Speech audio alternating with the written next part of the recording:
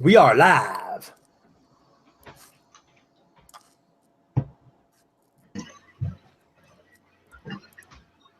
Hey, everybody. What's up, YouTube? Hey, there's everybody right there waiting on me. That's fucking funny as shit. The Weed Nerd World. The Weed Nerd World awaits. All right, here we go. This place is blowing up. Hey, this is a cool weed nerd. And Miss Jill. Get your bowls, And your bongs. your pipes, your vaporizers. And your big fat blunts. It's time to get high with the weed nerd.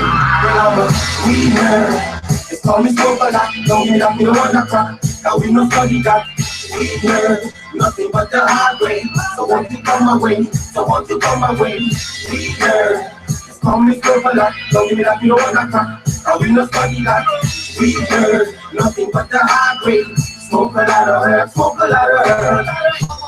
Oh, yeah. So welcome to the show. Thanks, everybody, for joining in. Tonight, we got Dung Beetle, Fada Mike, got Malik. Hey, everybody. Maybe a couple other people will join us. But, you know, before we get going with the knowledge, you know what time it is. Get your bowls, your bongs, your bit back joints, your hookahs, your three-hole bowls, your e-nail, your dab rigs, your vape vaporizers. It's time to get high with the weed nerds. Let's go, nerds. Time to get high. My city's hot. You call it California, got the green on lock. Chilling in my weed crop, blowing some herbs. Dope boy, OD, yeah, I'm a weed nerd. I'm a weed nerd. It's called me smoke a lot. Don't get up, you don't wanna crack. Now we no study that.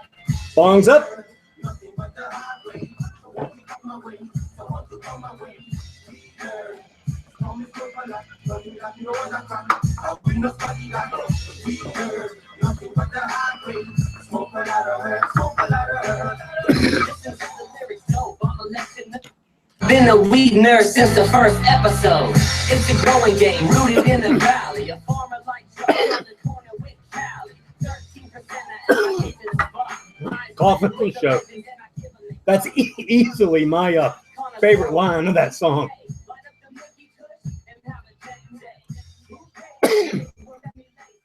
So you guys can warn me too.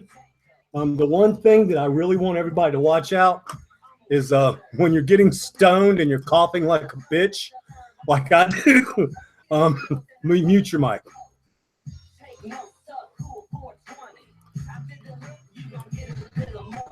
All right, so I want to thank Dung and Malik for putting some stuff together for the show. And, of course, they'll Cody, I did forget gravity bongs. I'll try to do it next time. I need to remember to add gravity bongs in there. I think I left out Zeppelins. Do I say Zeppelins now? All right, anyway, so Malik and Dung put some really good stuff together. So we're going to kind of get started on it. The first thing I want to talk about was the giveaway. So the very first, someone has already put a picture of some buds up in an aquarium. But it's like 2.5, 3 inches of bud on some parchment paper. So E for effort, and if nobody else comes through, the guy may win. But what I want to see is a fucking aquarium full of pot, not a quarter pound of weed in the bottom of an aquarium. I want an aquarium full of weed. So if they don't do it, I'm going to do it. So y'all are racing sub cool. And so what you're going to get for that is a signed Dank 2.0 book. And 2.0, I'll just tell you a little bit about that. I originally did Dank, and then they sold out. And Ed came to me and he said, "Hey, sub, why don't we take it from a hardback to a softback, and then we'll add 7 more strains to it, and we can release it as Dank 2.0. So I kind of thought it was a little cheeky, but hey, it's okay, man. I got another book right. So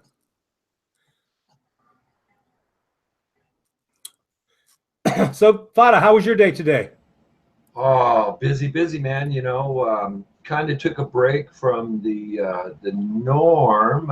Did a little bit of shopping, got out. I shot a little video this afternoon, fed the girls their first drink, and I'm going to go back and dose them again after a little while. doing other couple little shorts with some. I'm getting ready to top dress. I'm going to go ahead and flip my bags over, throw some worms in. I've got some really good sweet grass that I'm going to top everything off with. Do a little instructional video. But I tell you what, Sub, after last night and being schooled last night from these boys with this LED stuff, and then I don't know, Mouse went on today with this guy Robin from this lighting outfit, and man, I got to get my hands on some of these things. I don't know about you, bro, but I'm kind of excited how they look like they're going to work, and I don't know. These guys are teaching the old men, I think. Bro, I feel exactly the same way, and just so you know, this is going to make you laugh. It's not like we didn't get enough in 3 fucking hours last night, but I found out this morning that Hortilux actually makes a damn CMH that'll run in the standard fitting. So I've got some looking to do. I mean, last night I was down to spend $3,000 for 4 new lights, but if I can get some bulbs that are similar to kind of see what they can do, that's, you know, a lot cheaper, and I could use my ballast. So definitely a lot more that I've got to learn about that. But I'm like you. Last night I was feeling like, wow, I'm using technology that's 20 years old. Well, you know, I was joking with Ruby earlier today. When we first started out, man, we were using all kinds of lights because we were trying to stay under the radar. So we were getting the old outdoor security lights and just about anything we could get our hands on, because we really didn't know that much about growing indoors under the lights. So we knew fluorescence, we knew to switch, but man, oh man, the technology today with these LEDs and this new ceramic stuff, I don't know. It's just worth a look at, you know. Gosh, an old dog can learn new tricks, you know, and these new kids are teaching us, man. And I'm glad they picked the rock up for us, my friend. Me too. Well, you know, that makes me laugh because, you know, I'm pretty sure me and you probably travel the same road. So, you know, I started with a fucking 100-watt grow light from the hardware store, and you know, a lot of these guys today have never had a paint reflector, a light bulb, or some shit to grow some clones. They start off with pretty high technology. So I think we have to watch them now to learn from them, because they've been, you know, trying this new stuff so far. Well, I shopped at Habitat for Humanity to buy parts. I've shopped at Goodwill, garage sales. I used a lot of aquarium stuff. That's why the other day when Mouse threw up that video with that pH machine he created, the mad scientist that he is, nevertheless, it, you know, flashed back to those days of kind of Frankenstein in our grows together, you know, when we were young. That's fucking awesome. Well, we sure appreciate you coming on tonight. So Dung Beetle, our main mod. So what's going on in your world today, big man? Well, we're getting shit taken care of. We're doing good to start with. Hello, Weed Nerd World. Love to see you guys as always. Got a couple of things, honestly. I picked up a dab pencil that I'm really stoked on. This is cool as hell. It's liquid hot dipped bismuth, and it's like a crazy rock type metallic shit on the end of my dab pencil. Pretty fucking sick. I like it. So we got that. And then we got all this camera stuff set up. So now you guys should see that my quality is a lot better, and hopefully my mic's a lot better. I still don't have an external mic. However, I am using the Nikon mic, and it's much higher quality. So things should be a little bit better. If you guys will give me a little feedback on that, that'd be awesome.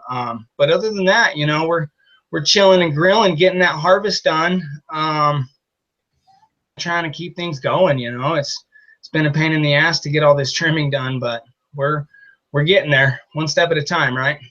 Yeah, one step at a time. Thank you so much. So Malik, how you doing tonight? Doing well, doing very well, Sub Cool. Just banged out some normal garden work, and to be honest with you, I'm ready to get high with the weed nerd. Right. I think everybody knows this. I actually wait on you guys. I was dying. Well, I took one little teeny hit for the show with Malik to kind of get that first. I cough like shit first hit, but yeah, I usually wait and get high with you guys. That's what's up. Definitely. I'm gonna do one more hit, and I'm gonna jump on some questions that you guys put together. I did want to say that Clover 420 says, Weed Nerd, the dual-ended bulbs are where it's at. He runs Phantoms with Super High Hortilux just like me. They were like the first cell phone ballast. They were like the first cell phone ballast of the world. That's fucking hilarious. Portalux was? That's interesting. That I did not know. Thank you guys for the feedback too. I appreciate that. I'm glad to know that I'm looking and sounding a lot better. So that's awesome. Thank you, Weed Nerds. We're gonna dab on some Tangy. Y'all with me? What are y'all smoking on tonight? Come on, Weed Nerds, let us know. Yeah, pop up, shout out what you smoking in the chat. Let us know. Okay, so, excuse me. So one of the things I was supposed to already cover, we were talking about the Dank book of Dank. And if you want to buy the book of Dank, you can buy it from the TGA website, tgaclothing.com, and it'll come signed to you. And it's actually $5 cheaper than the cover price. So Joey usually throws in a pin or sticker or something like that. And anyway, if you want a signed Dank book, you can get it right there. So I want to get right into a topic here right now. So we're going to talk about what does overgrow the planet mean? I say this all the time. And purple alien shatter. Good God, look what everybody's smoking. So I talk about a time overgrow the government, overgrow the planet, overgrow the government. So Overgrow was a website that pretty much every single person that grew marijuana or smoked marijuana was a member of about, let's say, 10 years ago.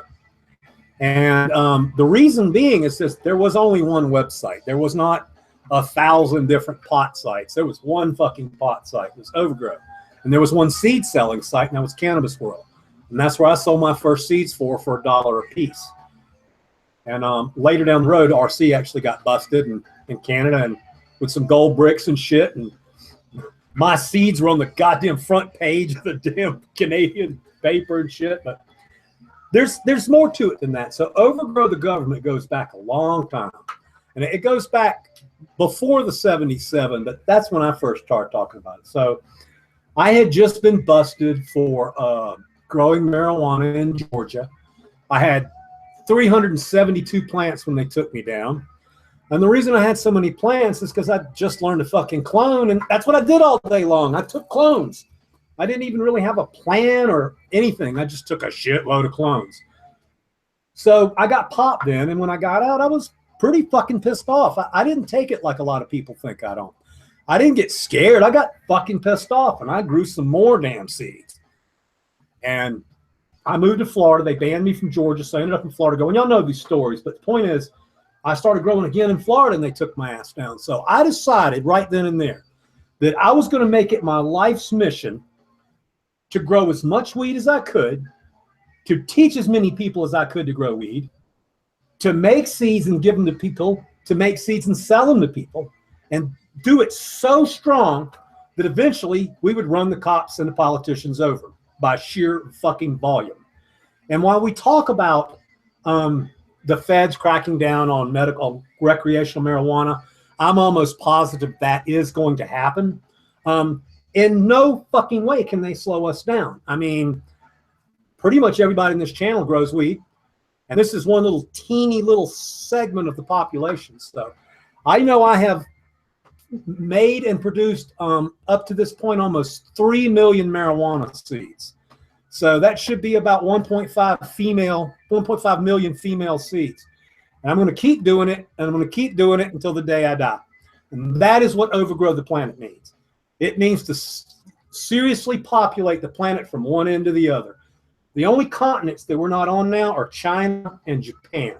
So we just picked up Israel, Italy, and of course Hawaii we just picked up. So we continue to spread. So what do you guys think about that on the panel?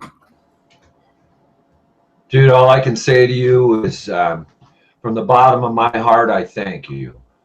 Because you know how long I've been fighting for this shit. I was actually around when it was still legal. And to see what's happened to our country, most of my family's been affected on this war on drugs. We were all prisoners of this war on drugs. It's a war on society. It's a war on the constitutional rights of American citizens to grow a simple plant. And what you're doing, so cool. hats off, like, again, from the bottom of my heart. I love you for what you've done, and I love hanging with you, man. Yeah, Thank for you so real. much, man. Thank you, guys. I can kind of speak to a newer point on that, honestly, too. I thought Mike nailed it, brother. Good job on that one. It ain't a war on drugs; it's a war on us. And on top of that, like you and Sub said, you guys have spent years and years carrying on what it is that we all believe in and doing everything that you could to bring it to where it's at. Now, you boys can rest assured that us youngins are here now, me and Malik and the Dagos and the Grow Mouses and the Green Jeans, and we are here to carry this torch, and we are here to take it to the next level, and you better fucking believe that's what we're going to do. You guys have nothing to worry about. We're going to take what you guys built, and we're going to run with it. You better believe that. Awesome, guys. Well, that's what I like to hear. And, in the last year or something, it's taken on a whole different movement. For me, I absolutely know that there is a soon in the near distant future, because of my health, I'm going to have to actually stop growing physically myself. Without the Badger now, I couldn't do it at all. But so what we have done in the last 2 years or so with the Weed Nerd and the culture is we have literally created a fucking Weed Nerd army. I mean, it's that big. I can actually call on my Weed Nerds to get shit done. Here's an example. My brother lives in North Carolina. I've told this story a couple times. After 40 years of life, he decided he wants to smoke weed like his big brother. So he needed some weed. So I just fucking went online. I was like, hey, shout out to my Weed Nerds. My brother needs some weed. Boom. The next day, my brother's meeting him in a truck start parking lot. My dude's giving him 2 cases of his favorite beer because he drives a beer truck, and about 3 different kinds of weed. And that's fucking what Weed Nerds can get done. So I just thought that was a great story. What it's all about, and that's exactly what we would be here for. And we love that, Sub. And I guarantee you could ask anyone in the chat, you could ask Malik, you could ask Father, anyone right now, any one of us would be willing to do that in a heartbeat. It's what we live for. I truly believe that, and that's what makes this culture and this industry and us as people so fucking amazing and so beautiful, because we really are.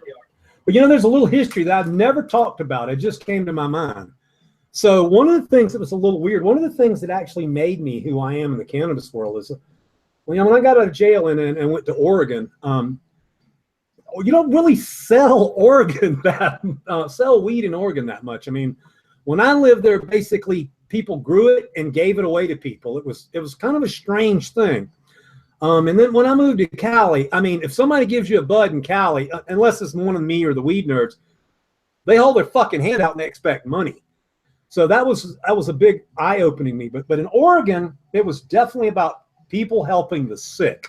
And that's why I get this desire to help people. I mean, I sent out 10 packs of seeds today to people all over the United States that are sick, or they got fucked, or I'd like to do, one dude got busted and they took all his shit. It's not some big deal to send somebody a pack of seeds if it's going to help them out. So that's kind of what we do there. So one of the things that you guys want to talk about tonight was just briefly, dab, break.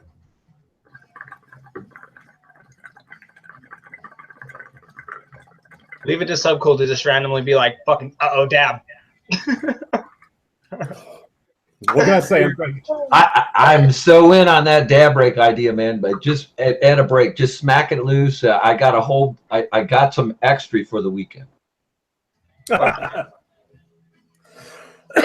So everybody wants to know about the Meno dope cross.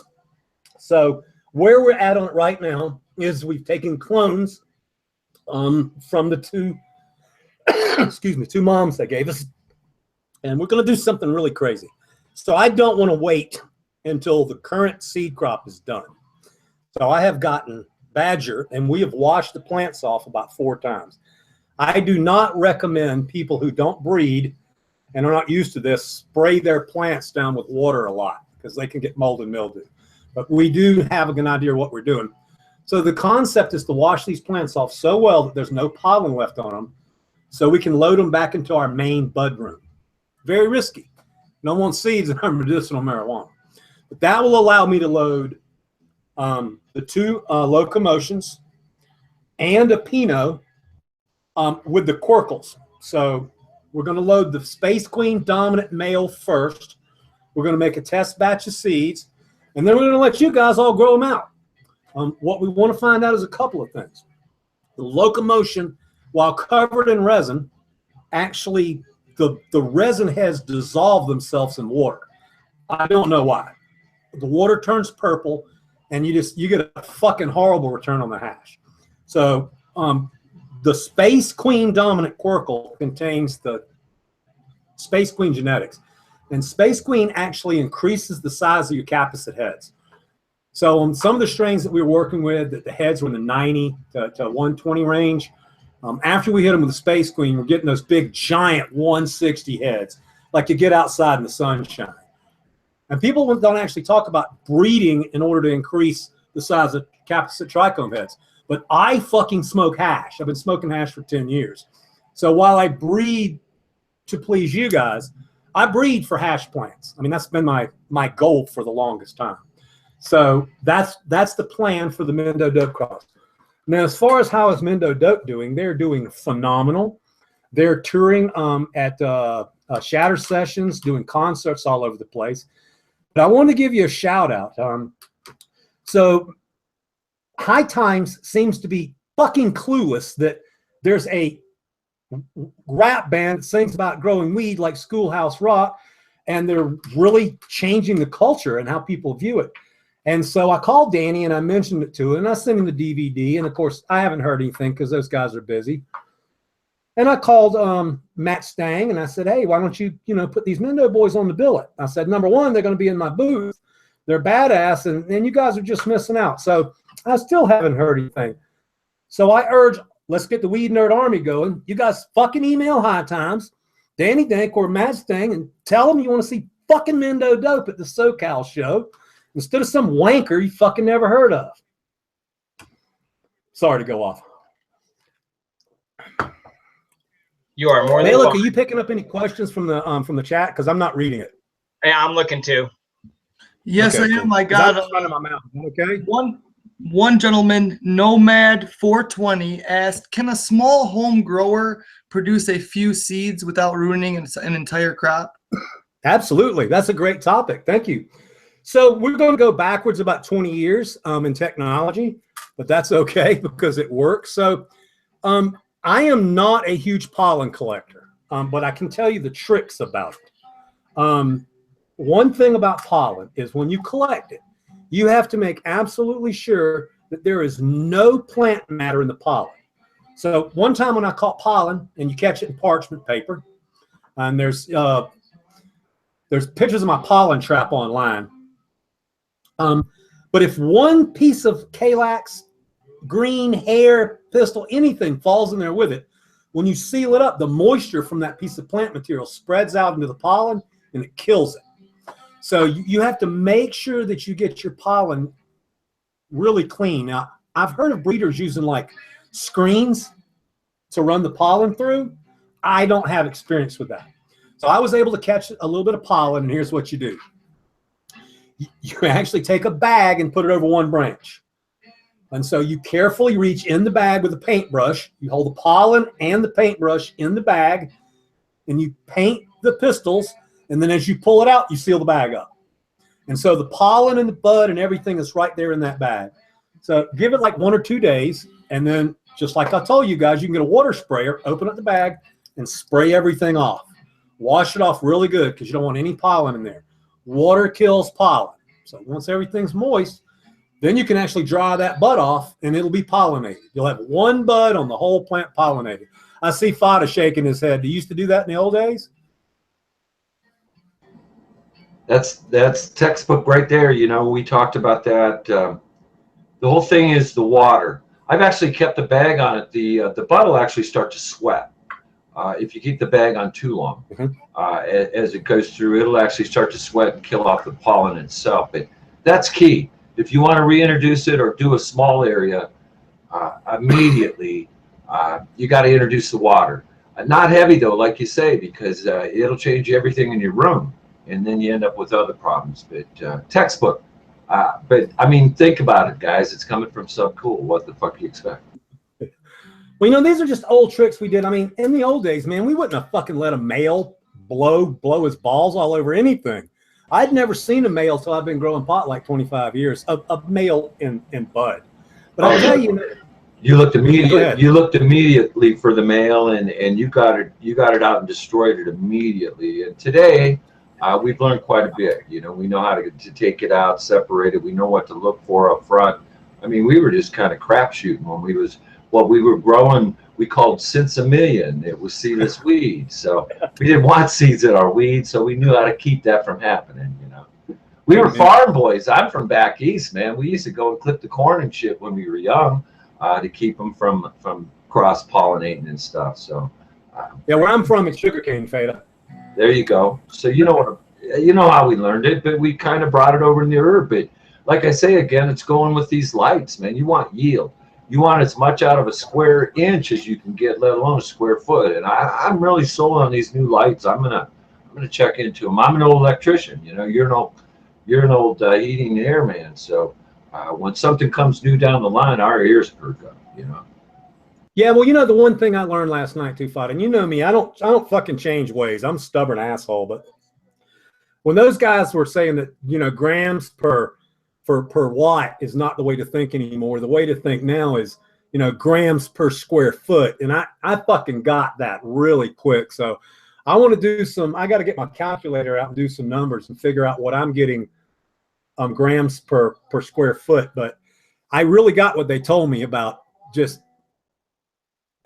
it's not about anymore about, you know, okay, we're going to add another light. We need to get 2 more pounds. No, it's about what you're getting out of that room being super high quality and super dense. So I can tell you, I'll be adding some damn more lights. All right. Our next topic is the black cherry soda. And I on the show a couple times, I've talked about it, and I've been a little remiss in the information because the information is just not that impressive. But it's back in the day when me and Dioxide were still partners before the soil debacle. He knew this kid named Smokescreen, and Smokescreen was a heroin addict. I mean, he's known for being a heroin addict, and he's been on what's that shit they give you to get off? Oh, methadone. So he's been on methadone like 8 or 9 years. So anyway, the guy's struggling in the world.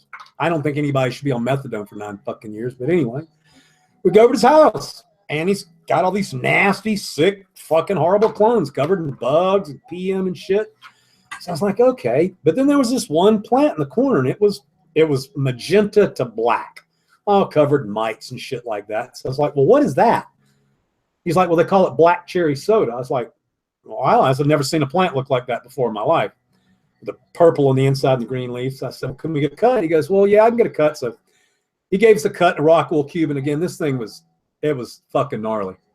So we took it home and we quarantined it, and we damn near killed it with Avid, Azimax, fucking everything you could to get these bugs off of it. And then before we took it up into the room, we let it actually grow out, let new growth form on it, and then we took clones from the new growth. Now I'm going to freak you out. Those clones, once they were actually healthy and alive, we kept them in the quarantine area again. We let those plants get about that big, and then we took cuts off of those plants that we knew not infected with fucking powdery mildew or pathogens or bugs or bug eggs or anything. And so we started growing out. So there's one thing about black cherry soda that I'm going to shock you guys. You've heard me say that I don't grow autos and I won't do fem seeds and shit. But you've also heard me say that I don't care what a strain is if it will do the job.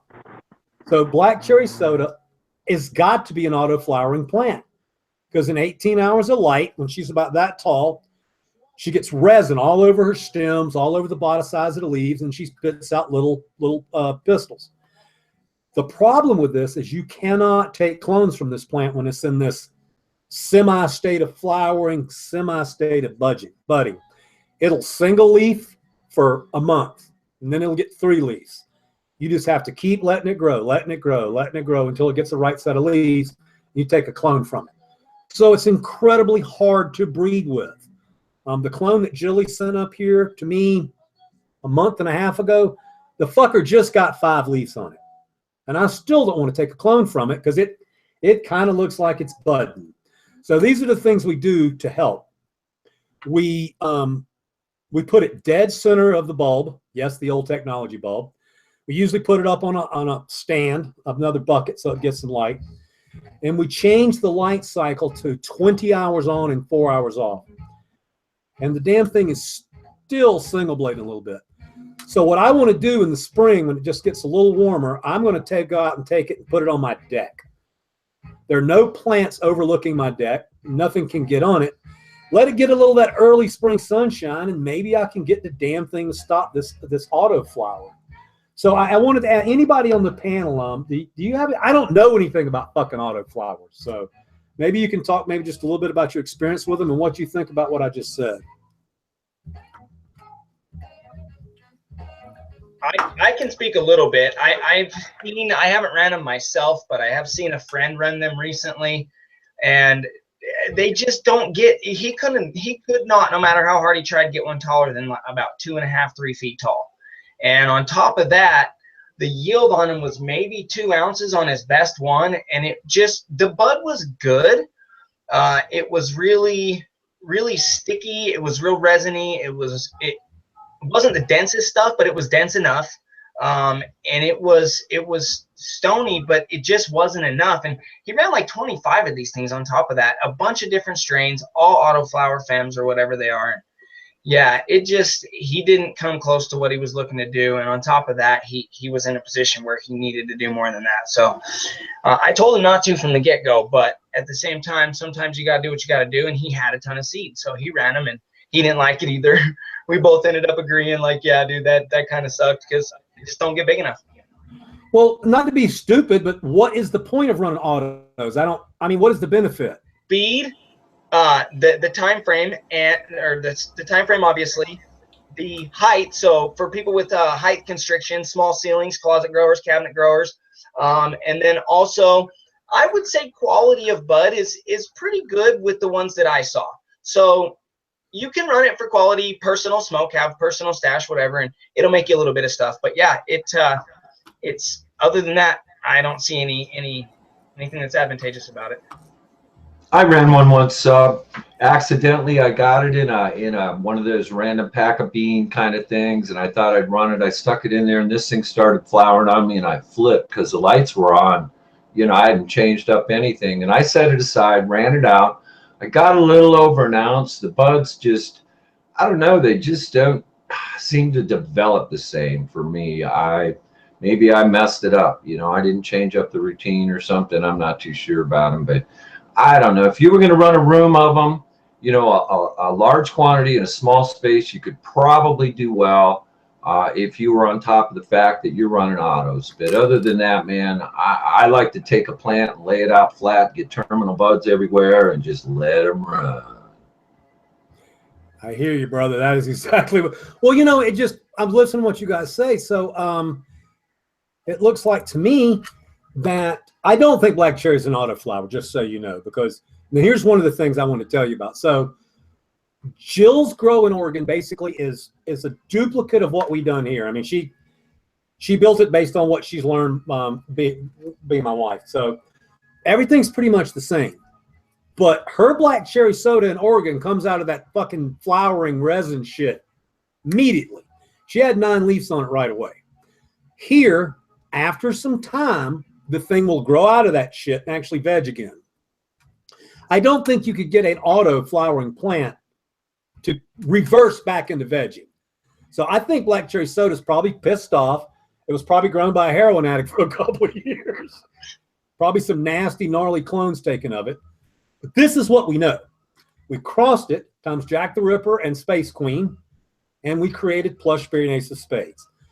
I'm going to be really open and candid here. When we originally released Plushberry, I put pictures up of the purple Plushberry that I grew out, and that's what we were selling. And so about 50% of the people that grew out and got females got green females. And they were fucking pissed off. I took so much shit over it. Ace of Spades the same way. Coloring was in about 65%. Didn't matter to people that the stuff that didn't turn purple was actually more potent and had more terps. Mercium can block these two things. So when they sold out, I didn't make them again. And then about a month later, when everybody grew everything out and they found those magenta phenos with the fire ass purple on the inside and the bright green on the outside, we started getting emails again. well, bring back Plushberry, bring back Ace of Spades. So initially I was like, no, I'm not going to do that because I choose what gets made at TGA, not anybody else. But again, the emails just kept coming and kept coming and kept coming and kept coming and kept coming. So finally, we grabbed that clone back and we made Plushberry, and we've made Ace of Spades. They're back on our menu. And here's kind of something funny. I've not heard one single complaint now. And I think that's because we've just explained the situation better. If you want a magenta pheno of those two plants, you're going to have to look for it. Just like if you grow out Pennywise and you want a high CBD one, you got to look for it. When I grow out a pack of the Cali Mist back in the day from Sirius, I found the best phenotype. So that's kind of the way I feel about that, and that's pretty much the story of black cherry soda. Okay, that's a good question from Flunt to Beta. Jinx Proof makes the strains that he makes for us. So 9 Pound Shangri-La, Mother's Tongue, Hit Girl. He has made many strains in a very small test run, like 300, 400, 500 seeds. I'm not entirely happy about, not mad Jinx, not starting shit. I would have liked to release these through TGA because I put a lot of time and effort into promoting Jinx Proof, and Miss Rose. However, I cannot release 200 seeds through TGA. You guys would fucking kill me. But 300 seeds is like a test batch. We send those out for free. From a breeder to put a strain on my line, he's going to have a minimum of 10,000 seeds because we can go through that in about 2 months. And there's testing, there's internet, there's menus and everything. So, you know, for a strain like he's got a skunk, I can't remember the name of it. And from what I understand, it's really good and everybody likes it. Jinx's big thing is he likes to give the shit away. He gives it to vets, he gives it to friends. So, you know, you go see Jinx, you get a pack of TGA seeds, you get a pack of Jinx's special seeds, and he'll throw 3 or 4 freebies on you. So the reason I said I don't like it is because people always calling me and asking me about a certain strain, and I never even fucking heard of some of the shit that Jinx has made. But that doesn't mean it's not good. It just means he made like 200 of them, and he's limited releasing them. The Plushberry rocks in my garden. I love it. That's what I see. Malik's just bought another pack of Plushberry. So, oh yeah. Malik, pull up the picture that you showed me earlier of that. Was it Ace of Spades? The one that you got into the High Times website. Oh no, that was on the TGA site. But I'll pull the TGA site up, Ace of Spades, real quick. Oh, okay. No, I thought that I was talking about one of your plants. It's all good, bro. So you know what I was thinking, Sub, is I just had an idea. I was thinking, why don't we have chat give us like specific questions? So give them, we'll say take 10 or 15 minutes to sit here and just have like a rapid fire question type thing where they ask specific, hashtag each one of our individual names and what question you want to ask each specific person, and we'll answer some questions for a few minutes. I think that's great. I was actually, I get lost in my train of thought when I'm talking. So I was going to finish up the stuff that you guys put up here for me. And then I think everybody should just do some, like you say, we'll gather some questions and we'll just do on a speed blitz of questions. But let me get through the stuff that you gave me because you guys did such a good job. So number 5 on Dung and Malik's things to talk about was the new releases. So some of these are not new releases. Some of them are back releases. So, of course, Chernobyl is back. And one of the questions a lot of people ask me, is it the same Chernobyl? Well, yeah. When we release the strain again, it simply means that we had access to the clones, the moms and the dads, and we had not been working with them. And then we brought them back into the fold. So that's really simple. We recently got the Blood Wreck back. So having the Blood Wreck, we already have the Jack the Ripper male here. So we spit out a batch of Chernobyl. And Chernobyl will stay on the menu now. Ace of Spades was very similar. We had the Black Cherry Soda clone in library. We just had to get it out, make it healthy. So now we put Plushberry and Ace of Spades back on the menu. So now 2 things that we've got cooking. So Jilly is she's taking the Cherry Pie OG, and she's going to cross it with the Jack the Ripper, and she's going to make cherry lemonade. It's just a concept of flavor. We don't know what we'll do. The Cherry Pie OG is not a huge yielder. It's just pure resin. The other strain that I'm doing, and I am taking name suggestions, I'm going to cross that Pinot Noir time the Jack the Ripper and make a chocolate lime type situation. So I'm really excited about that because I love the Pinot crosses. It makes some of the best hash in the world. So we'll cross it up with Jack the Ripper. It's going to be a little bit like the black lime from Aficionado, but it'll be my own version. So that's the new stuff that's coming down the pipe. Of course, North Star Genetics has got a whole hoop seeded right now, ready for us. It's going to be all the stuff that he produces for us, plus some new testers. You know, you got the Dark Lights, AC/DC Pennywise, and he's got so much stuff out there. Like, I forgot we had Cheese Times Pennywise. You want to talk about a painkiller? Shit. So one thing that I will make sure is that lots of weed nerds got them. I don't think I've asked Fader. Did I send you seeds yet?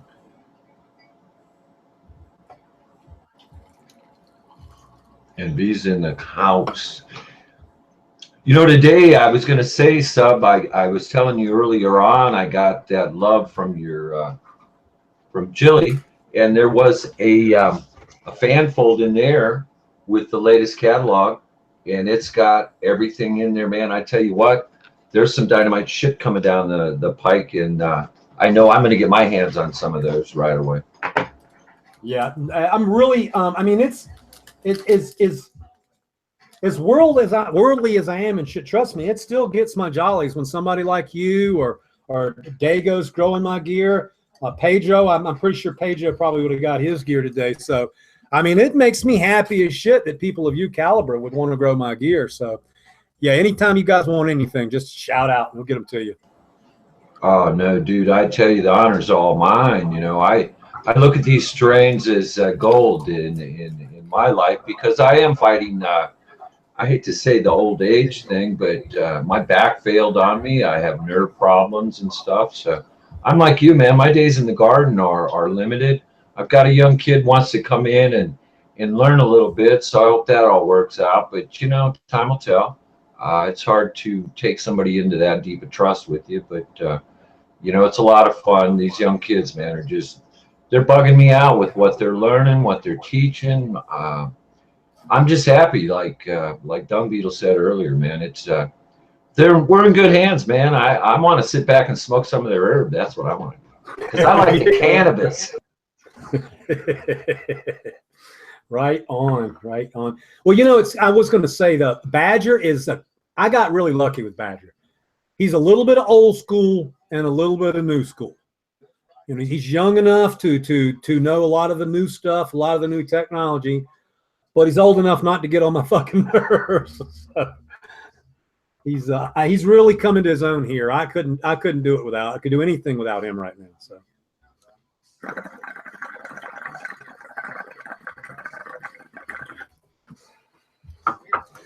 we were talking about me being an FM DJ. Sorry, earlier. I don't think they let me do bong hits on the air. Okay, so next, number 6. I want to talk about Dark Lights a little bit. So Dark Lights is created for us by North Star Genetics, Chef Joel. It's a cross of his AC/DC Charlotte's Web cut times a special Pennywise male. And this is what we're finding in the cross. We're finding, you know, like a 15 THC, 1 CBD. That would get discarded right away. And then we're finding a nice 1-to-1. Like a 13-14, that's really good.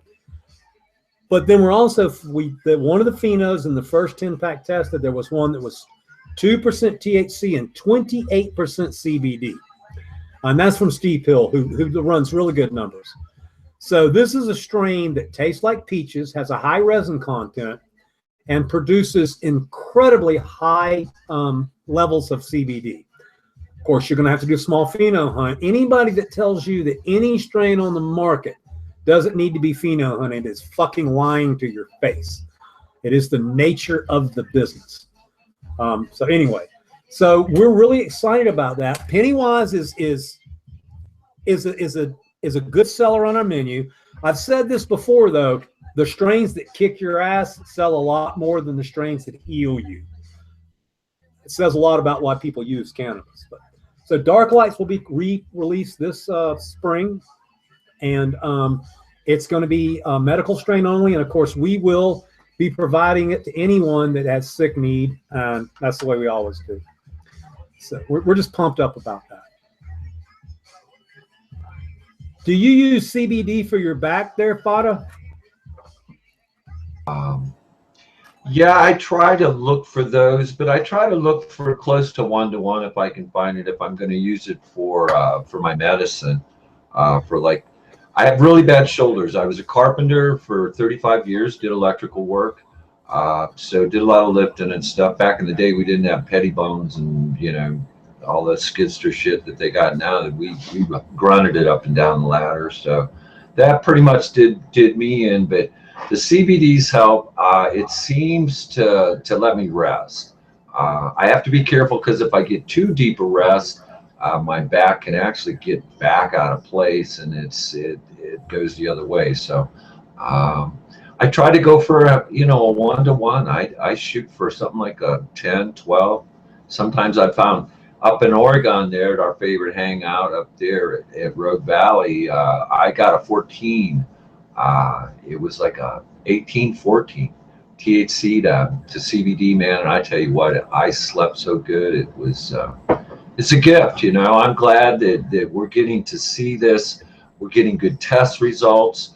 We're finding this plant has so many uses from I don't know, man. We talk about that all night. It's a whole nother subject, the uses for this plant, my friend.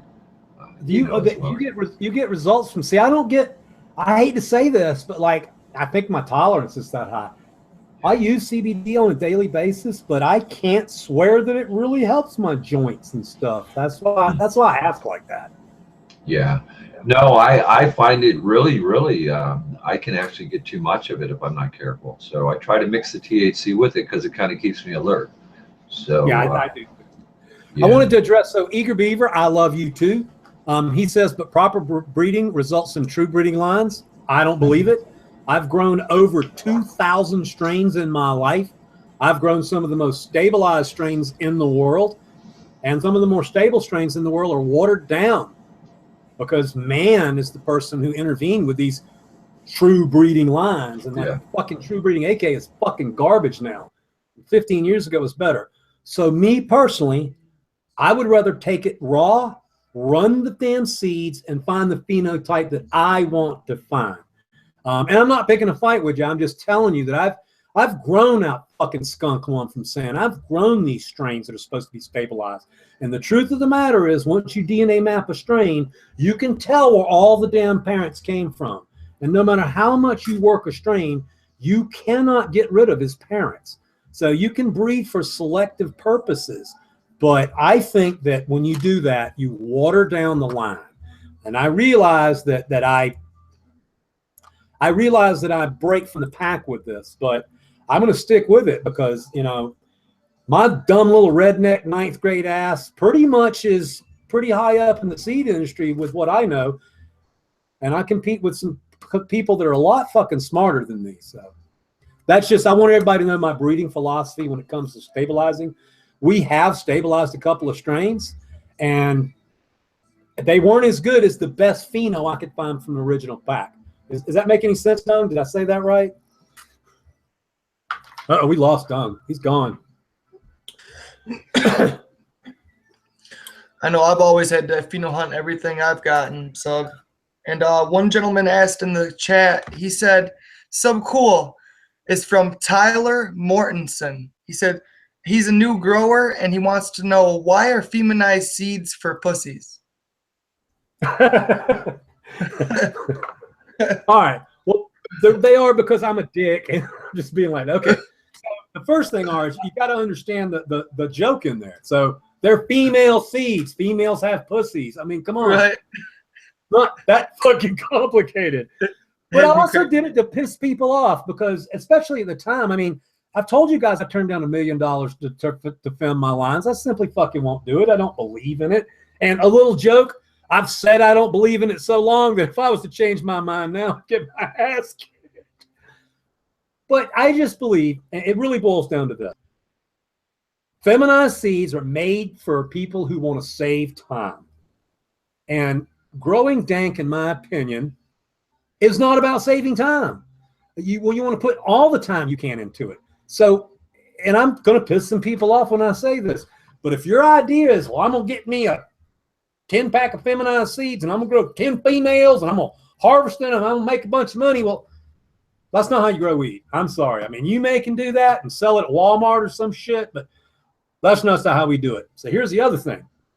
Those fem seeds that everybody's growing, if people start trying to breed with them and shit, they can't. So they're selling you something that you can't make your own stuff with. You didn't think about, did you? Locked genetics are bullshit. Then you take the third factor, and that is the fact that males are responsible for pest resistance, structure, CBD, CBG. If you take that out of the breeding equation, you're taking those markers out. And so what you're left with, the way cannabis works is it's diplacious. So the female has 10 chromes and the male has 10 chromes. And through the randomness of nature, from those 20 chromosomes, it picks 10. And that's why you get different things when it mixes together. My point is, when you cut the male out, you got a problem. And it's a problem that can't be seen by these growers who are buying the femmes because they have not grown out non-feminized strains beside them.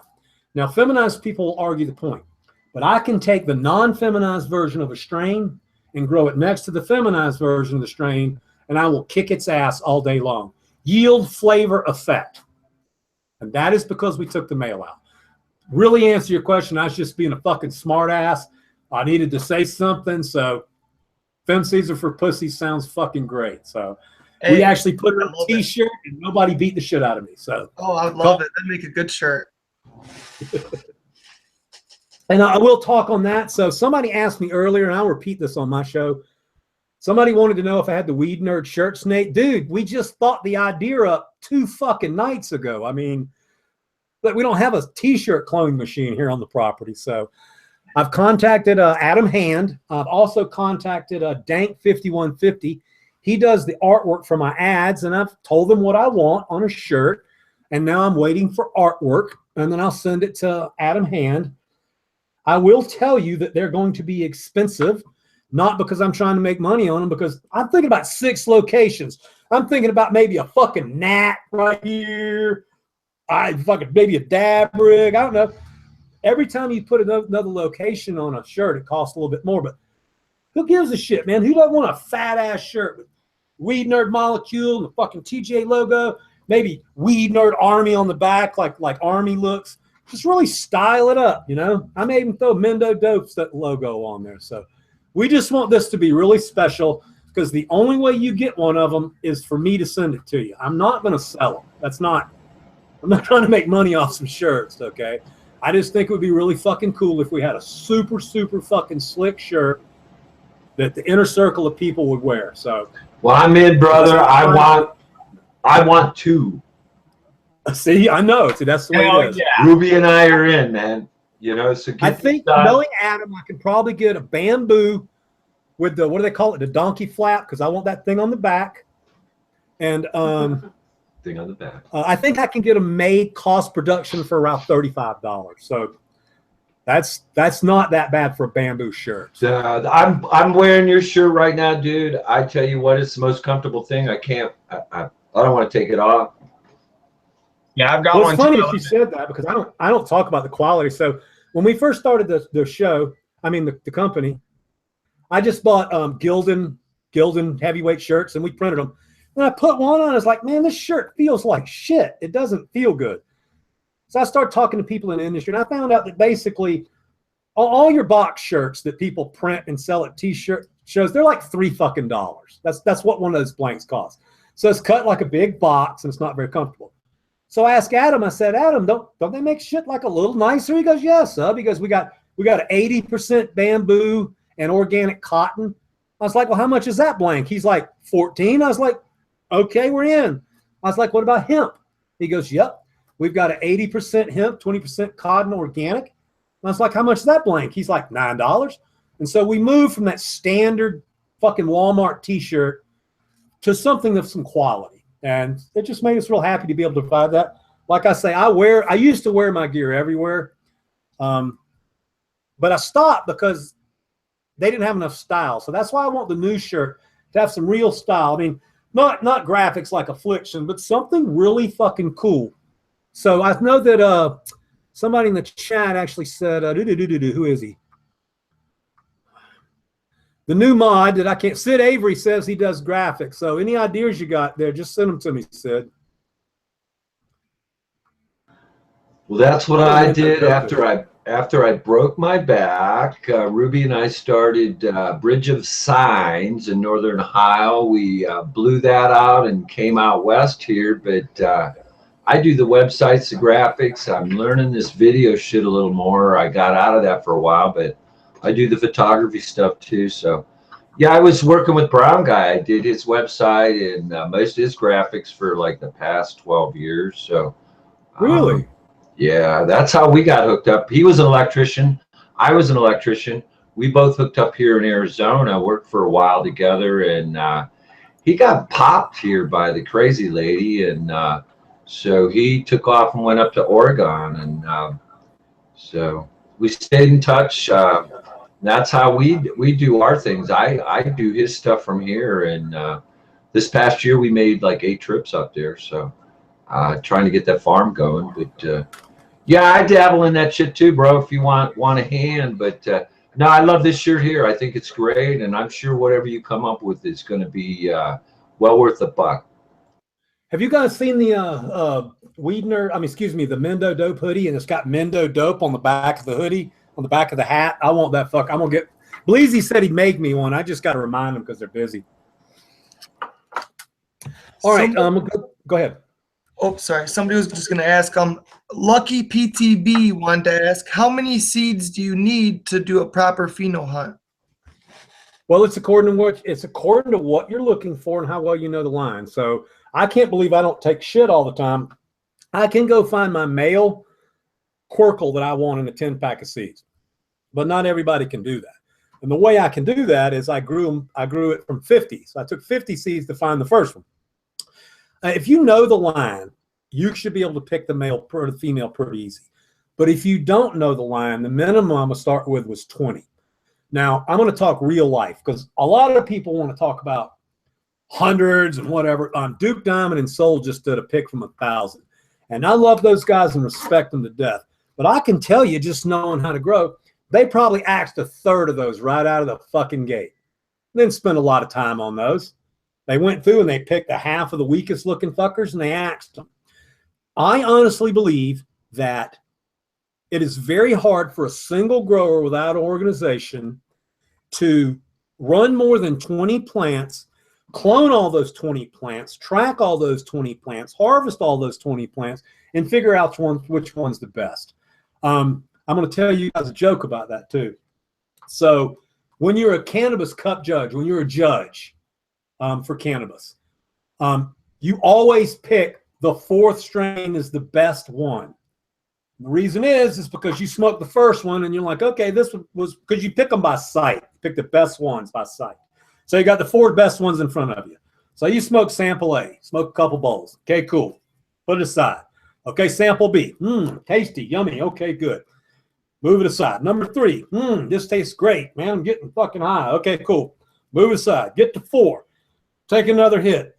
Man, it tastes pretty good, and I'm fucking stoned as shit. And so you're like, okay, number 4 is the best one. When in reality, you just did 10 fucking bong hits, and that's when you got caught up. So that analogy actually kind of fits into that many females. So if you have 10 different jars of weed that are all the same strain, how long is it going to take you to figure out which one is the best, which one you like the best? It's not that it's improbable or impossible. It's just that a lot of work. If you take a stable strain, a strain that you know the line, you should be able to run 10 males or 10 females and find the lines. The male dominant, the female dominant, the 50-50. That's what I see. And you guys know that I read a lot now, but I taught myself breeding. I didn't learn it. So when I tell you guys something, it's something that I actually learned. Johnny Budd said he did a 50 phenotype one, and it was more than enough to find what he wanted. Now, the Dutch like to act like they go greenhouses full of the stuff, but I will tell you there are plenty of companies over there that lose their mother.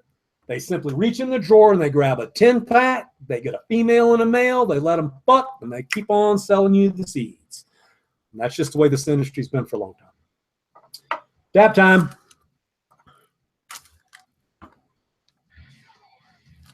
I talk so much, the panel just goes quiet when I stop.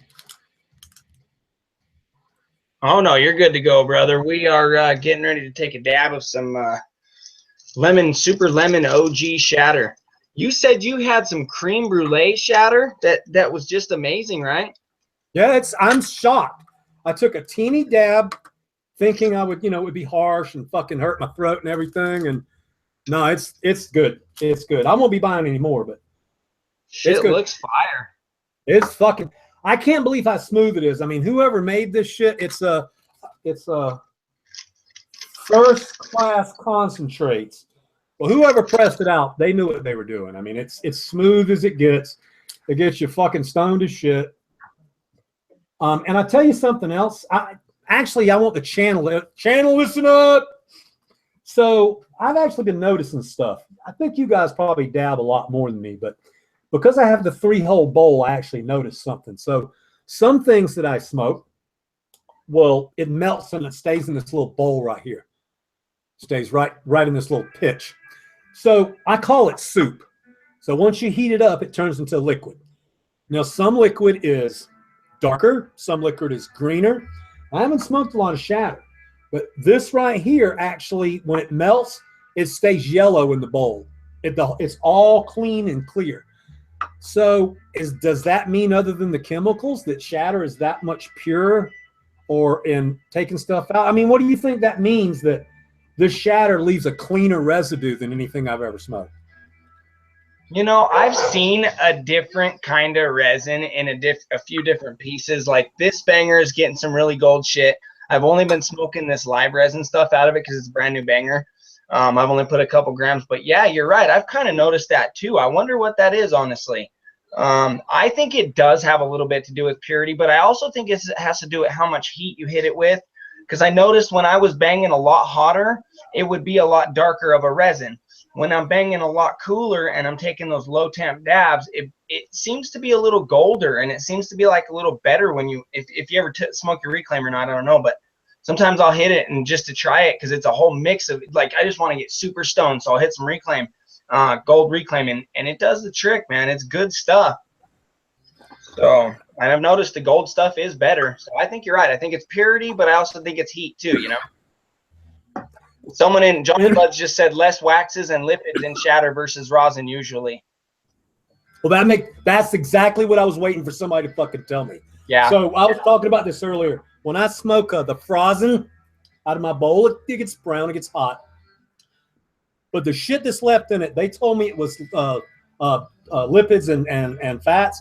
It is the stickiest shit known to mankind. I mean, I cleaned the bong this morning for like 20 minutes, and then after I cleaned it, I put it in my mouth this morning, and there was resin all over the lip. It's a level above resin. The stuff that's left over from dabbing is fucking gooey as shit, and that's because it's waxes. Is Mr. Bond in here? There's guys doing dabs of that stuff so cool over on just of the reclaim on YouTube. Oh my goodness. Well, when I do the 3-hole bowl, I am to a certain point reclaiming it, because you can just keep hitting it and keep hitting it. But it gets to a point to where I wipe it out with a Q-tip and start again. All right, you guys got me a couple more questions, and then we'll get into the we'll do live questions. So somebody want to talk about Jack the Ripper as a sativa dominant strain, maybe some background on the strain. Well, I have no problem talking about Jack the Ripper. So it was one of my first new creations. So Danny Boy and Jack's Cleaner Blueberry were made in Wisconsin before I went to prison. So those are the first seeds we sold for the company. But once I got out here, I had my Jack's Cleaner female. I drove to Des Moines, Iowa,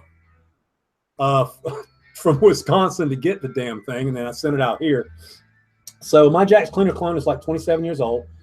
You can look it up. It's got Pluton, Northern Lights, Haze, Lamb's Bread. It's a mutt, but it's a mutt that really kicked ass. So I've kept it with me my whole life. It's the only strain I've ever smoked when I smoke weed that didn't have a ceiling. The more of it you smoke, the fucking stoner you got. So when I got out here, I had you've heard me tell the story of how a friend of mine went to Danny's funeral, because I was actually in lockup up in Canada at that time. I couldn't get back to get him. So he went to the Danny's wake, and I told him where Danny's seed stash was. And believe me, this feels creepy as fuck. It's like stealing from a dead man or some shit, but that's not what it was about. Those seeds would have got thrown in a garbage can, and that would have been the end of them. And I know that Danny would have wanted me to do what I did. So we got the guy, they sent me the Space Queen seeds. So that's the last 10 Space Queen seeds that were on that I know of. And they came from Vic High. So we grew them out. We got the 2 female, we got a lot of plants, but the 2 we kept was Tiny, which isn't Tiny, it's Space Bomb now. And no, the Jack's Cleaner's not Des Moines. That's just where it was being held by a friend of mine named Walking Dude, who passed last year. So we grew out the Space Queen, and I literally tell the story of how we threw Tiny in the garbage can. And then we pulled it back out because it had so much resin on it. The clone, the actual clone itself. So Space Dude was just a male. I didn't know a lot about males, to be honest with you. I damn sure didn't know what I know now. Because if you guys will hold your questions till I'm finished talking, I can actually answer them. So I didn't know anything about males when I selected Space Dude. He was just the male we found. And he had resin all over him, all over the stem. And when you rubbed it, it smelled like cherries. I was like, okay, well, that's fucking cool. So we crossed the Space Queen times Jack's Cleaner. And I'm thinking Jack, killer weed, Jack the Ripper. Jack the Ripper was a killer weed. I come up with some strange names sometimes, but that's actually how I came up with the name Jack the Ripper. It's just like a killer weed would be Jack the Ripper. So the other thing that we found out that was so fucking cool is that Jack the Ripper actually has high in THCV. So THCV acts on the CB2 receptor and stimulates the autoimmune system. Your CB2 receptors are what actually kicks in to actually try to combat diseases and shit. But the other thing that THCV does is reduce appetite. So believe it or not, Jack the Ripper is actually a weight loss strain. Not a lot of people know that. We don't really advertise that because I don't want somebody smoking weed to try to lose weight. It's probably not going to work out, but that's what THCV is.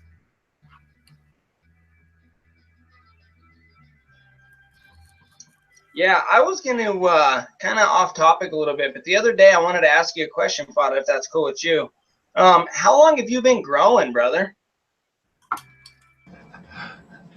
Okay. Start growing. I know Sub was 9. How old were you? Well, I actually popped my first beans when I was 13 and failed miserably. And I kind of got a handle on it when I was 16. But by the time I was about 18, 19 years old, I learned a lot from some older people that have been growing for years. And they kind of took me under their wing.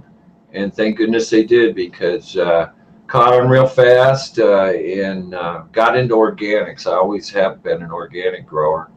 I know if you look back, yeah, I don't know. Anyway, yeah, I was 16, so let's see, 20, gosh, how many years have I been growing? It's been many years. 13, right? 13. Yeah, I started really when I was 13, yeah. Yeah. No, that's cool as hell, brother. I respect the shit out of that, and thanks for that. I appreciate it. But I failed, man. I tell you what, and I have failed since then miserably a couple times, like everybody else, man. I've had the powdery mildew, I've had the bugs, I've had shit soil. Shit happens, you know. We're growers, you know. That's how we learn. You know, we fall down, we get up. We fall down, we get up, and hopefully we stay up more than we fall down. I agree. Yeah, when I started, I was in a little dresser. It was just, I took the bottoms of the drawers out, you know, and so it still had all the drawer fronts on it, and you just couldn't open them. But the whole dresser was hollowed out, and I just did 2 little plants in there and started my thing, man, in my mom's basement. Guess what Fada just did? Fada just kicked one of those dead brain cells in the back of my head. And I got a story. Yes. Story time.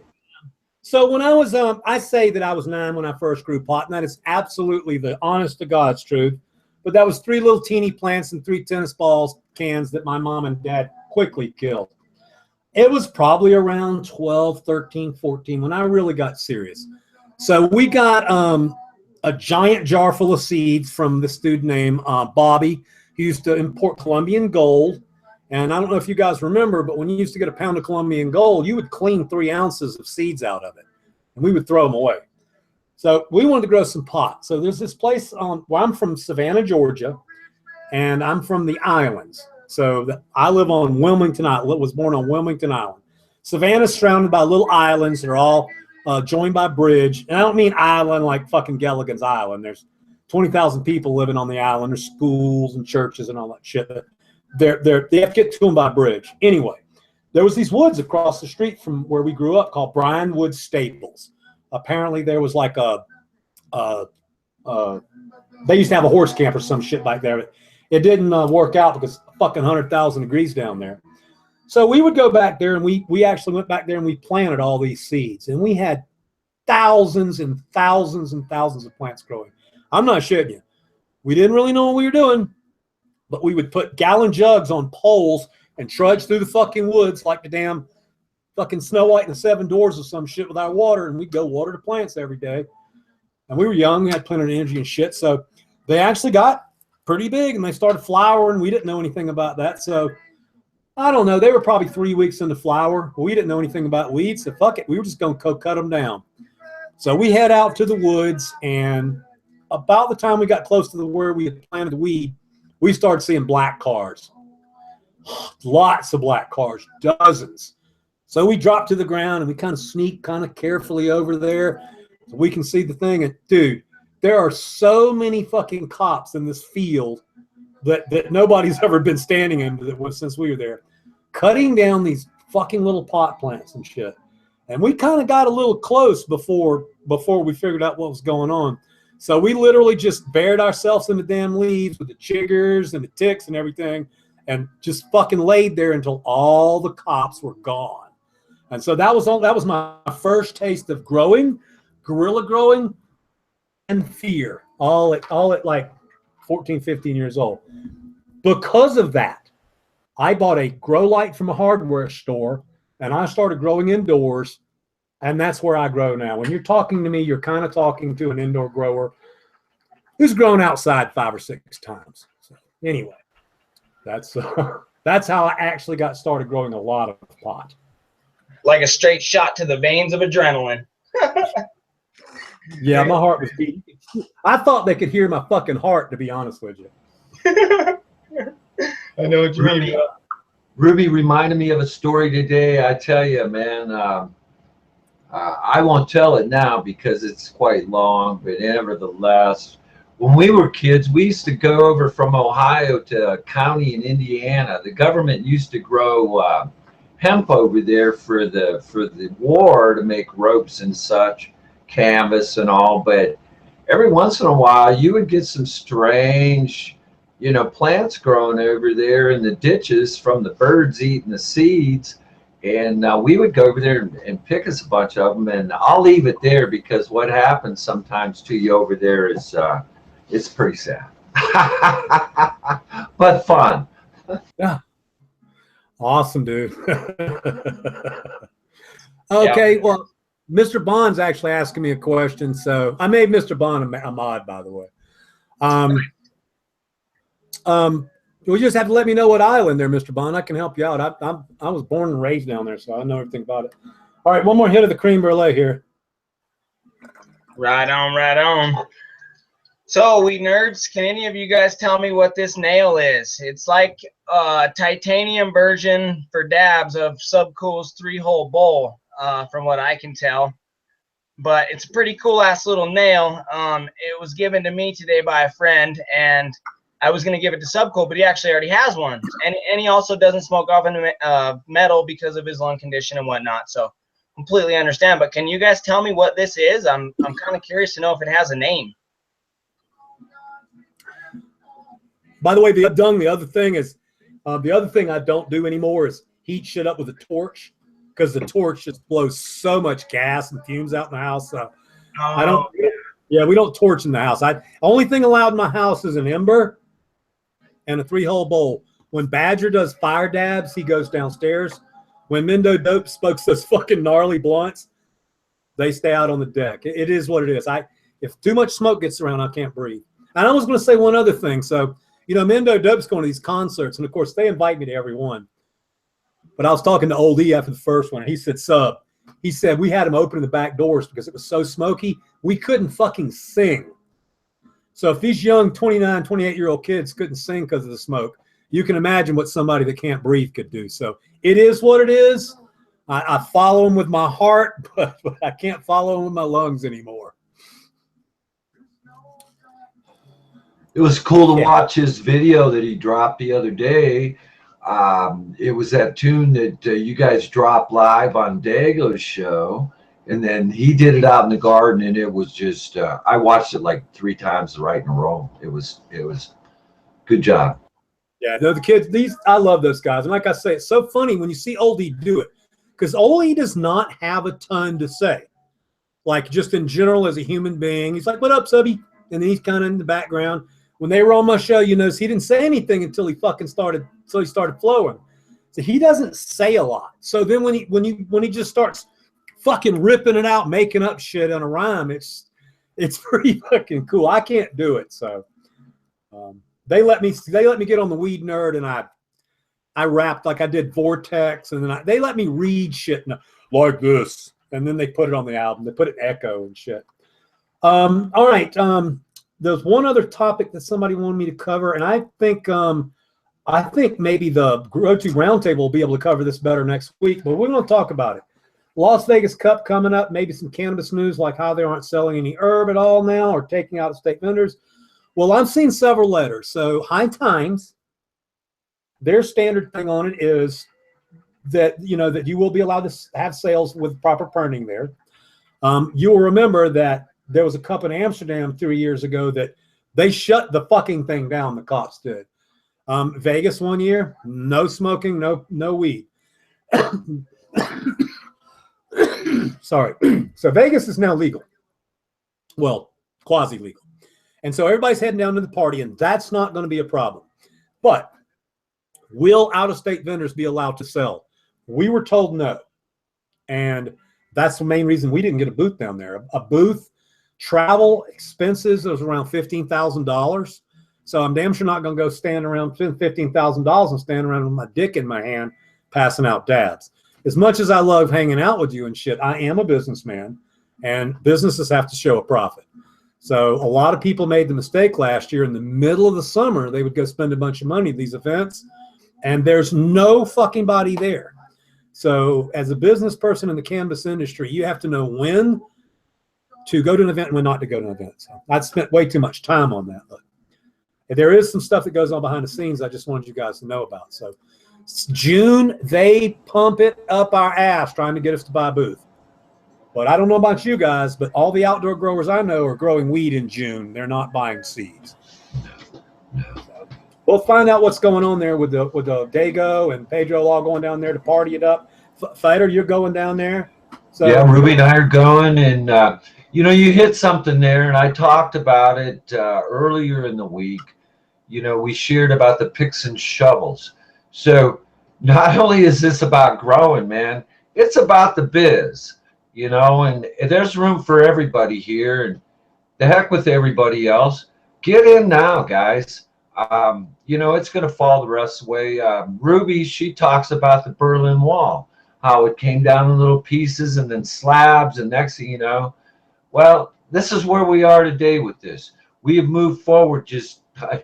They're not going to stop this. You can't put the genie back in the bottle. They're going to try to resist us. They want to tell Oregon that, well, they want to tell everybody, no recreational. Well, screw that. They're going to tell us a lot of shit, but there's just too many of us right now. So keep growing on, and share the love and all, but find your niche, man. Find a shovel, a pick, a wheelbarrow. I don't know. Get a damn dump truck. If you can, get a whole fleet of dump trucks.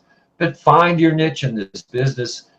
There's a lot of room, but good point there, man. You just don't throw down 20, 30 grand for hotels and meals and transportation and booths and all the rest of shit. And everybody wants wristbands. Hey, sub, give me 10 wristbands. I got friends coming. Bam, you seen that one, ain't you? Yeah, I hear you. Well, that's how life is, man. And next thing you know, you got 50K wrapped up in shit you ain't going to make 20K on. And, you know, so smart man up here now, too. I want to tell you this, Fodder, because I love High Times. I give them shit, but I love them. So the one thing I'll say that I really like about them, so the Emerald Cup, wonderful event, run well, made money, had fun, made lots of friends, but they were so stingy with the fucking tickets. I think we got 4 tickets, and then we were allowed to buy 3 more. High Times is awesome, especially because I've been a writer for them and everything. With the double booth, we get 16 passes, and I can text Matt or Danny, and they'll drive over to me in the golf cart and give me another pack of 16. So that is one thing about High Times. They want it to be a really fucking big party. So I really appreciate it. And that's what you guys are going to do. You're going to go down there and party, and that's what's fun about it. That's separate from going down there and working for fucking 48 hours straight. All right, now I think I am ready for, let me see what else you guys gave me. I think I got it all cleared. Chat's rocking and rolling. Yeah, I know. I'm going to get there quick. I think we're done here. Yeah, I'm ready for questions now. I've run my mouth enough. Dabs and thumbs up. Blast that thumbs up, man. That gets it out on the end. Everybody hit that thumbs up. Yes, sir. Please hit the thumbs up. Thumbs up, people. And one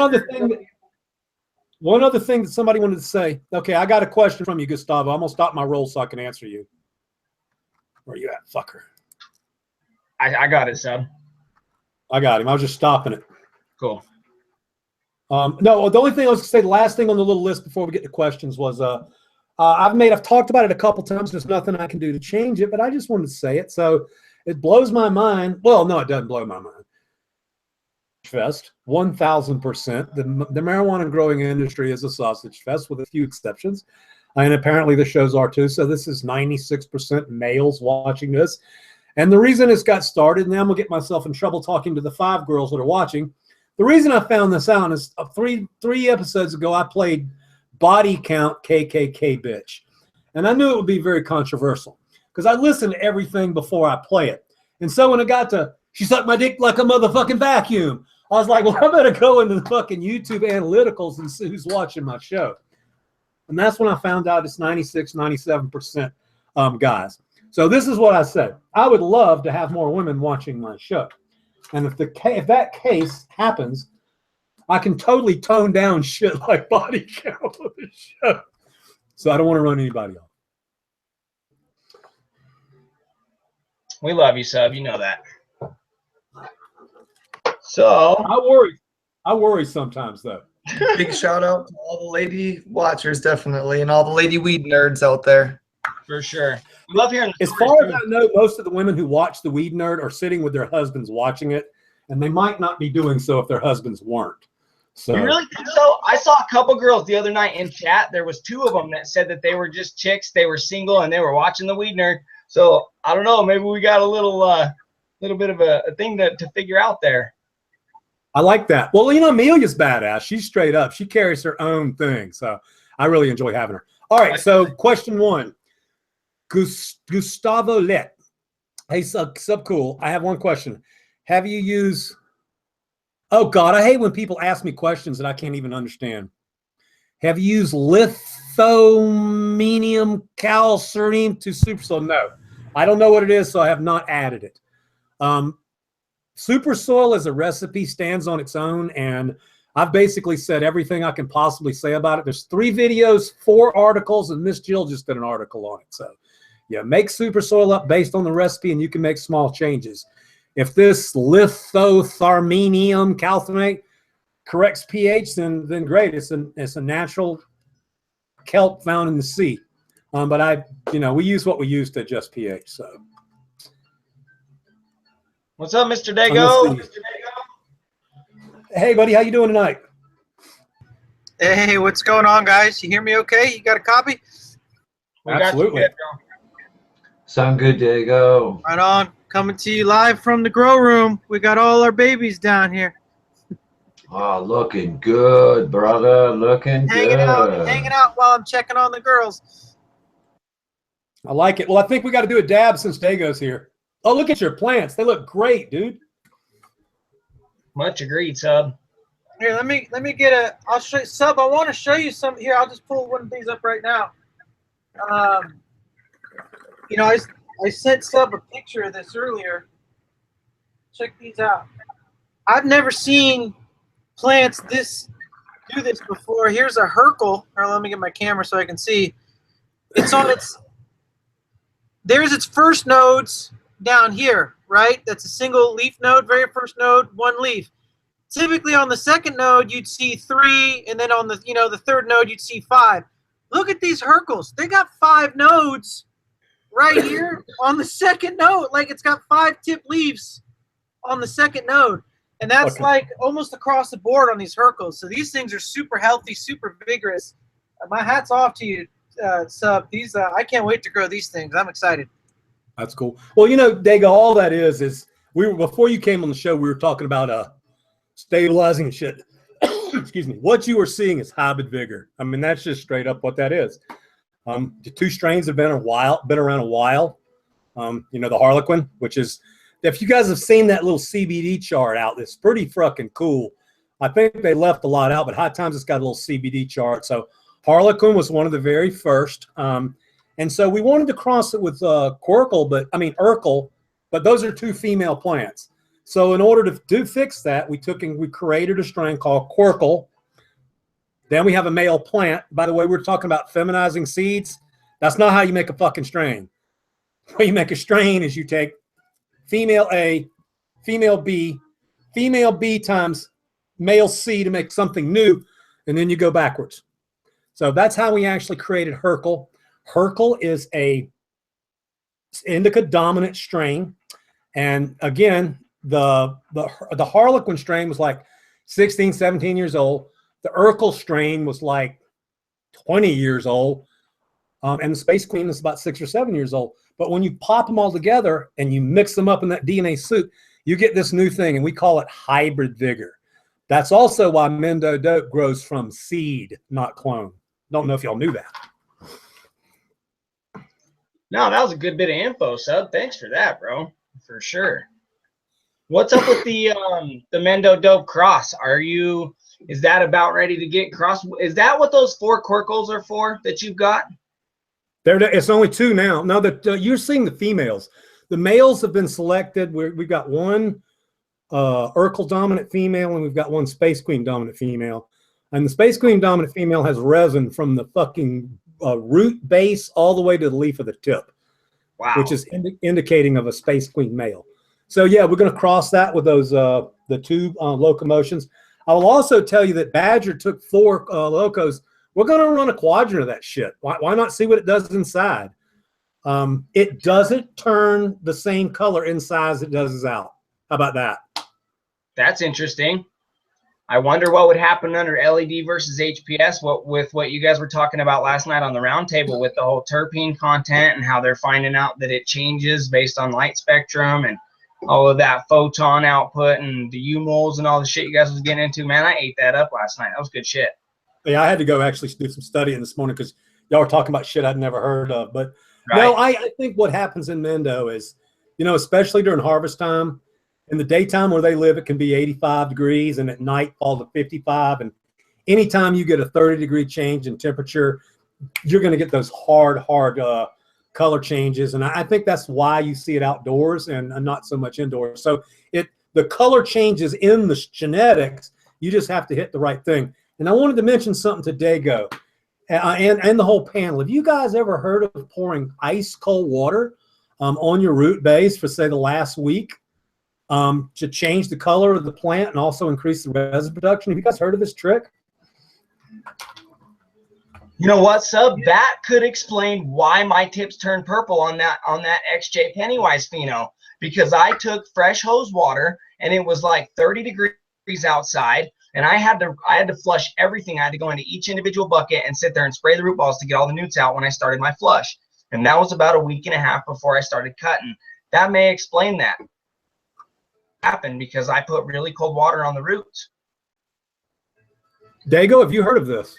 I have. I've heard of it. I've heard it. You know, go around in the hydro circle. It's kind of a trick they use, especially on purple strains. You're trying to bring that color out. Just right there in the end during flush, just shock that root zone. Just give them ice water. You know, stick big old frozen gallon jugs of water. Drop it in your res and freeze it.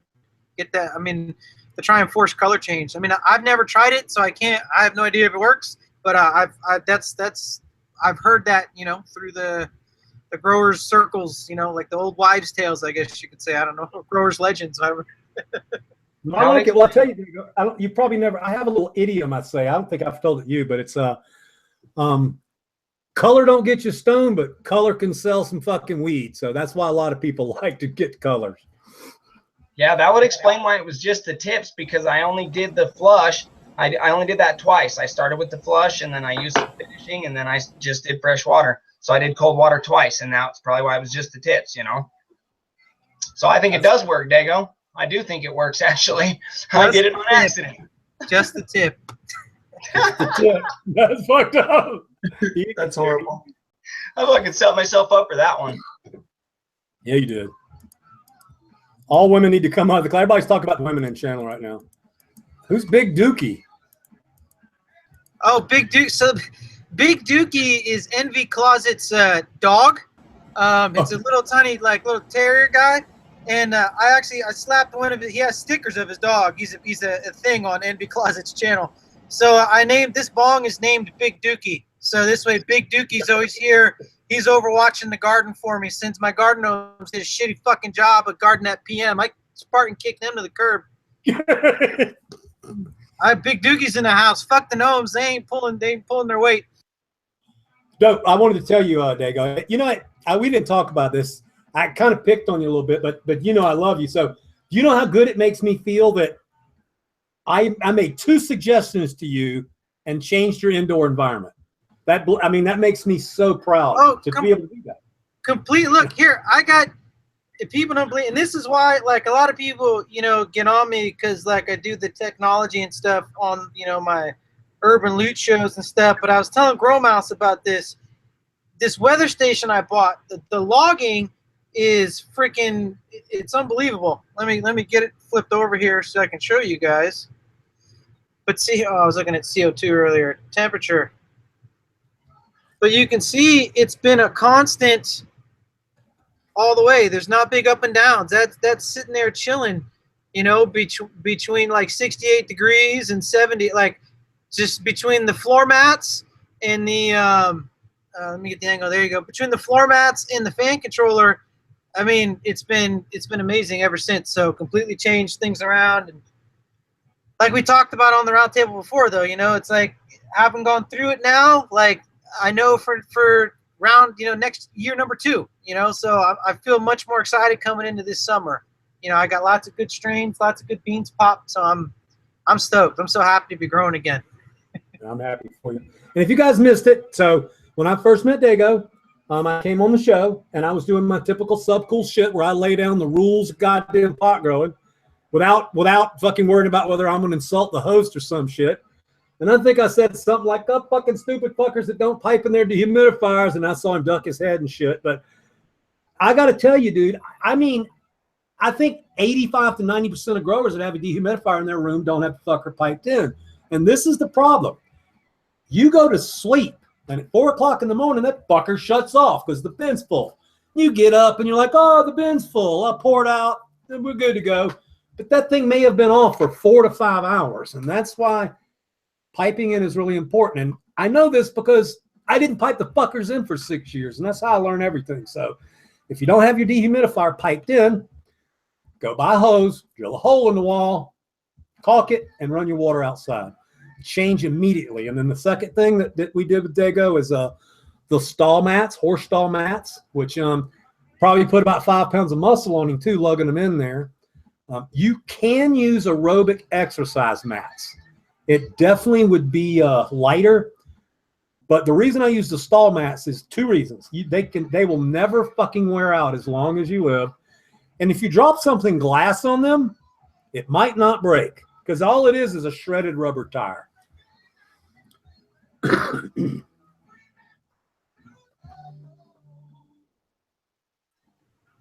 Sub, that's your Pennywise and Herkel right there. A whole tray full of them. Fuck, that looks good, dude. Really nice, Dago. I'm telling you, man. We're day 13 of In the Cocoa.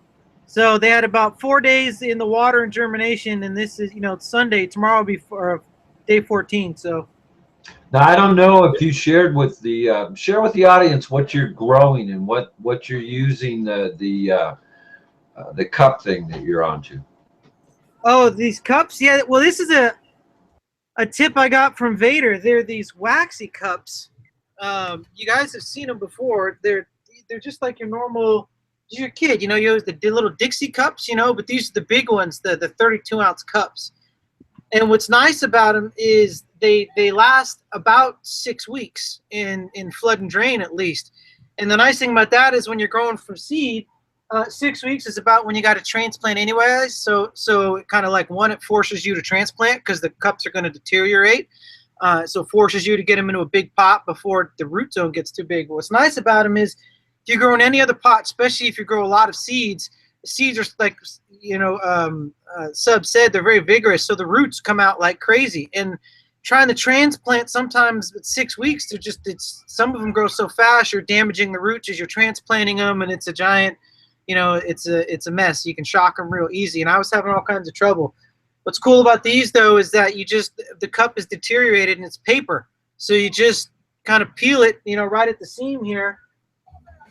Right here at the seam, you just peel it, right down the seam, and you can unwrap the cup off of the root ball. So, even if the roots grow through the bottom, it's perfectly fine. Yeah, Gotta love that. It's biodegradable. I mean, those solo cups, they're a pain in the ass to wash out. I'm getting out of those. That's a really good tip, Dago. Thanks. That's not mine. That's Vader's tip. I'm trying it out for the first time, and I love it. It's worked out great for me so far. So if things keep going good, I'm just going to stick with it. Hell yeah. Good on you, Dago. Sub, I got a good question that just came through in the chat I saw. It's from Doug High. He says, does high CBD mean high hemp content? No. Hemp, they extract hemp from, it's my understanding they extract CBD from hemp because it has small amounts of CBD, but it has no THC in there. So they're able to process large amounts of hemp and extract just the CBD oil. Now, I've asked a couple of people, and I'm trying to do my research on it to find out if hemp CBD oil and CBD oil made from cannabis, there any difference. And there can't be any difference. CBD is CBD. It's a thing.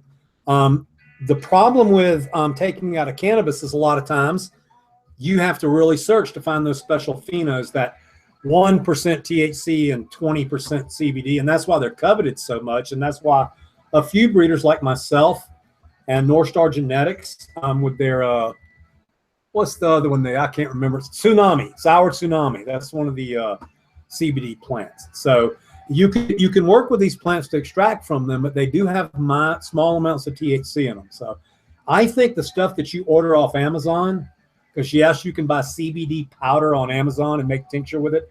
I'm sure that's coming from hemp, in my opinion. So you guys have any opinion on that? No, that was a really good point. I like that, Sub. So basically it doesn't always, some hemp strains are high CBD, yes, or can be high CBD, but not all hemp strains and not all THC or whatever high THC strains, low CBD strains will be hempy either. So no, that makes perfect sense. I know of a farmer up in Alamitos County up in Colorado. He's got a 100-acre hemp farm, and it's a high CBD hemp strain. It looks just like your average cannabis plant, and they're actually extracting it and adding it to a smoking material to introduce it that way. I don't know, what type of material. I can't say. Something new coming down the pike, but yeah, it's pretty common now to get to where the genetics can be fixed up enough to where you get a little higher content. And again, it's a pheno hunt, man. I mean, you know, you get that one in a gazillion, you know, doggone, you know, what was I saying earlier? The Like holy, Charlotte's Web. Like Charlotte's holy Web. grail. Yeah, the holy grail. You know, you Yeah. get that CBD strain from the hemp that's different from all the others, and bam, you're onto something. And you know, you stick with that for a while, do a little bit of breeding, and the next thing you know, you got a nice stable strain, and you can grow a lot of it, have the same results. So that's what he's doing. Check this out. So Dago. So did you know that the people that I'm meeting with Tuesday, the Candor chicks, the geneticists, they could take samples of your plants right now, and they could tell you which ones are CBD, high CBD, and which ones are THC. All they need is fresh plant matter. Yep, that's all they need. Oh, that's awesome. That would certainly help before you flip shit in the flower and then have to test it 8 weeks later. Yeah, and what really blew me away is I figured they'd show up with like test tubes and shit like that, but no, it's straight up. They come out and they take young plants, they put them in a paper bag and they label them, and they take them back to their lab and they're able to tell us male, female, percentage CBD, percentage CBA, CBG, THC. Now, I still do it the old way, and I always will do it the old way. But what an incredible time trip that we could save. Amelia Lavender asks, what is the best alcohol used to make tincture? I think golden grain. I don't know if you can buy golden grain in California because I don't drink anymore, but golden grain is one of the best solvents that there is for extracting anything. Moonshine would be the only better. Yeah, and I was going to tell you something too, so while we're on the subject of that whole DNA shit, is Malik on the panel here with us is starting a DIY tissue culture lab at his shit, and he's working out, I believe, some like genetic stuff as far as the DNA mapping or whatever goes. So you want to tell us a little bit about that, Mr. Malik, so we can pick your brain on it a little bit? Oh, I was just doing a little research and ordering a few kits and starting to learn a little bit and see what I can get into. How does it work? Is it crazy difficult, or I mean, what is there to it? Tell us a little more. As far as I've gotten is you need a hormone aggregate, you need some type of pressure cooker and enclave to sterilize your stuff. A lot of sterile razors, has to be a total clean environment, but I haven't got any further than that though. Okay, and what's your purpose? What are you going to do with it? What's the point? You can remove, I've heard you can remove systemic infections like powdery mildew and things, and you know, big agriculture also uses it for like flower industry. Oh, okay. Cool. Well, we will certainly follow along and see what we can learn from there. Hell yeah. Hey, I want to touch back on that alcohol point. You know, if you look in the restaurant industry, you can find a pure alcohol that they use. They actually will cut it, but that's where I got onto. You can actually buy pretty much pure alcohol now. They won't ship it to a lot of states, so be careful there. But sometimes you can get somebody that'll get it in between that'll send it to you. So look in the restaurant industry for your cleanest alcohol. But I you know, Subcool, I'm back to the 190 grain Everclear. You know, that's what I use for my Dragon's Breath and shit like that. Works. I don't think you can buy it in California though. I think I remember seeing that, but I don't know. Shep DGCOG Soldier says, Sub, I want you to touch, Sub, I know you touched on it a bit, but aren't breeders and pheno hunters possibly eliminating the chance of a winner by just looking for better growth traits and yield instead of effects and meds? Well, if they're looking for better growth traits and yield, then yes. That's not what a breeder looks for, just so you know. As far as the males, what we're trying to do is eliminate hemp. So cannabis is a hemp dominant species. Drug traits would not exist on this planet if it weren't for the intervention of man. Over the past 7,000 years, we've bred cannabis, hemp into cannabis. Also, I'll tell you that cannabis is the only living thing on the earth that until about 10 years ago was entirely held in human hands, not stored in seed banks or anything like that. Now that has changed. Now, when I look for a female, I don't give a shit about the yield, and I don't care how she grows, really. I'm looking for two things: drug trait and resin content. And those are the markers we look for when breeding a strain. Now, once we breed a strain with those parameters, then we go into that strain and we look for the big yielding plants with heavy structures to produce the weight we want. But if you try to actually look at the biggest plant, you're always going to be picking the hemp. Hemp kicks cannabis's ass in the wild. If you actually went and you took a handful of hemp seeds and a handful of cannabis seeds and you threw them out in nature and nobody fucked with them, and as little as 100 years or so, they naturally breed out all of the drug effect. So if you understand that one fact about breeding, and I think a lot of people miss it, and I know that because in the old days when I used to read the Dutch ads, it read like a porn commercial. It was like, we took our biggest, bald, heavy yielding, tallest male. Oh, so you mean the hemp dominant male. You could read the ads and see that they were doing it wrong. So that's why all of my shit has always been about one thing: recessive genetics. Because drug traits in cannabis are recessive. They're not expressive, if you understand the difference. Does that make sense?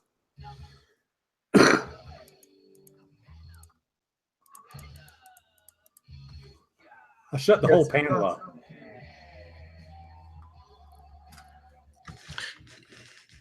Yes, it does. And I got a question from earlier. Gretchen Drums asked, "Hey Sub, do you find your time wreck is a really hungry girl?" Yeah, I mean, not so much more than me, but yeah, we use super soil on her, and we top dress her, and she starts fading out about 56 days. So, I mean, I wouldn't say she's a heavy feeder, but she's certainly a fast growing cultivar, and any fast growing cultivar is going to need a little bit more. Okay, very cool. Yeah, Dunk's background looks dope as shit. I like it too. Johnny says ethanol is stable at 95.5. Still like that 190 grain.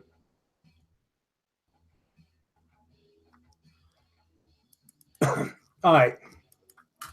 Well, I'm going to do a dab since nobody's got a question for me. Yep, it does. So I top dress at about day 25 to day 30 of bud. We intentionally leave about 3 inches in the top of our pots, and then we fill it in with fresh souped soil at about halfway through the bud. Stupid soil? That's a new one. Yeah, I'm fucking stoned. I did hear you though too, Sub, with the shout out on my background. I appreciate that, bro. Like I did work my ass off on this, but it was much needed because I didn't have the sound quality and my camera sucked and shit. So I hope you guys do like it. It was much needed for sure. I agree with y'all, but thank you guys for the shout out. Talking to him on the phone today, he's like, "Man, I got all those fucking air conditioners and fucking lights and shit out of the way." Too much shit in the way, man. I had all them pipes everywhere. ACs, all kind of shit. What kind of old school pest controls did you use, Sub? Oh my God, what a question. Oh my God. The shit I have learned in my life. That is a good one for you. You ain't gonna believe what I'm fixing to tell you. Okay. So when I first started growing pot indoors in Georgia, we were just growing pot. Fuck, I didn't know much. There wasn't the internet. There weren't really grow books. Let's see. At that time, I bought a computer for about $8,000. It was a 133 megahertz, 4 RAM or maybe 8 RAM. So this is fucking how much longer ago that is. So I got these bugs in my fucking grow room. So I chucked my ass down to the local grow store and I buy the same shit my dad bought to kill roaches. I bought malathion. So not only was I spraying malathion on my pot plants, I'm walking around in fucking cutoffs with no respirator, spraying shit on my legs, my feet, my knees. And you can imagine how fucking stupid I find this today. In fact, I blocked it out of my memory. But we just didn't know. I mean, you got bugs. You went to the the Ace Hardware, and you say, I need something that kills fucking bugs. So, yeah, I've used chlordane. Chlordane has the life expectancy of fucking 150 years. These are really, really, really nasty fucking things. So, yeah, over time we learn what to use and what not to use. A little glimpse of that. So the first super soil I made had chicken shit in it. And chicken shit makes your grow room smell fucking horrible. So I've been getting really good licorice recipes, by the way. Everybody's telling me about it. Oh, shit. The best one that I found, though, is the super licorice tea, where you actually dry it, crush it, spread it out, and make a tea that you can actually dunk your plants. So that would be a good one for Southern Fried, is the licorice tea. It gets rid of all bugs.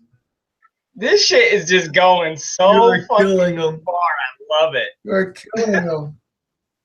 Hey, I've seen a good one too. It was where they cut the licorice down to little 1/4-inch pieces and used a hole in the center to plant the seed into, and then sprout it in there and plant that in your dirt. Oh, that would kill every fucking bug. There's no way a bug could get on the seed. Yeah, you would have no issues with root aphids, none of that shit, dude. Roots growing through licorice shell. That licorice tech, it works great for the flood and drain too. I just drop a fucking pack of red vines right in the reservoir, and you're good. You're good for at least a week. Fucking Dago coming through with the flood and drain, right? I fucking love it.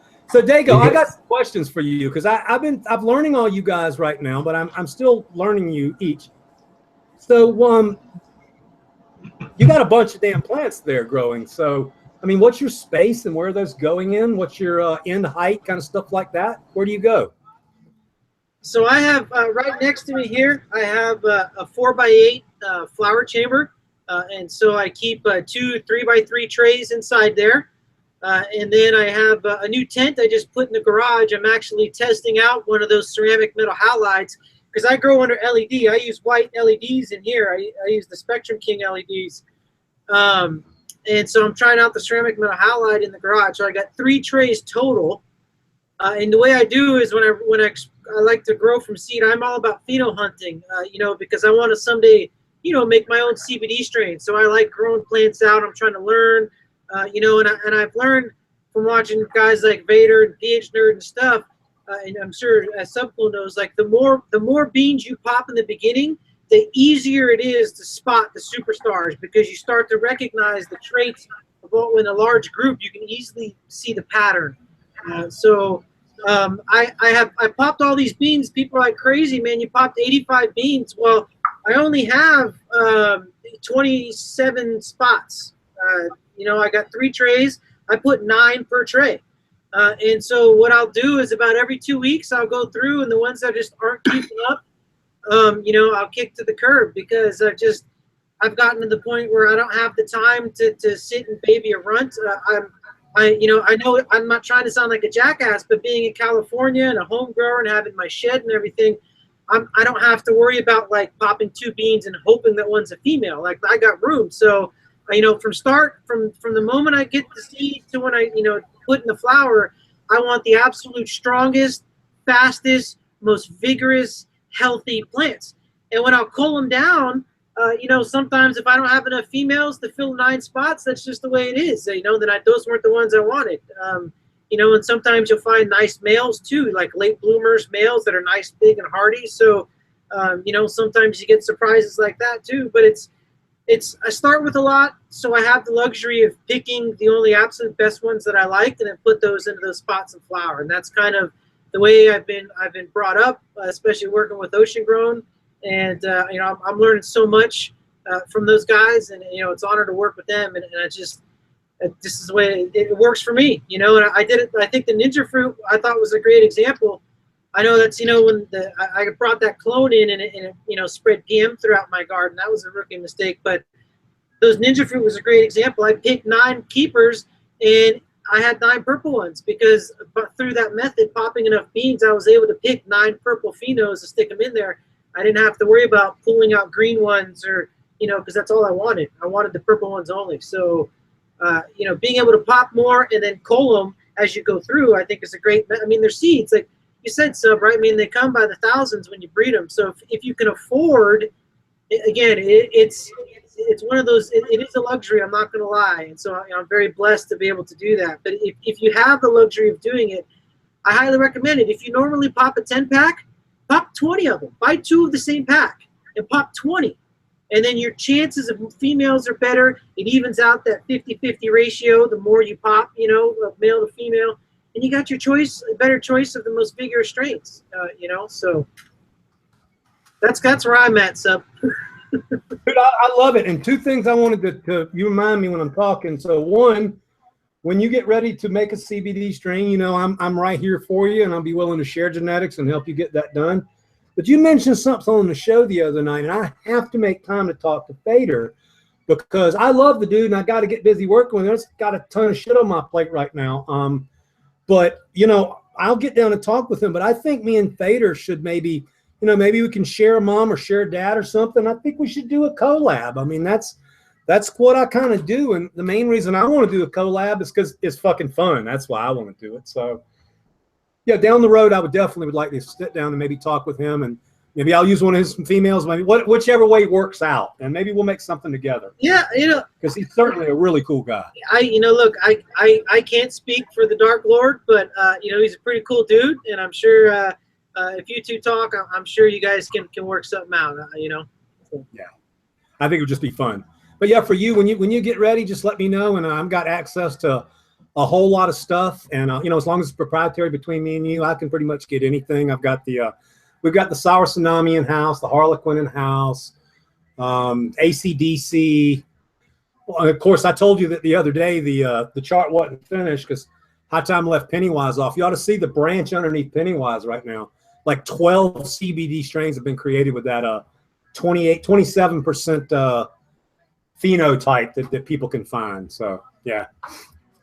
Well, I'll tell you, my project I've been wanting to do for a while.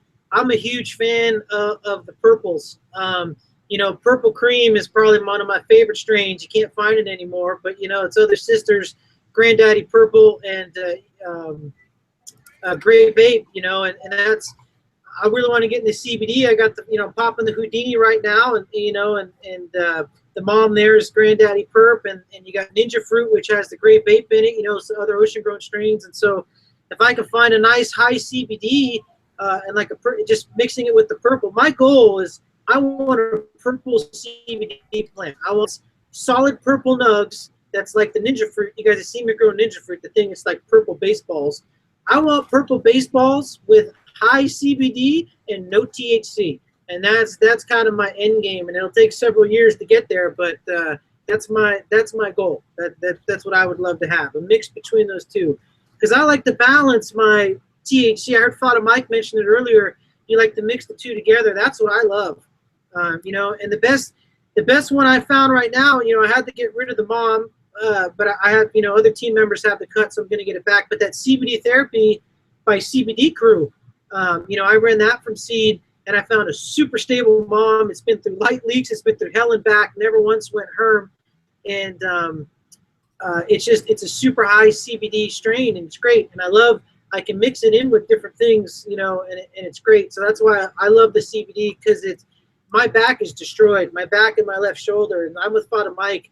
It helps me with my joints, and it actually cuts that little bit of panic off the back end of a THC strain. So it allows me to enjoy, you know, the heavy medicated, you know, high effect of THC. So that's why it helps me enjoy it more. I just feels like a more well-rounded high for me, less panicky. So that's why I like mixing it in, and that's kind of my goal with, you know, with my project. Fucking awesome, dude. Well, I'll tell you, hopefully, if I did my job, we'll get you a little closer to that end goal, because I would really hope you would be able to find a very high CBD, very low THC purple Herkel. That is the point of that. So hopefully so. Well, I want to talk about something real quick that somebody's asked me a couple times in the channel, so I can give you my opinion. So what causes hollow or solid stems on a cannabis plant? Well, a couple of things. Number one is their health. The healthier plant, the better the water wicking system is in it.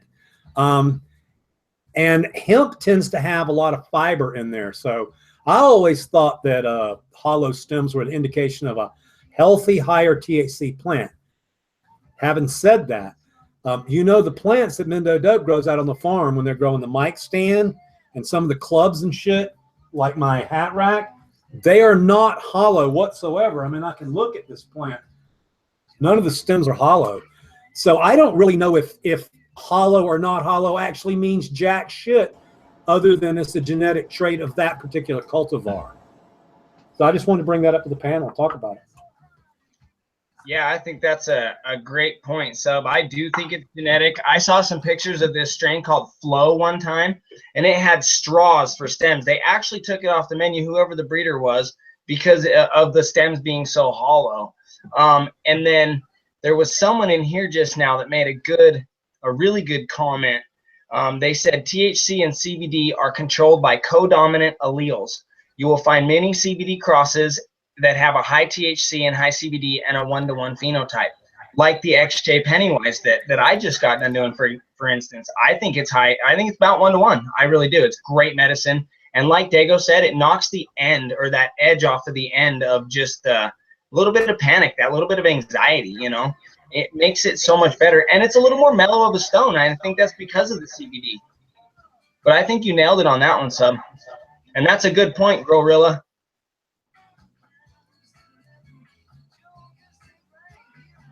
Get lost? Anybody else want to comment on hollow stems? Yeah, but you know, I think it's genetic. That's my take. Dago? Well, look at Dago because he listens to people so much. Sorry, I was in the middle of texting the wife. She asked me, she's like, "Are you streaming from the shed?" I was like, "Yes." Sorry. Of course I am. We're talking hollow stems? That's correct? Yeah.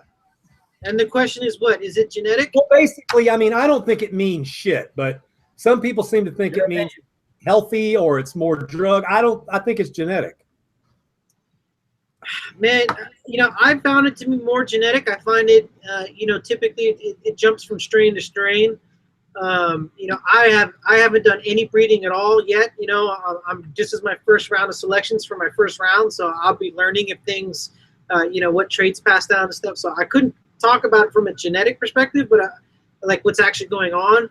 But I will say I have noticed it, like certain strains have been grown a couple times. I'm like, oh yeah, okay, these are going to be very reedy, and I know like I can't really super crop those because the fact that they're reedy, you know, and some of them are super dense all the way up. They're like freaking sponges, and those are great to super crop, you know, and so I have found it to be strain dependent. Well, you know what? That's one reason we do this. So Envy Closet Med Grower just actually answered us. By the way, I also consider him to fucking have a giant brain.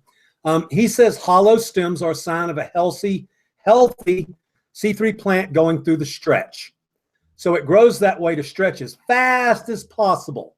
Then it takes more cells to make solid stems. As the plant ages, thicker base stems. So that question I was talking about Meno Dope, which their plants are extremely healthy and they should have empty stems, and I'm looking at it right here, and these stems are always all full, and so basically the plant grows super fast and it gets that hollow stem, but as the plant gets older, it'll fill in that area with cellulose and fiber. That makes perfect sense. We've just never talked it out before, so that kind of makes sense. If you're growing plants super healthy and fast, they're going to grow with a hollow stem, and then as they get older, they'll fill in. So I never knew that. So here's my question on that. Do the plants with the hollow stems, do they uptake water faster? Do they grow faster? Are they more vigorous? Is it better to have hollow stems versus not? Well, what he in the Closet Grower said, and I believe him, it's just the nature of the plant growing so fast. It's growing so damn fast that it actually can't finish building the interior. That's kind of what I'm getting out of it. Right. So let me throw something else in there. There's points of where when you're growing in a controlled environment, say like a tent or a low ceiling, something like that, there are portions of your grow where you want to speed up your grow, and you can do that by feeding and I want to throw this out there. Moon cycle, and I'm going to get a lot of shit or a lot of stuff over here on the side about this because people want me to talk about this. I learned something in Jamaica about the moon cycle and how they use that to speed up and slow down their growth.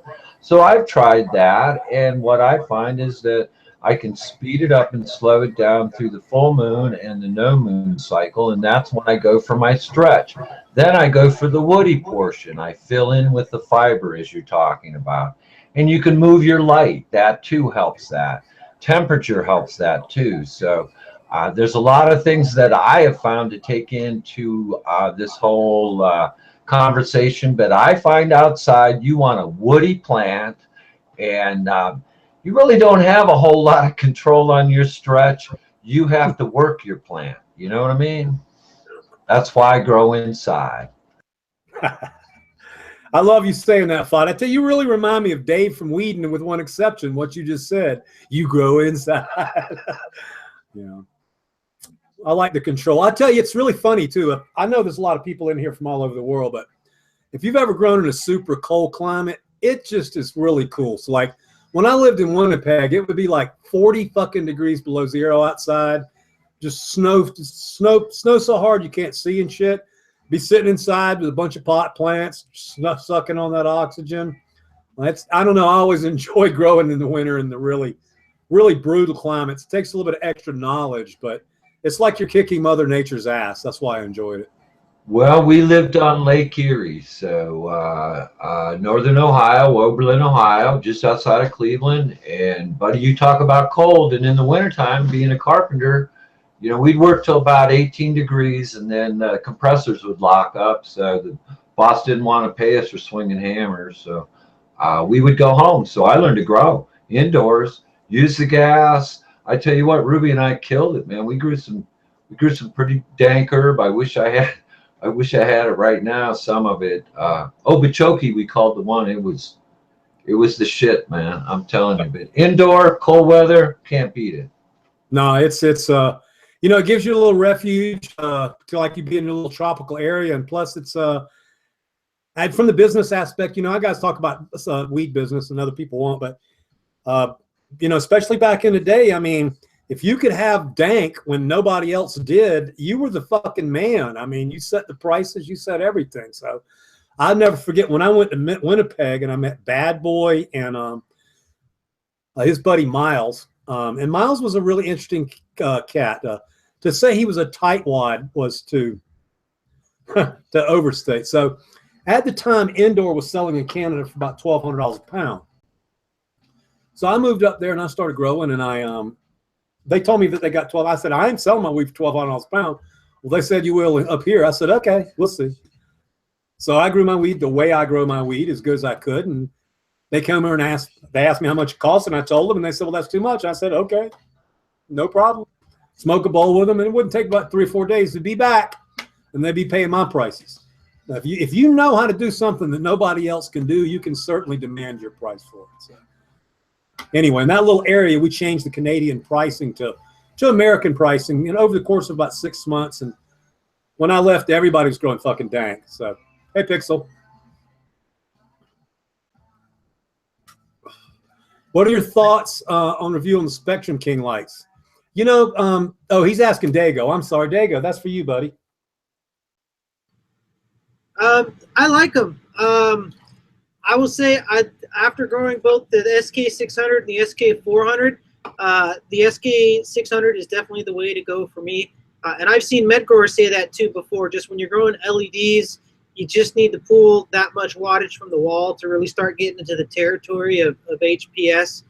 And I don't want to speak for Grow Mouse and Gene, but we've discussed similar. That's why you see a lot of those lights around that 600 watt. Mouse's new lights around that 900 watt range, because that's that formula they were talking about. Micromoles per joules. That's just about where you need to be to match up. But still, this SK600 is the first LED I've ever used ever, that actually grows like an HPS, like the stretch, the health, the girth of the stems, the way they reacted with all the way through flower. With you guys saw the ninja fruit, they were just huge, hard, baseball bats. And so first slide ever in my Bewitched, I can't wait to run Bewitched again, because that cut I have, was doing so great. It was doing so awesome. If you go look at my videos right before I had to chop it down because of the PM, but it's just SK600. I really like them. I need a couple more rounds, to give them like the full, okay, I'm like totally on board 100%, but right now I'm really impressed. So this next run, I'm actually going to run 2 SK600s. So I'll be running 1200 watts of LED here in the flower room. So, Dago, can I ask you? I mean, did you ever run a Lush? No, I didn't. I did not. The first LEDs I bought were I bought the Spectrum King, the 400 pluses, and I've grown previous before that. I used some UFOs and everything, but I was never convinced limiting the spectrum. Of just blues and purples, and I understand there's science behind it, but I'm a very common sense guy. Plants require the sunlight, so I want to use a spectrum that's as close to the sun spectrum as I can. I'm a firm believer, being a musician and doing a lot of physics and knowing how acoustics work, how harmonics work, for example, and sound is a wavelength, the same way light's a wavelength. You have same thing that's in cannabis. You have the entourage effect. Harmonics of different wavelengths affect everything else. So it's that, even though not all that light's used, it's that full spectrum of light all at once that complements. The plant gets everything it needs. That's just me being, common sense. That's just my beliefs. Call it wives' tales, whatever. But that's how I roll. And it's worked out great. Jumping from the UFOs to the white light, I would never move back. And I think if I were to leave off Spectrum King from LEDs, I'd get with like Mouse or Gene on the cobs. That's like the latest tech is this cob stuff. So we'll see. But that's why I'm trying CMH. Those CMH bulbs are supposed to be like 6% different from the sun. They're like 94, 95 CRI or whatever. So we're gonna see. That's the beauty of throwing up that other tent, right? That's the fun of growing, and hell, it makes great content for YouTube. You know what I mean? People can see how it's gonna do with the CMH bulb. So, and I'm excited. I learned last night on the light show, one of the things I learned, Dago, is that, I was talking about LED is one thing, and it only took me a couple of seconds listening to understand that. And again, I have to preface this, Matt and Renee are some of the nicest people I've ever met in my life. Good friends of mine, gave me the light for free, but I was basing what you guys were talking about on what I was seeing from the Lush, which is, it grows really resinous, really stinky bud, but it's kind of fluffy. But then last night when I was listening, I was like, okay, I need to start paying attention, because so what is the average cost of one of these 600 to a user? Are they $2,000 like when they first came out, or are they affordable? I don't know. Malik's got maybe you can go to the Spectrum King website. What are they, like $1,200-$1,300, aren't they, Malik? Can you pull up the? So I saw you had the internet page. Maybe you can pull up the website. I don't know. Yep, here it is right here. The 600 is about $1,500. 1,400. Yep, 14 or 1,500, something like that. Yeah. Wow, that's expensive. Yeah, and so by the way, I want to shout out to Malik. He's, if you guys don't pay attention, he's sitting there working the shit out of the chat, just making sure everything goes on. So he's basically not even a mod. He's actually helped produce the show. So him and Dung, I couldn't do it without him. I just got to give the shout out. So thank you, Sub. We love you, brother. And you guys too. Dago, Fada, Envy, Grow Mouse, all you guys kill it every time you help us out. We love you guys. Appreciate it. Hey man, same way. Feel the same way, Hey, I don't know if you guys are not. I mentioned it before we went on the air. Grow Mouse did a interview with the guy Robin from his supplier of his LED units that he does his DIYs with. So you may want to go over there after tonight's show here and check it out, or maybe one of your mods could check it out. But yeah, he did a really good feed, and they were given some specials. But I think the way to go on this Sub, and if you can just buy one by all means. But I think it's fun to build shit like this myself. So I'm gonna tinker around, solder one together, and see what I come up with. I think that maybe save me $20. I don't know. There you go. Yeah. Well, it's just interesting, and like I say, everybody's looking to see what I'll do, but because all this is exciting, but you know, Well, I will say those if I will spend some money. I'm gonna change out 2 of my HPSs to ceramics, so dual end. So I'm thinking about doing that sometime this summer. Well, that's I was gonna say. Best advice I would give, and for you and for anyone else, like, you know, don't go. I guess I've seen people go all in and then they're unhappy and they're pissed off because they spent all this money. You know, like get one, do it small, do a comparison, do what you want. Especially for you, when you have a multi-light garden, I highly recommend if you're especially jumping like from HPS to LED, like that's a jump. That's a completely different. You know, you got to hold temperatures different. You know how close you keep the light to the canopy is different. You know, it's a whole different setup. So I recommend people, especially if you're multi-light, buy one. Just do one quadrant first. You know what I mean? Try it out. And after a run or two, you like it. Okay, hey, now I'm ready to expand. Or like, wow, geez, good thing I didn't buy all 4 lights. Like I only spent 1. You know what I'm saying? Like, so you know, don't especially if they're expensive. You know, because I've seen people totally, you know, not learn them or not do this or not do that or something goes wrong and it's easy to blame the light or this or that, you know, when it could have been. So it's just like start small, ease into it. You know, same with gardening here, right? Like I've heard so many stories of people like they just try and throw money at a grow and like you can't just throw money at a grow. You got to start small and learn it. You know what I mean? Like buying the greatest gear in the world don't do shit. You know, Ferrari don't do no good if you ain't a race car driver. You know what I mean? Like it's just. A really good example is a friend of mine who he overwatered his plants like a motherfucker. Like every time I went to his house, his plants are sitting in fucking water.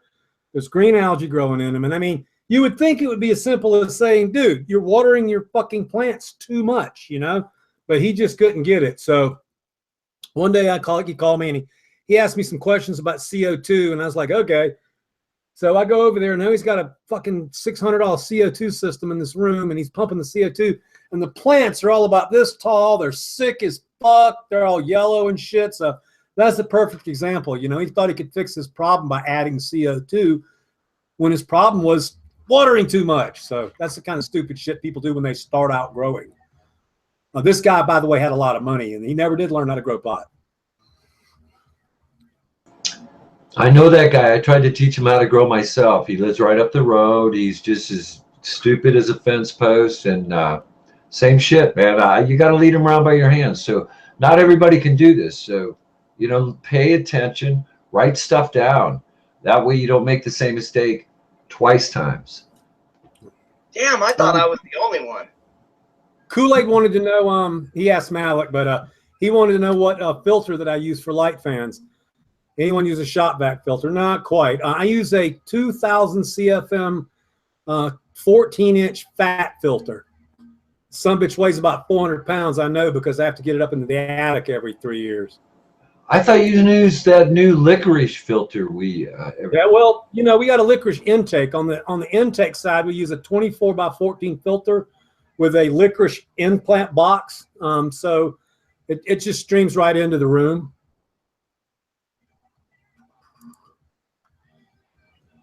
I'm trying to read our questions again. Well, I wanted to answer. Envy Closet offered some advice earlier when we were talking about the purple.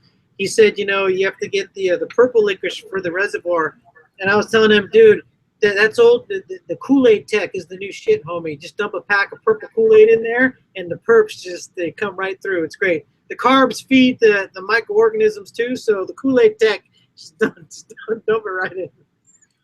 Well, you know, it's funny that you say that because for real, back in the days, before we understood the carbo-active intake phase, farmers used to feed their plants orange juice or grape juice. For reals.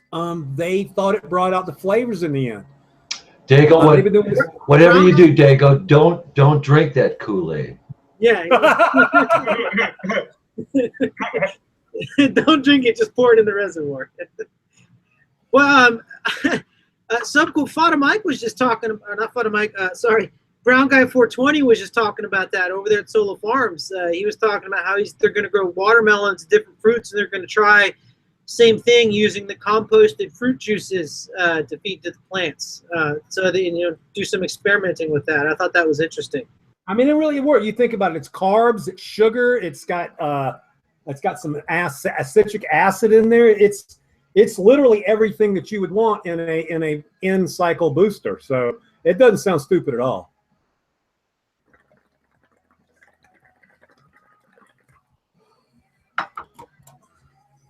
Somebody said to use soda pop. Somebody's pheno hunting around 400 out of 4,000. Good luck, brother. That sounds like a fucking lifelong project to me.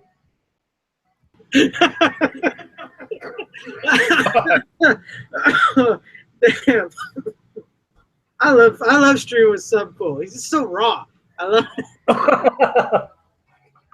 it. You missed the fucking ass thing. That was fucking embarrassing.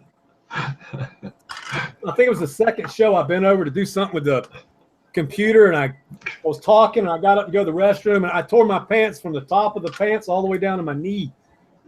So my fucking ass was hanging out, and I came back, and the whole chat said, "Your ass, your ass, your ass, your ass."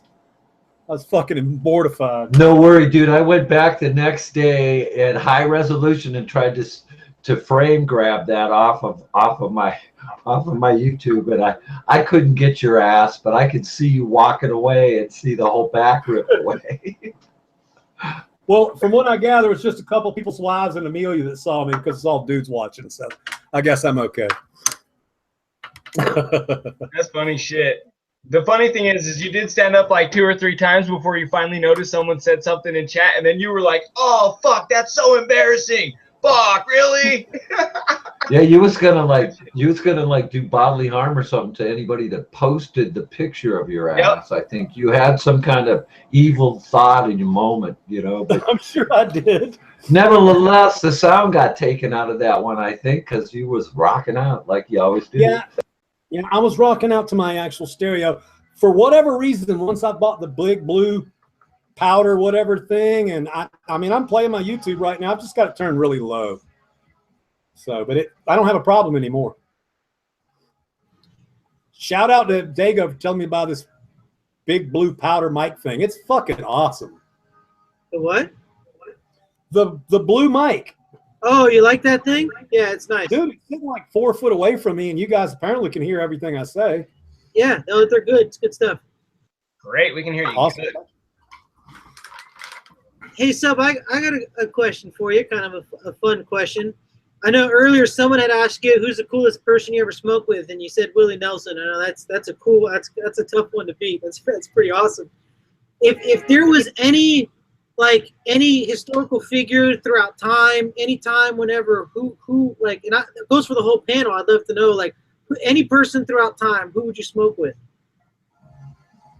Oh, well, I have 2, if I can name 2. Obviously, the first one for me I'd like to get high with Blunt one more time in my life.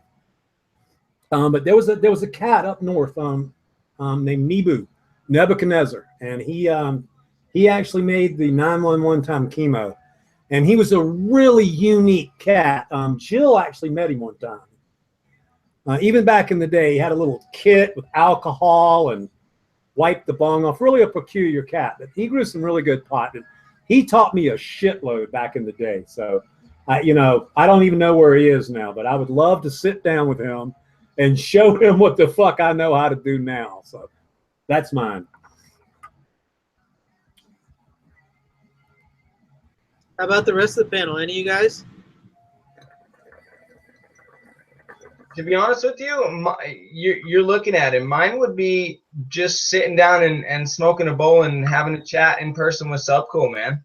For me, that's where it's at, and he's just to him, like he said, Blunt. And I heard him say one time about Jack Herrera, I think it was, or Jack Herrera, that he really respected him and he was whatnot. So for me, it's Subcool, and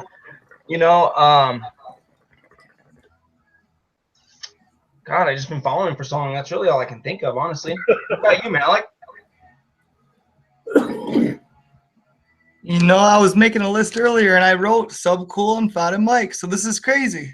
Yeah, photo Mike too. I was just I thought about that as I muted. Yep. What do you know? So hey, dreams come true, boys. Cheers.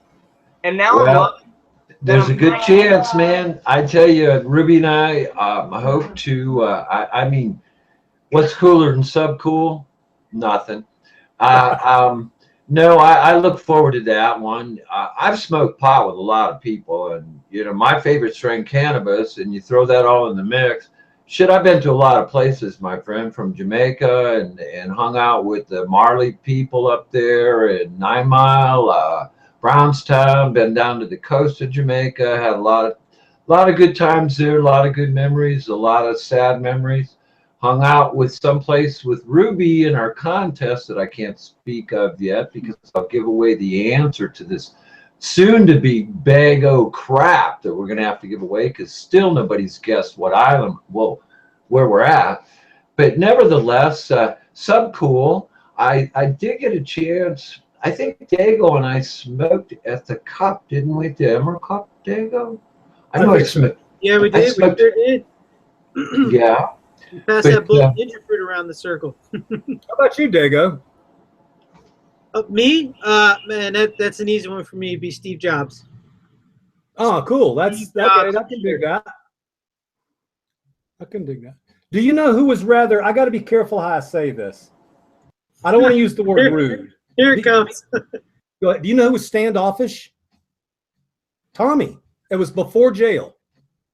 Tommy was very, like it was not some big event when I got high with Chong. He was a little bit rude. But that was before prison. I think he was still movie star Tommy, but I don't know.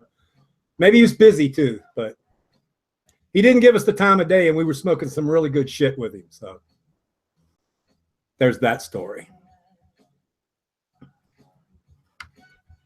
And Mendo said the same thing about Snoop, by the way. Did y'all hear that?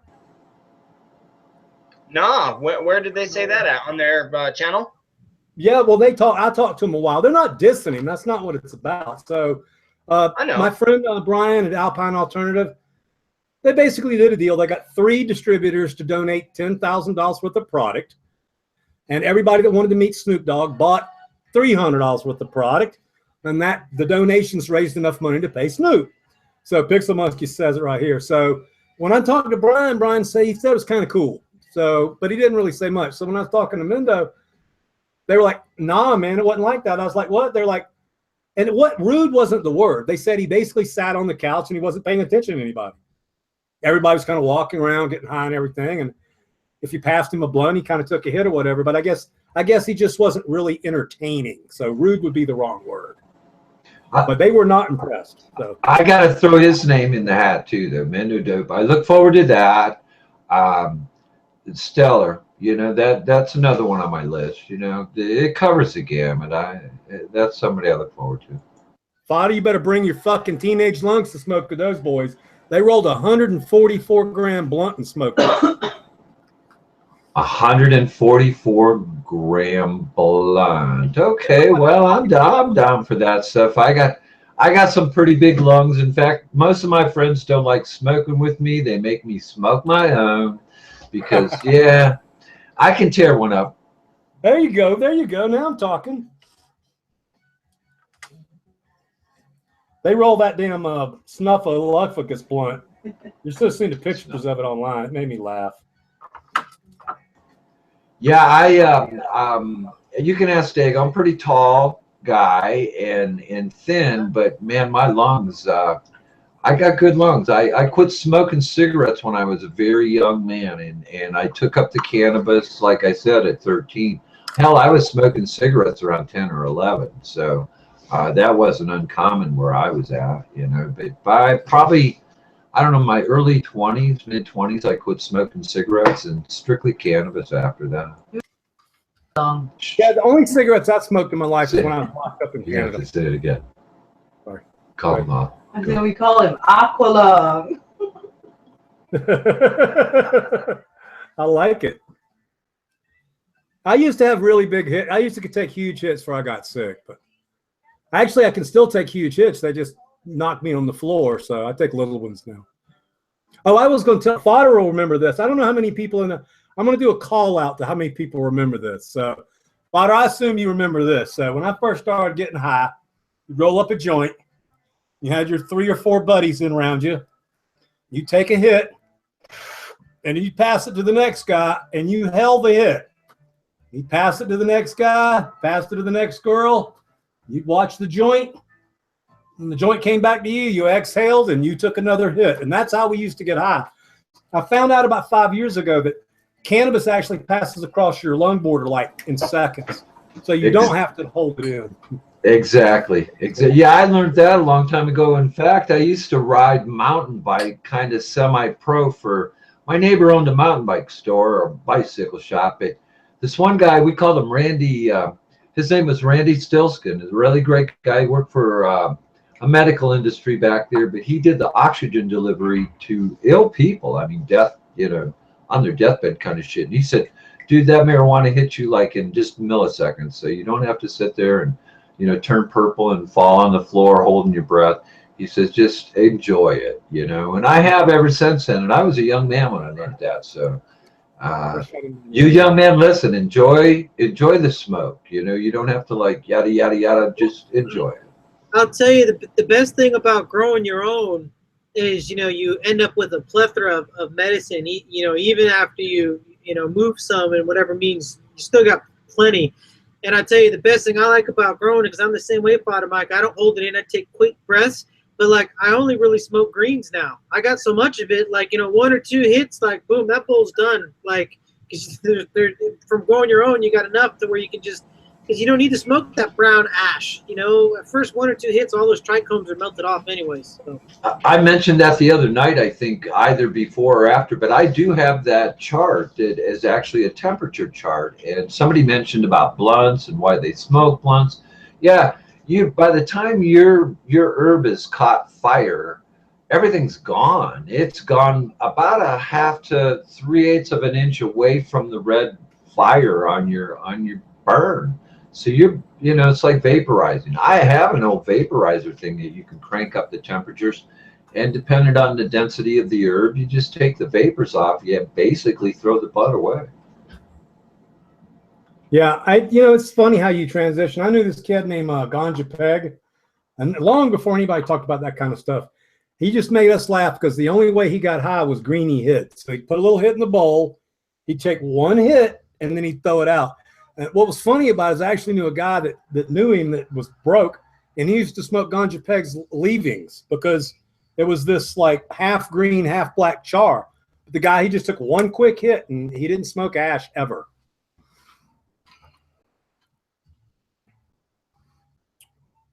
Dago, do you know who would do you know who would be fun to get stoned? Who's Doug Benson. Oh yeah? Well, he's a fucking lightweight. I don't know if you've ever seen him. He's on that show Super High Me. You know what I'm talking about? Yeah. He just got so fucking baked. I mean, he'd smoke a joint and he'd be like blind or some shit. I bet we could put him in a fucking coma with some of our hash. Probably. I'm a lightweight too. I've been smoking for a few years. I'm still relatively light. I can't be, I'm just now starting to like CBD, like rosin pens. Like I'm so far away from dabbing, it's not even funny. That's funny. Once you get onto it, Dago, and you can get your dose right and stuff, you'll find that that's probably the quickest way to balance out your CBD intake is your dab. And if you can get somebody that does the distillation to get you some really good high-grade CBDs, mix those two together and experiment. That's what I did, and that's how I got onto my CBD THC dosing. Oh, that's fucking cool.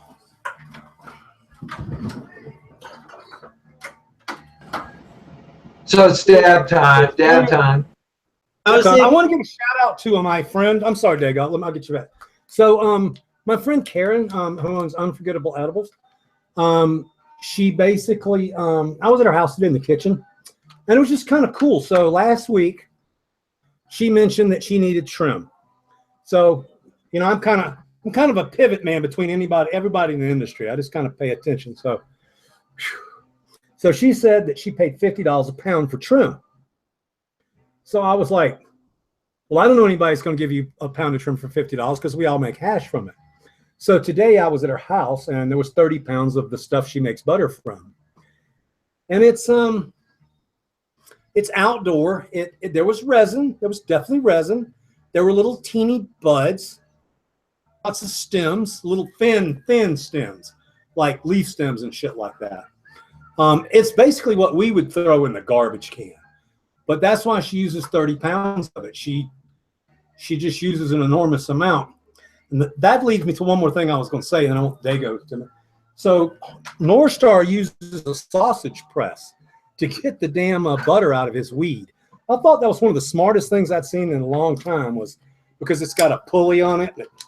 It actually can get all the butter out. So anyway, that's my take on Medible for a second. That's cool shit. That's a full gram of cannabis in that fucking edible, isn't it? 1,000 milligrams. Absolutely. Yeah. I forget what I was even going to say, so don't even sweat it, Sub. Now I'm thinking we need to get you one of these 1,000 milligram edibles and let you eat it on fucking on camera. Oh no, thank you. No. I'll be in the fetal position, fucking crying like a baby. Dude, panic attacks is not fun for me, man. It's not pretty. Well, you know, it's funny. I mean, it's funny how tolerance works. I know people who can eat 10 milligrams of cannabis and that'd just be fucking foobar.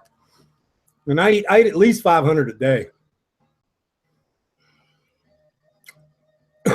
Yeah, somebody's saying Doug is faking it about him being stoned. I always wondered if he was like showing or putting on more than he really was. No, Frosty, 1,000 milligrams is an average dose for me. Maybe you. It would kick some people's ass. If you eat too much weed, it'll make you sweat. It'll make you sick. It's not fun to eat too much pot. I'll promise you. I was up in Denver and did. Yeah, I agree. I was up in Denver, did a 500 milligram Dixie elixir in their chocolate bar, and I actually walked so much I got shin splints from the walking, and I made sure to take water, hydrate, and everything. And I love to walk, but yeah, 500 milligrams at one time, unless you have some type of activity or something planned, it's not for the weak-hearted. Trust me. It's not something you're going to sit still on.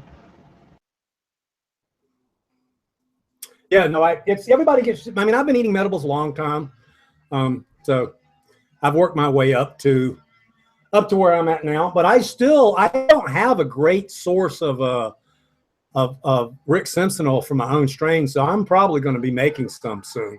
I've never actually eaten like a gram of Rick Simpson oil, so I have to do that one day. Pedro takes that much every day, right? Dago? Yeah, him. So I have to unmute my mic. I don't want you guys to hear the fan noises and stuff. Yeah, Pedro and Dizzy, they go strong. They're hardcore over there. We had a perfect example. We had all the boys out here, you know, and Dizzy for the Emerald Cup. We had that grow tube we did from my garage. Everyone was there, and Dizzy, his wife, man, or girlfriend rather, she kept up with Vader, Ninja, all those. I mean, Vader and Ninja, those two are the fucking like smokestacks. Those two are chimneys, and it's tough keeping up with them, boy. And she was just like right with them. She, you know, and Pedro, both of them, they just kept right along with everyone. And yeah, they got tolerance for sure. Well, that's, you know, we talk about tolerance. I mean, obviously I get high when I smoke hash, but I smoke because I enjoy smoking, not just because I get high. I love cannabis. I love the way it tastes. I love the interaction with you guys. I don't know. It's just it's been the pivot of my life for a very long time. And that's definitely my favorite strain. So yeah.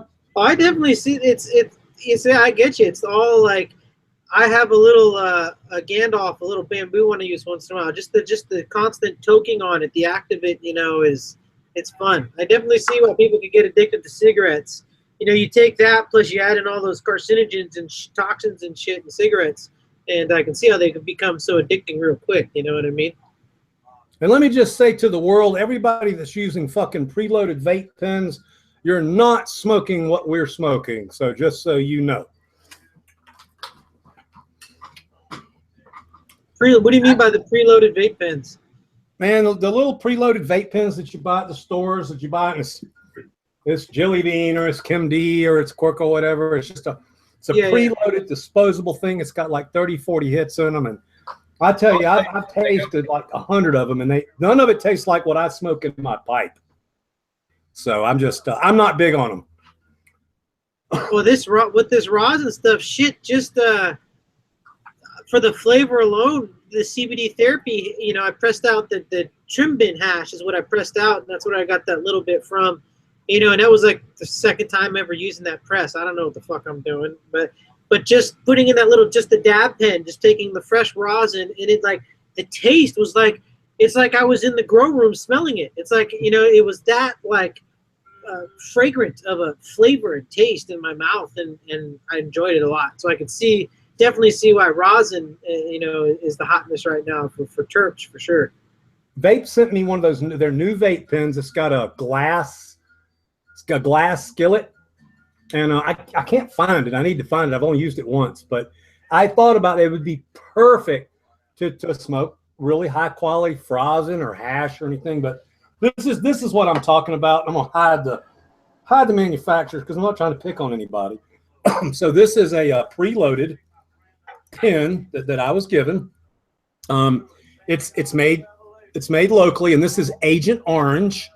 Again, I don't know what it costs, and it's really nice of them to give it to me, so I'm not trying to trash anybody, but I took a couple hits off of it, and it tastes like fucking soap or some shit. So I've got a funny palate, so I let Badger taste it, and he took a couple of hits and kind of made a face. And this is not a shitty product. I mean, this is a product that a lot of people buy and use, but I don't know. I'm going off on a tangent.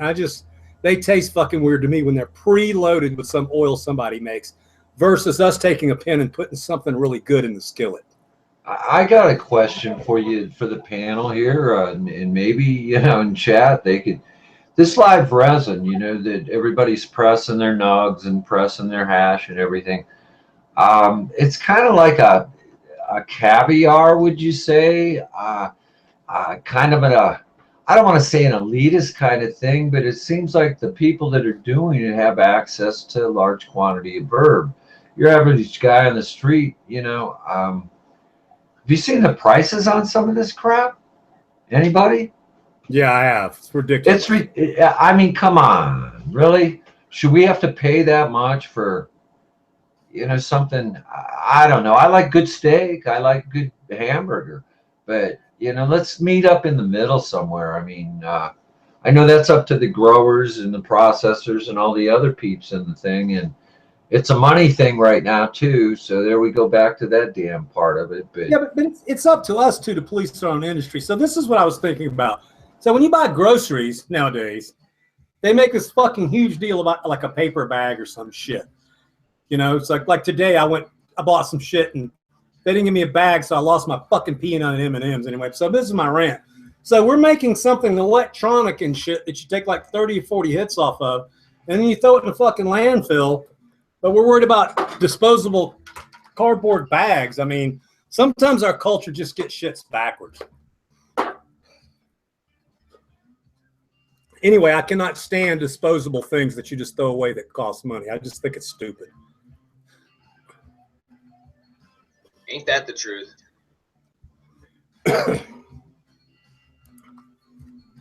I just want to thank the mods. They're doing a really good job. Apparently, we're Shout getting out to chat. They're helping us out tonight a lot for sure. You guys are we're getting attacked by idiots.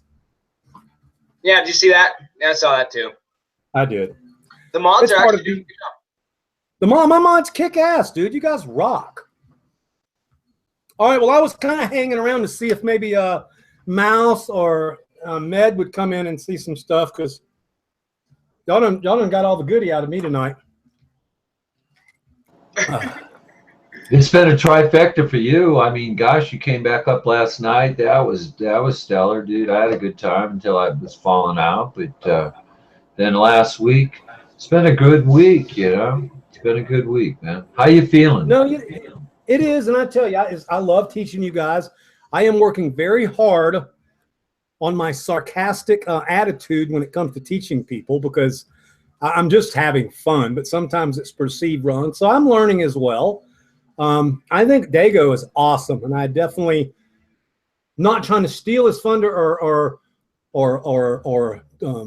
mimic him in any way, but you're so professional at what you do. I definitely pay attention and try to add just a little professionalism in my show. We actually had a small script today, and we'll get a little better. But your show the other night, I learned more on your show the other night than I have in the last year reading everything.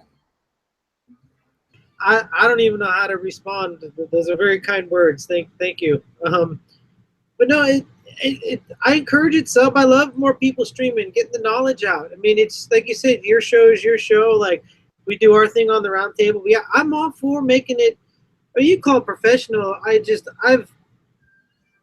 don't know. It just, there's a certain level of, I want to, you know, I like entertaining people. That's why I play drums. That's why you know what I mean? So I like to, you know, I listened a lot Howard Stern growing up. You know, that's another one of my idols. You know, just watch this movie, Private Parts, is a great, you know, learning lesson. It just, you know, like, I know you say you want to change your sarcasm, I wouldn't change, sub. Like, you're sub. Like, when people come, I'm serious, dude. Like, they come, you can pull 300 people watching you in stream, sub, because you're sub cool. They come to see sub cool. So don't be someone else. Be sub cool. You know, that's why, like, if you want, perfect example. When people who know, who watched my channel a long time, I came out as El Guapo, right? Gardening with El Guapo, this fake name, this fake pseudonym. I was trying to do this, that, you know. And the ocean, like, Vader and those guys gave me so much shit. They're like, what the fuck is this made up character? Like, you're Dago. Like, you know, and like Nerd calls me Doggo just to fucking piss me off. That's but you know, it's like come on, like, you're Doggo. Like, just be you. Like, just don't be something else. So I would encourage you, sub, even for your school, like, people are gonna come to your school because they want to get taught by subcool. You know, like, so I wouldn't change your ways in your stream. Like, you bring an attitude and a presence that I thought the stream was great tonight. When you kicked it off, you had the music going and everything. Like, that was great. You guys went through the intro and you had topic. Like, I loved it. I listened the whole time. That's awesome, dude. Well, I did notice that zebra asshole is now a hashtag, so whatever. And I got stuck with Daddy Dago, so that's, you know, that shit that just happens. It's kind of fun. One thing is just a side story. It's kind of funny. All through my life when I was subcool, I'd join a new forum and I would name subcool. Nope, no subcools. Fucking cool. Through like the last 10 years, nobody ever wanted to be subcool. Now there's other subcools, but for the longest time, I didn't have to be like subcool 413. I was just subcool. So I don't know. I always found that funny. So I'm sorry. No, go. I heard Dago said you were going to start teaching a class, open a school. So I'd like to be one of your first students to enroll. And no, I tell you, this is so much fun, and you know, I don't think we should ever let it get anything but fun, because teaching people should be a fun thing to do, because knowledge is fun, you know. And I thank Dago for the opportunity he brings. You know, Dago, my prayer for you, my brother, is that somebody like High Time or somebody in Hollywood has the foresight or foreskin or whatever it is that it takes to get you a damn show, and something that, you know, you can get your pick and shovel in the ground right there, brother, because you are a good host. You're very kind and gentle and funny. You got a great sense of humor. You bring a lot to the platform and your knowledge, and you pick good hosts, you know, and you just do a good job of what you do. My hat's off to you, and it's just good to be around all you guys, you know, Malachi and Dung Beetle. You know, thanks a lot for what you're doing tonight, man. I see you guys are like watching this chat like eagles on a pitch. Well, you kind of have to, because you know. Caca! Thank you, Father Mike.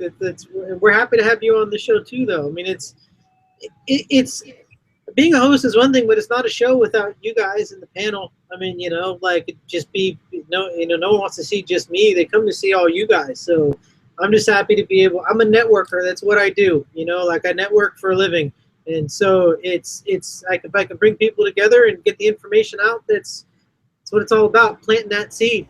You know what I mean? Whether it's, you know, the seed in the ground or the seed of knowledge, you know, however we want to look at it, just like, you know, plant the seed, spread it out there, pay it forward. I was always taught to pay it forward. You know, I have one of my great friends and mentors a while back who actually taught me how to be a showman. He's an old CB radio guy, you know, his name is 4040.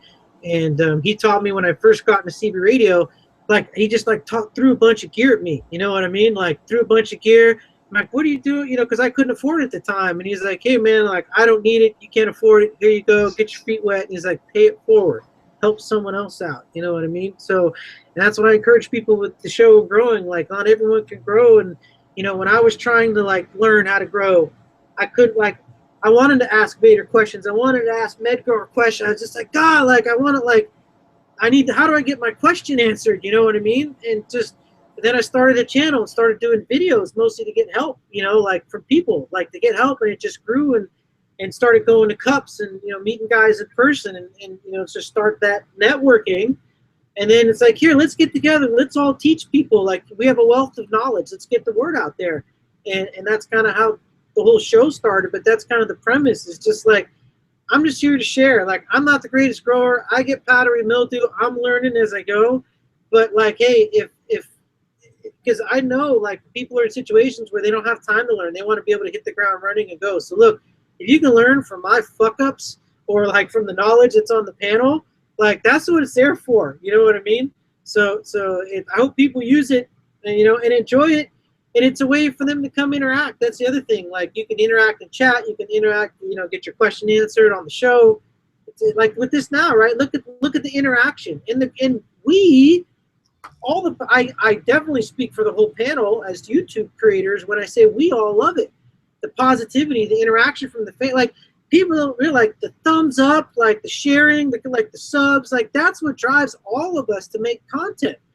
You know, so the streaming I think is just it's that next level. I'm glad we were all taking advantage of. Even you too, sub. Like fuck, this is good on you, man. I really think there's guys, you know, larger scale companies that, you know, it gets to the point where they lose touch with the community, and not just in cannabis and pick any industry. I can't tell you how many companies I've seen in consumer electronics do the same thing. They start out small, they get that grassroots, and then they forget where they came from, and then they lose touch, and then you switch over into that corporate mentality, you know. So this is a great way for everyone to just like down to earth. It's a very down to earth show. I hope to keep it that way. You know, yeah, Sure, I'd love to do a show full time. I wouldn't have to do a 9 to 5. Just do a grow show, right? That'd be sweet, Father Mike. Right. that's living.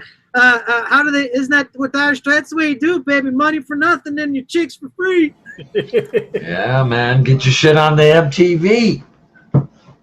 Well, I can tell you though, Dago, you just said something that it's kind of funny. So one of the reasons that I think that I have the place that I have in this culture is, seriously, from the day I started doing this, I was just happy if somebody would agree to grow my fucking seeds. I wasn't trying to make money. I was just like, hey, I made this. Will you grow this? And people said, yeah. And so, you know, that's kind of for me. It's always been like charity before profit for me. I mean, certainly I could make a lot more money than I make now. Like this, here's a prime example. So to send somebody a free pack of seeds, it cost me the pack of seeds that I made, and $3 in shipping. What the fuck, man? I mean, if I can't help a vet or a family with an autistic kid, or like I said earlier, somebody that just life got fucked for $3 fucking, I mean, come on. You know, to be able to help people is, to me, one of the best things you could ever do. So what do you think feels better? Selling somebody a pack of seeds for $50 or getting an email this long from a mother who you helped their child live a better life. I can tell you it's not the green stuff. Yeah, no, not at all. Not at all. The thing about you, Sub, is you've never lost your cool, my friend. You've never lost your cool. That's funny. That's funny. No, that's definitely a no-brainer for sure. And I know exactly what floats Sub's boat on that question, because he's a giver and he's a shirt off his back kind of guy. So he loves them emails, man. He talks about them all the time. So definitely loves them. We all do, you know. Like Dago was saying too, that's what this community is about. You know, that's what we all do this streaming and stuff for, because we want to put knowledge out there. We want to help people grow. We want to help people expand what they're doing and put the best possible medicine they can out to whoever it is that they're helping, or for themselves for that matter, whatever it may be. So it's definitely a really cool thing, and we got a cool ass community going for sure. So somebody asked me a little earlier, if I can find it, damn it again, hang on. They wanted to know about the School of Dank. So yes, the School of Dank has already been held. That is a fact. But I have everything that we built it from, and that's enough to do the school. So I mean, I haven't gotten no further than this right now, other than the fact that I think it's a really great idea. So I think I could probably find a building locally in a commercial area that I could rent, and as long as I can get some help, we would do the school. And so this one thing that bothers me is my tech is really old, and I'm not really going to change the way I do things. So a lot of it's going to be a lot of old tech. Now, I could modify some of it to talk about some of the stuff I've learned in the last 3 or 4 years. But basically, you know, we cover super soil, room construction, starting seeds, cloning, topping, transplanting, top dressing, air, lighting, bondage, garden management, a dank mystery, which talks about maturity and clones being more potent, organic fade, overfeeding, harvesting proper trichome heads, harvesting and curing, males and pollen, how to take cannabis photography pictures, bubble hash, can of butter, tincture, can of kevs, dry sift, and then we could probably add a little bit more tech. I could get maybe somebody to come on board with me and maybe talk about rosin, frozen, extracts, safety, and stuff like that. So we really have the bones of a really fucking kick-ass class. There's a couple people in channel that are actually School of Dank alumni, whatever you call them. They went to the School of Dank, and everybody learned a shitload. Hey, here's the other thing. Somebody asked me how much it would cost. Well, as long as I can clear my cost, I would be willing to donate all profits to a charity, because I'm not doing this for money. I'm doing this to interact with people and spread my mission of overgrow the planet. So that's the base on it. Please don't PM me and drive me crazy about it at this point, because I hadn't even called the real estate yet. But don't you guys think it's a fucking awesome idea? Not only do I think it's an awesome idea, but I think you're missing out something too. I can't help you with the school part, but what I can help you with is one thing you're forgetting, Sub. You're going to get a new building. It's a perfect spot to build ourselves a little studio there. You know what I'm saying? You build a little set. You could have maybe musical guests come through, like Meno Dope, or you know what I'm saying? Like, you have your school, and you also have a little stream studio going at the same time, place to film your videos, you know? Get you out of the house at least. You have another place to go and hang out. You know what I mean? Well, and like I say, the other thing what really got me fired up about this was I love to hang out with people, but I don't let many people come to my house. But if I have an office that I, you know, how you say, I have a studio and everything I need there, hell, we can do everything. We can have a little barbecue, whatever. It'll be a great place to not just teach, but maybe some recreation as well. So Shindig. I think it's cool. I'm gonna look into it. Yeah, TGA Lounge, baby. I like it. I like it. Yeah, I do. And there'll be a lot of stuff we have to check on. I mean, there'll be smoking permits and all kind of stupid like that. We'll see how involved it gets, but I think we could do it, and I think it'll be fun. Yeah, it will. It'll be amazing. Well, I'll let the 10 o'clock hour sneak up on us. Are you guys ready to be done, or are we going to smoke some more pot and bullshit? I'm down to chill and smoke some pot. What about you, panel? Well, if you're gonna twist my arm, I mean, I got Big Dookie right here. Okay, here we go. All right, the show has now. By the way, if you ever watched, there used to be this awesome show that one of the very first ones like this. It was called StonerNet Live, and that's when I got high with Tommy is on StonerNet Live. But StonerNet Live always the first hour was always high energy, lots of information. The second hour was less energy and some music, and the third hour was people really fucking stoned, not saying a lot, smoking pot. For real. Then this hour is kick your shoes off, chill the fuck back. We're gonna smoke a couple more bowls, a couple more dab hits, and then we're gonna bullshit some more and have some more fun. Hey, use me up.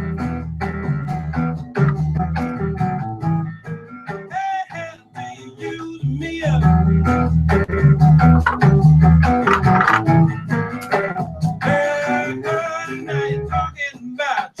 You letting people, it all depends on what you do. It ain't too bad the way you and me, cause I sure am you letting you to do that thing you do.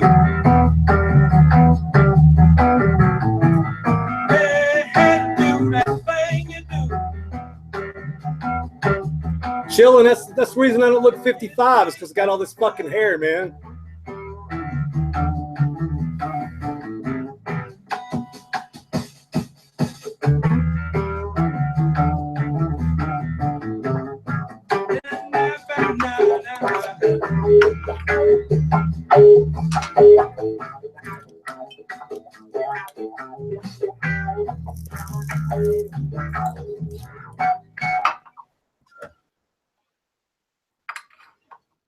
I can hear that thing sizzle real good, Sub, when you hit it. Yeah, I know. I did something I was scared to do last night because the fucking thing cost so much money, but I actually stuck my ember down the 10-millimeter tube to clear the resin. It worked really fucking good. You did end up doing that? That's funny shit. I just don't want to fuck it up. I've never owned a piece that cost this much, and it's not like that much. I'm just a tightwad. Yeah, no, they're $300, bro. Hey, that's a $300 pill. I will kill myself if I break a $300 piece. Hey, Sub, you mind if I try and get Vader in here? Smoke with us? Please, please. The more the merrier. Give me a second here. Yeah, no problem. I'll be right back. I'm gonna put some music on. Vader, really? Come on, really? Talk amongst yourselves. I know, Vader. Bottom Mike, I was just thinking the same thing, bro. I'm like, woo! This is sick shit right now. I love it. Yeah. That's cool, Dago. Yeah, I was going to ask Dago. I know he plays the drums. I played guitar a lot portion of my life. Played in some rock bands when I was a kid, but I was wondering what Dago's favorite music was. But he's bugged out, and I'll catch him on his bounce. Yeah, he'll be right back. You know what? It looks like everybody's taking a break on us, Bottom Mike. That's funny shit. They all just bailed. You know what, though? While we're here real quick, I was going to ask you, I want to one of these days, if we can, I kind of want to pick your brain about a couple things.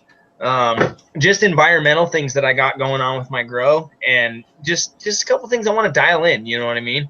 And I think that the only way I'm going to get the info that I'm looking for is through extensive experience, you know, and I do believe you have that, of course. So, well, I tell you, I've like I said earlier, I grew in northern Ohio. We lived in Florida for a short period of time, about almost 3 years. So I grew a little bit there and met some good growers there. Then like I said, we bumped out west here, and that was an experience, man. The first time I grew out here, I actually grew a really nice looking crop, stuck it up in my closet like I would have anywhere else. And man, it was crispy critters by 9 o'clock in the morning, man. I had dust, you know.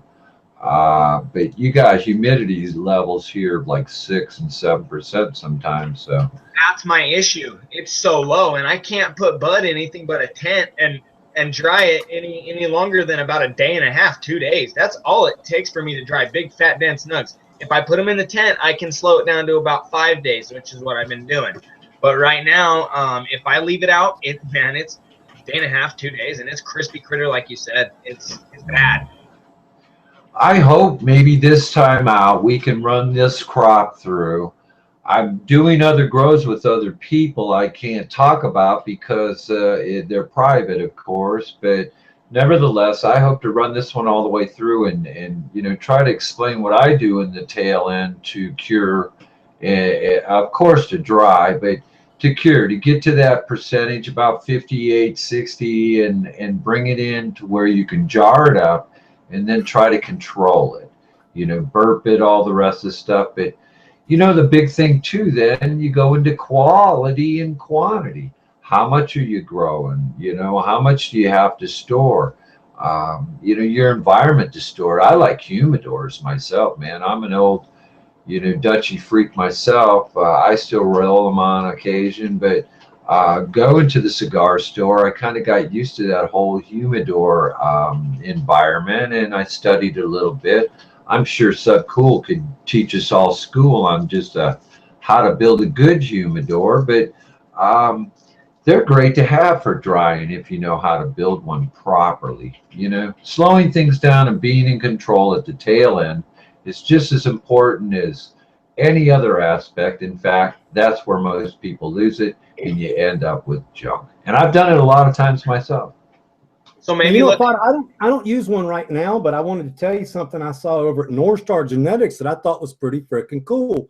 We have a lot of humidity here, but what he built was he built a wooden box that held about, I want to say 8 or 12 screens. They slid in and out, and once this bud got fairly dry, he could put it on these screens and load them into this box and close it. So he had the ability to move a small amount of air through it or no air at all. And then he also had the ability to take the trays from the top, move them to the bottom, take the trays from the bottom, move to the top. Now, I thought it was a little bit overkill. But certainly with that kind of sealed box, he controlled the amount of time it took to dry and the amount of time it took to cure. And I don't think it was the stupidest thing I ever saw, for sure. No, I've tried racks, and again, it's going to depend on your part of your country. It's funny you said how they move it from the bottom to the top. It reminded me of the time when we lived out west. We used to smoke salmon, and that's how you did that. Every hour you would take the bottom rack, move it to the top, and in 8 hours you'd have like 8 really nice racks of salmon. But I don't like drying on a rack because I don't like that compression. I like to try. I like to hang my bud. You know, eye candy, man. You know, eye appeal. That's bag appeal, whatever you want to call it, man. When you lay something down, you've always got to try to rotate it. And when you do that, you're knocking trikes off. I don't give a shit. Nobody's that good. No, you're right. So I was going to just real quick. I just walked in the kitchen. I happen to remember this. I was just going to talk about something real quick. So if you use CO2 in your room, it comes with a line. And the fucking line's never long enough. And not only that, the line that you run around your room, if you use high pressure sodium lights like me, after it shines on it for about 2 years, it destroys it. UV just destroys it and it falls apart. So we had to replace ours today. So I went to the hardware store and I got a length of clear 1/4 inch poly tubing. And this doesn't have any holes in it. So I've seen a lot of people do things in different ways. Jill right now didn't listen to me, and she's got just a piece of this that goes around the room and the ends are open. Now, I don't like that dispersion, so the way I do it is I actually use a T and I make a halo out of this. So what I'm going to do tonight or first thing in the morning, it's going to sound silly, I'm going to take a candle and I'm going to light the candle, and I'm going to take a pin like a political pin. It's got a big fucking needle on the back of it, and I'm going to heat it up slowly with the candle. And every 6 inches, I'm going to jab the needle through this 1/4 inch poly tubing. And I'm going to just continue to do that until this hose becomes an emitter system. So instead of ordering something, you guys like the little DIY. I'm not that DIY, but certainly before I buy a $40 worth of fucking emitter hose from Hydrofarm, I'm going to learn how to do this. So the reason I brought this up was the candle is a really fucking important trick, because if you try to shove a needle through this poly stuff, it'll wear your ass out. But just heat it just a teeny bit with the candle and it goes right through, and it actually makes a hole instead of just piercing. It forms a permanent hole. Anyway. Little tip. Cut you about a 3-inch piece. Use your different size nails, like little tiny finish nails. I've used pins, and you're right, a big fat one can do, but a lot of times you end up going through the other side. But I've used a couple small nails. That way you can grab it with a pair of pliers. I just heat it up on a gas stove, but you don't like burning the gas, so yeah, you'd be careful there.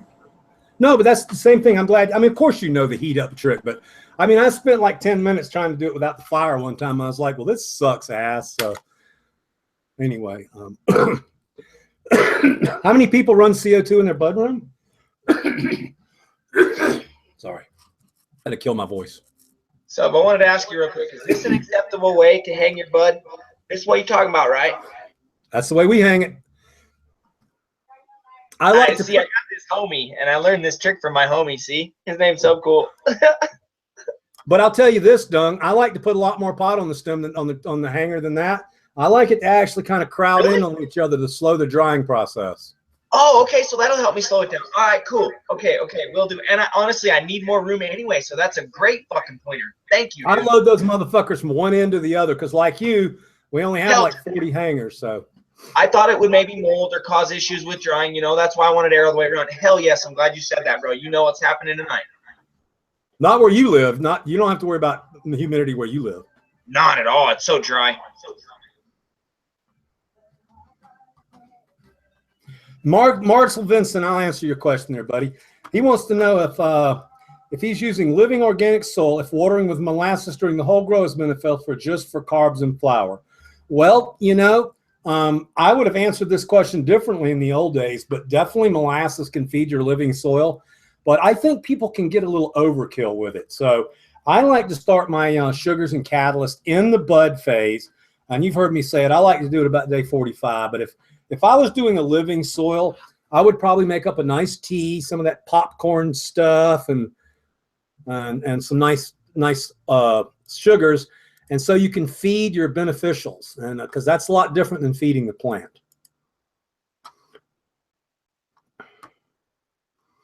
I just want to. Yeah, I've done it. I've seen this the fan thing, Brandon, but I still like an emitter hose. I think that's pretty much industry standard. So.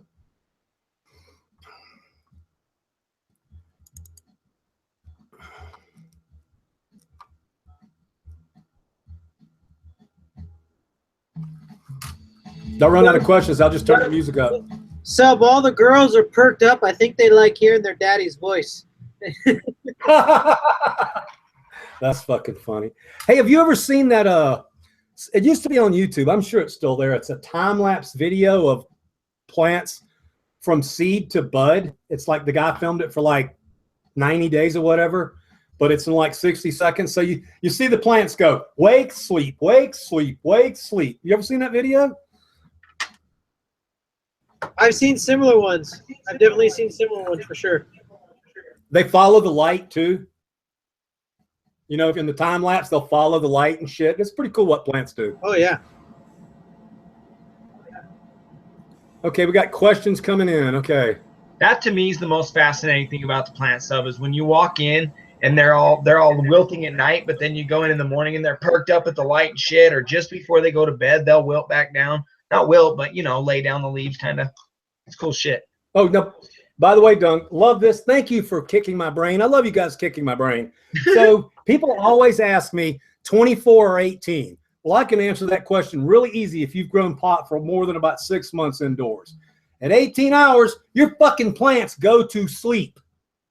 It just happens. They go, okay, I'm tired. I'm going to sleep.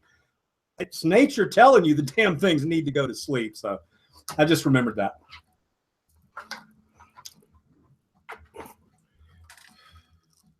I agree wholeheartedly. I think plants sleep too. I think we got everybody in the channel high. Yeah, it's proven they sleep. I've watched them sleep. I've tried to keep them awake, and you know, loud music. We threw a party one time, couldn't keep them awake. It you know, danced about, screamed at them. They'll sleep for about 4 to 5 hours, and if you can control that, it's better for you, and it's less stress on the plant. So, just a thought. Let me ask you guys this: where on earth that pot grows, is there a 24-hour light cycle? Just a question. Just Alaska. Does pot grow there though naturally? No. Yeah, I don't think so.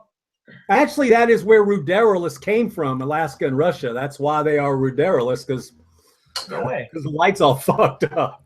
Yeah, that makes sense. That's fucking crazy. Yes, Alaska Thunderfuck was bred there. It's not from there. Yeah, I mean like landrace stuff, you know. Yeah, that would have been native. Season's only 2 months there. Oh yeah, true. Siberia, that is where ruderolus came from. So did you guys catch this fourth form of cannabis? Dago, did you hear that? No, I have not heard this. Okay, so somebody will say in the chat, we'll go ahead and make it a little fun contest. Can anybody name the fourth type of cannabis? There's sativa, indica, ruderolus, and after talking to the geneticist recently, there's another one. But actually, I saw somebody in channel knew it. I'm gonna wait a second. You will be surprised. I'm surprised there's a fucking fourth strain. I thought I knew everything about pot, but I didn't. It's not Afghani. It starts with a C. That is correct. It's not hemp. I'm just letting him wind up a little bit. It's not Afghanican. Gigantican. It starts with a C. Marshall Vincent knows what it is. Okay, just a few more seconds. There you go. South Tex got it. He spelt it wrong. It's Chinesis. It's Chinesis. And the reason we don't know about it is because it's in fucking China. And we don't really talk to people in China. Our internet's blocked from China, and it is a fucking communist country. But yes, there is a fourth kind of cannabis, and it's called Chinesis. And who knows, in the near future, we may be doing some crossbreeding with it, because certainly those geneticists were interested in it.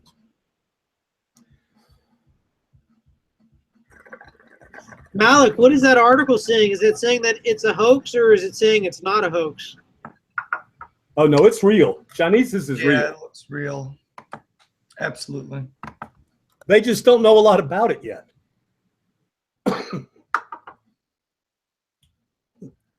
Oh, God. Will a 24 light schedule help stop flowering in veg? I have Girl Time from Heroes of the Farm, and it wants to flower in 18.6. Certain plants just do that. And yes, sometimes a little bit more light can help it, but sometimes it's just the way it is. So he's got Chinese eyes. That's fucking hilarious, dude.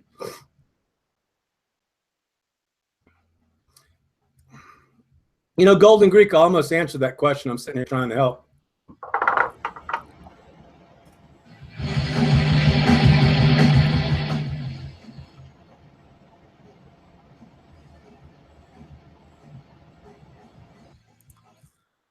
I lost me again. All right, y'all gonna get music and bong hits then. Sub, who's your favorite band? Ah, man. It's gotta be, it's not a band, it's a person. It's gotta be Maynard. Maynard Keating, man. It's Tool. I love Tool. I love some Perfect Circle. I love everything he does, but the reason I stalled is because I fucking love Cake. Oh, there's Sacramento boys. Cake is a genre of its own. Cake is not rock and roll. Cake is Cake. Yeah, they're good. They're good, man. Well, yeah, Maynard's good too. What I like about Maynard stuff is even if you take the music away and if you just read the lyrics just as poetry, or, I mean, the story, like what he's talking about is so intense and deep. You know, you don't realize it listening to the song when you actually like read it. Just like look at any Tool song lyrics. Just read it as a short poem or book, and man, like deep stuff. So I'm with you on that, man. And their drummer, he's phenomenal drummer. Yeah, dude. Yeah, he's the man. My snare drum, the snare drum I use for my drum set is handmade by the same guy who made Carrie's drum set, Jeff Ochiltree. He's a local guy here in the Bay too. Yeah, Dago, while you were off chatting with Vader, I asked what your favorite genre or what favorite music you do. You know, I know you play drums. I dig your Saturday morning wake and bakes. Play a little music myself, trying to get my studio together. I need some music for our new intro that Ruby and I are putting together for our grow. So I was just curious. I'm kind of with Sub. I have two favorite bands, and I hold them equally, and that would be Pearl Jam and Dave Matthews Band. Both of those are my two favorite. I played in the band for years from high school. In fact, I was my old guitar player. I was at his house this morning. It's just a mix between those two, and I played that music for years, you know, and that's Carter Beauford's one of my drumming idols. Pearl Jam, just because I was a child of the 90s, and that was like, you know, I just totally rocked out to them. And the same thing, if you listen to what Eddie Vedder sings about, you know, as a poet and a storyteller, I love his songs. And same with Dave Matthews. Their songs go very deep too, and just musically, both bands are great, you know, on different sides of the genre throughout the 90s, right? One's very acoustic rock, you know, college music. The other was grunge and, you know, very political, but just those both spoke to me, and that I love them both. But I love anything 90s grunge alternative. I listen to that stuff all the time, 24/7. I can't get enough of it. Dago, it's funny you mentioned Pearl Jam. So I like the first album a lot. And then the second album came out, and I was pretty shallow back then. So I was like, well, the second album sounds like the fucking first album. And then the third album came out. I think third was Vitology, I think. And I felt the same thing. I was like, okay, well, it's kind of the same stuff. And then it was a few years later, I had a chance to hang out with somebody who was a really big fan of them. And he actually simply asked one thing. He said, listen to what the fuck he's singing. So instead of listening to the music, I started listening to what Eddie Vedder was saying. And then I immediately became a huge fan. And they're not one of my favorite bands, but I really like watching Vedder perform live.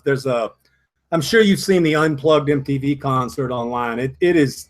Oh, yeah. It can make you cry a little bit. The dude is really good, man. Well, and that's part of why I liked both Pearl Jam and Dave Matthews also. Those are both bands that took after Grateful Dead, that they allowed you to record their shows and tape them. And there was a whole trading community because they were under the impression every show was so unique, and they played it and they went in the jams. Because like Dave Matthews Band was a jam band, like a typical, you know, Deadhead jam band. Pearl Jam was also a jam band. They're just a rock and roll version, you know, because, you know, McCready get out there, do a 30-minute guitar solo, and they'll just rock, you know, but that's how I got into them too, and just recording them and everything. So it's fun. Good stuff, both those bands. That's fucking awesome. I could hear you. I had to get alcohol. I got resin fucking on the keyboard again. No, Sub, you don't even know. I think your connection glitched right there for a second, because you literally just fucking disappeared, bro. I guarantee the chat's going to light up in a second, because you went, like, all of a sudden you were just gone. Did you see that, Dago? That was crazy. That was pretty funny. That was cool shit. It was a resin break, man. Nice. No, I tell you, the one reason if you hadn't figured it out, and one guy said something, and I've learned never to listen to one guy, but, you know, the Weed Nerd Show has become basically a music show. You guys have seen my grow so much, it's ridiculous. But, and that's because, you know, the live show gives me the opportunity to say as much as I want about growing pot. So that's kind of covered there. But so the show's going to continue to be more and more and more music. It's something I'm really into. But tomorrow night, this is heavy shit. I mean, not tomorrow night. The next time I finish the Nerd, somebody asked me to tell something really personal.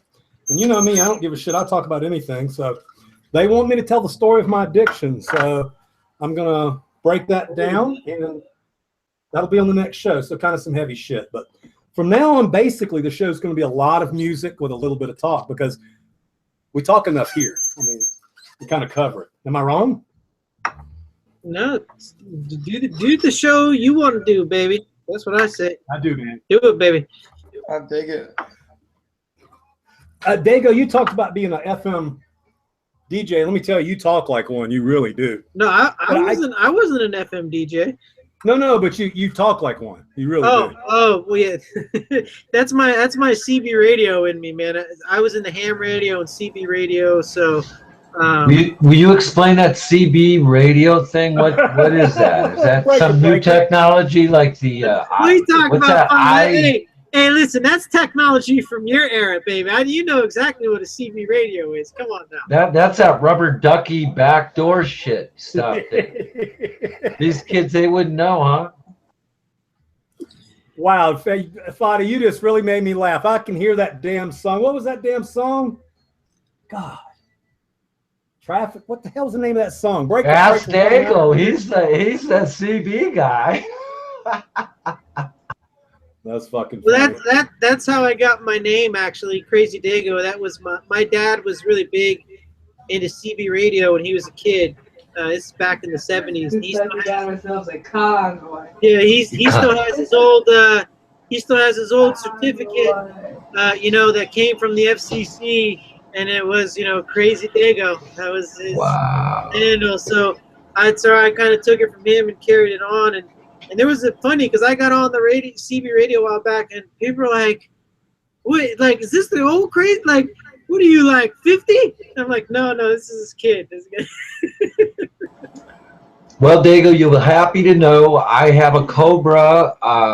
I think it's what it was, a 28 channel or something sitting in the other room. I've kept it just in case. Is it a 2G? You got a Cobra 2 grand or what? Yep. Nice. And we used to have those in the automobile when we got on the freeway because we would want to know you're 20 or whatever. I can't remember all that shit, but now I want to know you're 420, and so I smoke cannabis.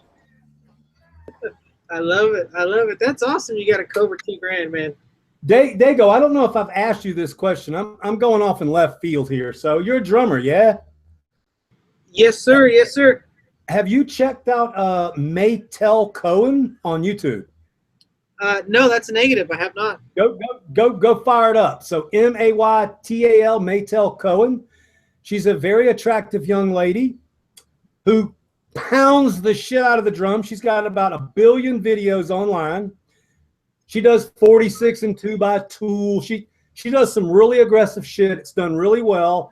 And I really got into her. And then, dude, some of her videos have 6 million fucking views. So she's just an attractive girl that can play drums like Dana Carey. You've never seen anything like it. Check it out on YouTube. It's really fun. All right, I'm looking at it now. I just thought it was funny that somebody's making a living doing cover songs to rock and roll songs. That's funny.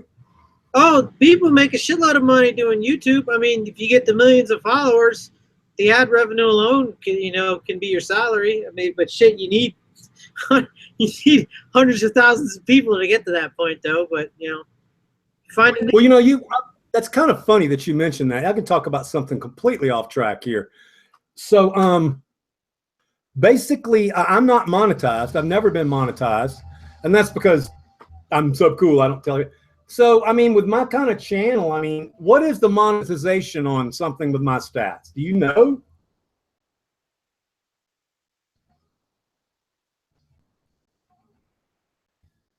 Sorry, I done unmute my mic. I'm sorry.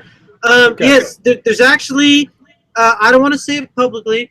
There's actually a site you can go to, Subcool. It's called socialbluebook.com, and it's like Kelly Blue Book for cars. But it monitors you log in with you create an account, log in with your YouTube, looks at your statistics and stuff, and then it shows you kind of what your videos are worth right there. So that lets you kind of know, if you're ever to do like a sponsored video for someone or whatever, or if someone's monetizing on your video, it lets you know what the worth of each one of your videos is. It'll for Instagram, all that stuff. So it's a great tool to use to kind of judge, what your social media value is. Cool. I'll look it up. I've just always been curious. Yeah, because it's a private thing, but I'll tell you, like, just from pure ad revenue, ad revenue alone. Not super chat or show donations. Because we keep that stuff separate. But like I'm at 8,000 subscribers, and I'll maybe crest $100 a month on ad revenue. That's with the roundtable and everything. So it's not, but you can see how if you figure, a good equation in social media, one of the rule of thumbs is, $100 a month for every 10,000 subscribers. That, just off of that YouTube AdSense. So these people who have, 100,000 subscribers, you could figure ad revenue alone is basically $1,000 a month. So then multiply it up from there. So these people who have 1 million, they're making $10,000 a month. That's YouTube. That's why guys like PewDiePie, they're millionaires. You know what I mean? Just off ad revenue. Wow. Well, I got almost 50,000, but that's still not worth me coming out of ground yet. But one day. Well, I'm quite sure with my seed, OG Brick, I'm sure with my seed network and my global distribution system, I'm quite sure the Weed Nerd makes me a lot more than YouTube could ever pay me. Yeah.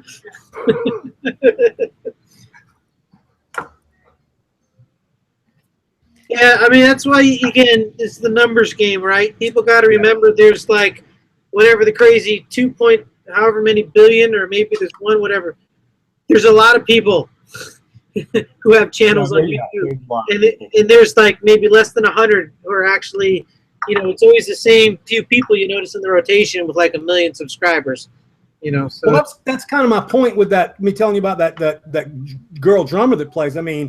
Dude, she's probably making a fucking living. Her videos get 6 to 12 million. Well, and I guarantee you though, if that's what she does for a living, I haven't watched the videos, but the real money's not even coming from YouTube. It's coming from whichever drum company is sponsoring her to use their drum set in her videos.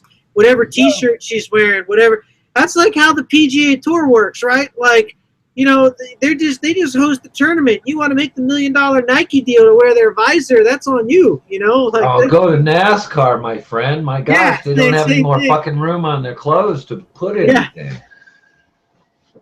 That's fucking No, it's like I say, to go from, you guys will laugh. Fader will probably remember this. So my very first cell phone, my company bought it for me, and it was a bag. It had a fucking giant battery in a bag. And you had to plug it into your truck. It weighed like 10 pounds. And that was the first time I saw a cell phone. And we laugh about this shit, but I got an Edge 7. I'm quite sure my Edge 7 has a lot more power than my first 10 computers. So it's just been kind of cool. The technology is in hyperspeed. So in the last 10 years, it's just tripled and quadrupled. And I was talking about that, Octavus or whatever the shit. It's a virtual reality thing you can hook up to your computer. You can kick, box, and fly and shit. It's got motion detection. And I hear it's a little wonky, but the technology is fucking mind-blowing. It's amazing. It's so cool. And it really does. It fucks with your senses, Sub. I promise, bro. You wouldn't think you would trip out as much as you do sitting on your damn couch or standing in your living room. But it really does fuck with your senses. My son's got one, and I have one too. And I use it to fly my drone with. And if you go into the apps and stuff and you look at like the videos where you can look off of buildings and you're standing on bridges and shit, you really feel like you're up there, dude. You feel like you're tripping. It's crazy. Cool shit. They made a movie about this. It's called The Matrix. Yeah. We're not too far off. For real. Actually, I read a lot of shit when I'm not here. Yeah, Cohen. It's M-A. They're trying to find it now. Let me look it up real quick, because she's worth looking at. You want to talk about some mind-bending shit on YouTube to look up. Just look up Elon Musk. Oh God, yeah. The simulation theory. His theory how we're all we're in virtual reality right now. That'll make your fucking mind spin in circles, boy. It's like a kind of a Men in Black thing. So the girl is Meytal Cohen, and I suggest you watch 46 and 2. Anyway, no, it's just it's going so damn fast.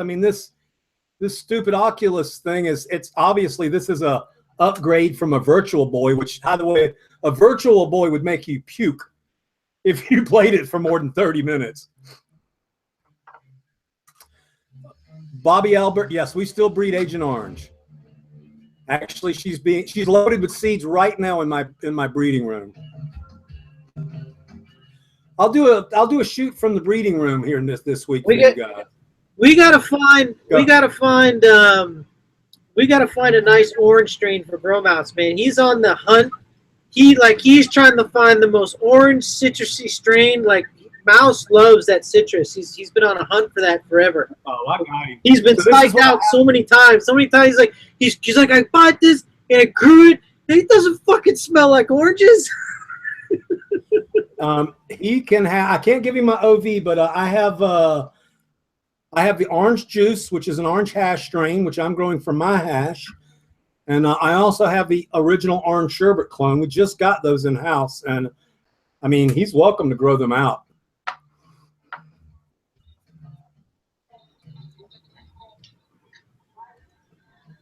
We'll definitely have to let him know. Yeah, no problem. I may have something for him too up my sleeve. The gentleman that donated the 2 girls that we're running, he has a really nice flavorful citrus, but it turns out purple. So it's got a great background, but it's got a citrus finish. It really looks pretty too. Yeah, so yeah, the orange juice and the sherbet, Jack, I don't know if I'm going to breed with them. They are proprietary to me alone. I can share them with people who want to make hash and shit, but they can't breed with them. I can breed with them, and if they meet my criteria, I may be making a strain for Skunkworks 2.0. It seems like my new job, everybody finds a niche. Looks like Heroes of the Farm is going to sell permitted, regulated $1 million grow patches, and you know, I'm going to be making strains for people, making a strain for Mendo Dope, making a strain for Skunkworks. So it's kind of fun to make a strain and name it in tribute to somebody. Danny Boy was the first for me. Jack Hare was the first. Danny Boy for me. Then Brian Berry. Brian Daneland was a friend of Jill's who died of ALS, and unfortunately, I didn't even know the guy that much, but I can't talk about it. I'll joke up. If you've ever seen anybody pass away from ALS, it'll make you cuss fucking God. I'll tell you that. So anyway, we watched Brian pass, and he was really good friends with Jilly, and his picture's still on our website. But then after that, we thought, let's get some good vibes going, and that's when I thought the idea to make one for Mendo Dope. And yeah, so now the new thing is to try to get a sub to make you a strain with some badass clone you've had for 20 years. So. All right, Vader says he's on his way home, so he's gonna try and log in as soon as he gets in front of a computer. So he says if we're still on, he says he'll try and get in. I'll stay here. I ain't going to bed. Somebody said something earlier that I really liked. So you guys know I live in the middle of fucking nowhere, so I can go in the grow room, which I love to do. But I've already been in there like 10 times a day. All my chores are done. Everything's caged. Everything. I really hate TV. It makes your brain go fucking numb. This is my new form of entertainment. So I'm rocking out. I'm talking to you guys, and I'm learning shit. And I'm telling you, I'm about this close to canceling my direct TV bill. No one in my house watches TV. It's all YouTube. YouTube. I don't, other than a couple stupid shows which I could do without, I have like 3 shows that I'm addicted to that I still watch. But other than that, I've stopped watching the shit. The reason it got me a day ago is because I am truly an insomniac. Last night I went to bed at 3 and I was up at 5. You just have to find shit to do. That's why I started watching TV. But this is too much fun. And I'm gonna buy me a new. I mentioned this the other day. My Falcon Northwest computer is bad as they get, but it's 5 years old. That's about time when computers kind of need an upgrade. So I'm probably going to buy me a brand new Falcon, and I'm going to get the one with the thing that has 3 video cards because I got another monitor downstairs that I'm not using. So I don't know. I'll put it on the wall or some shit. Just have some fun. Yeah, hell yeah, hell yeah. Just even like you could hook it up. What you could do is for your third video. So I heard you talking about earlier. You just get like a TV. You could even put a TV on a stand behind you. Just have it like a slideshow of all your bud shots playing. You know what I mean? Like I'm trying to figure out how do I block off the back half of my garage. That's what I'm wondering. I put like a TV or something there, because then you can like play active stuff. You know what I mean? It's cool. It's not just a fixed background. You get funky with it.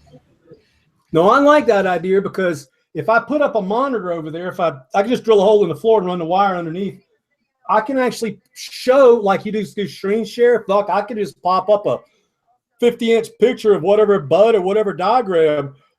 I like that idea. So anyway, that's on my plate to do. But the main reason I'm doing it is, if this system went down, I would go insane. I mean, it's got all my taxes, all my invoices, all my contacts, and I'm not super computer literate where everything's all juicy backed up and shit. Well, you should get a backup hard drive. I'm telling you, you're gonna want. I know I should. This is okay. Well, help me a little bit. This is a 3 terabyte drive, so how do I back that up? There are two types of computer users, Subcool. There are the people who back up their data, and then there are the people who haven't lost everything yet. Okay, I know. Well, all my pictures are on flash drives. So I'm not that much sense, but my active invoices I need to keep on my computer. So true, Dago. That was a good one. Back it up and put it in the safe. I know you got a safe. Okay. I know you got a safe. So you back it up and you put it in the safe. All right, I'll do that this weekend. You go to Best Buy. It'll cost you $100. You get a little fucking pocket drive. $100. You get like a terabyte pocket drive. Back the whole sumbitch up. Throw it in the safe. So at least you put a piece of tape on it with the date. So at least you know. Okay, February 2017. We're good. We're good. All right. Well, just like the dehumidifier, I'm going to listen to your advice and grab one Monday. Keep your computer there, get a network set up, and back everything up to your second computer. Well, I'm gonna do that, but Dago makes sense. I can drop and drag and be done in 20 minutes. So yeah, back something up and lock it up. You know, and I would highly advise you, especially for sensitive business stuff. I have a lot of personal, with bakeware and stuff like that. I just set a reminder on my phone. We all got smartphones. Do a calendar. Make an event, and make it repeating once a month, so the alarm goes off. It says, "Hey, back up your shit," I like it. No, that's smart. Thanks for that. That's good advice. I've been lucky too, and they store a lot of shit. Yeah. Well, there's a reason all these. I'll just tell you, from working in tech, there's a reason these companies have not only backups on site in fire vaults, but they also have second backups off site. In case the building burns down, and something, there's always even offsite. That's like every corporation. Like the big guys, at least, they don't fuck around either. You lose data, you need it in multiple spots. You know what I mean?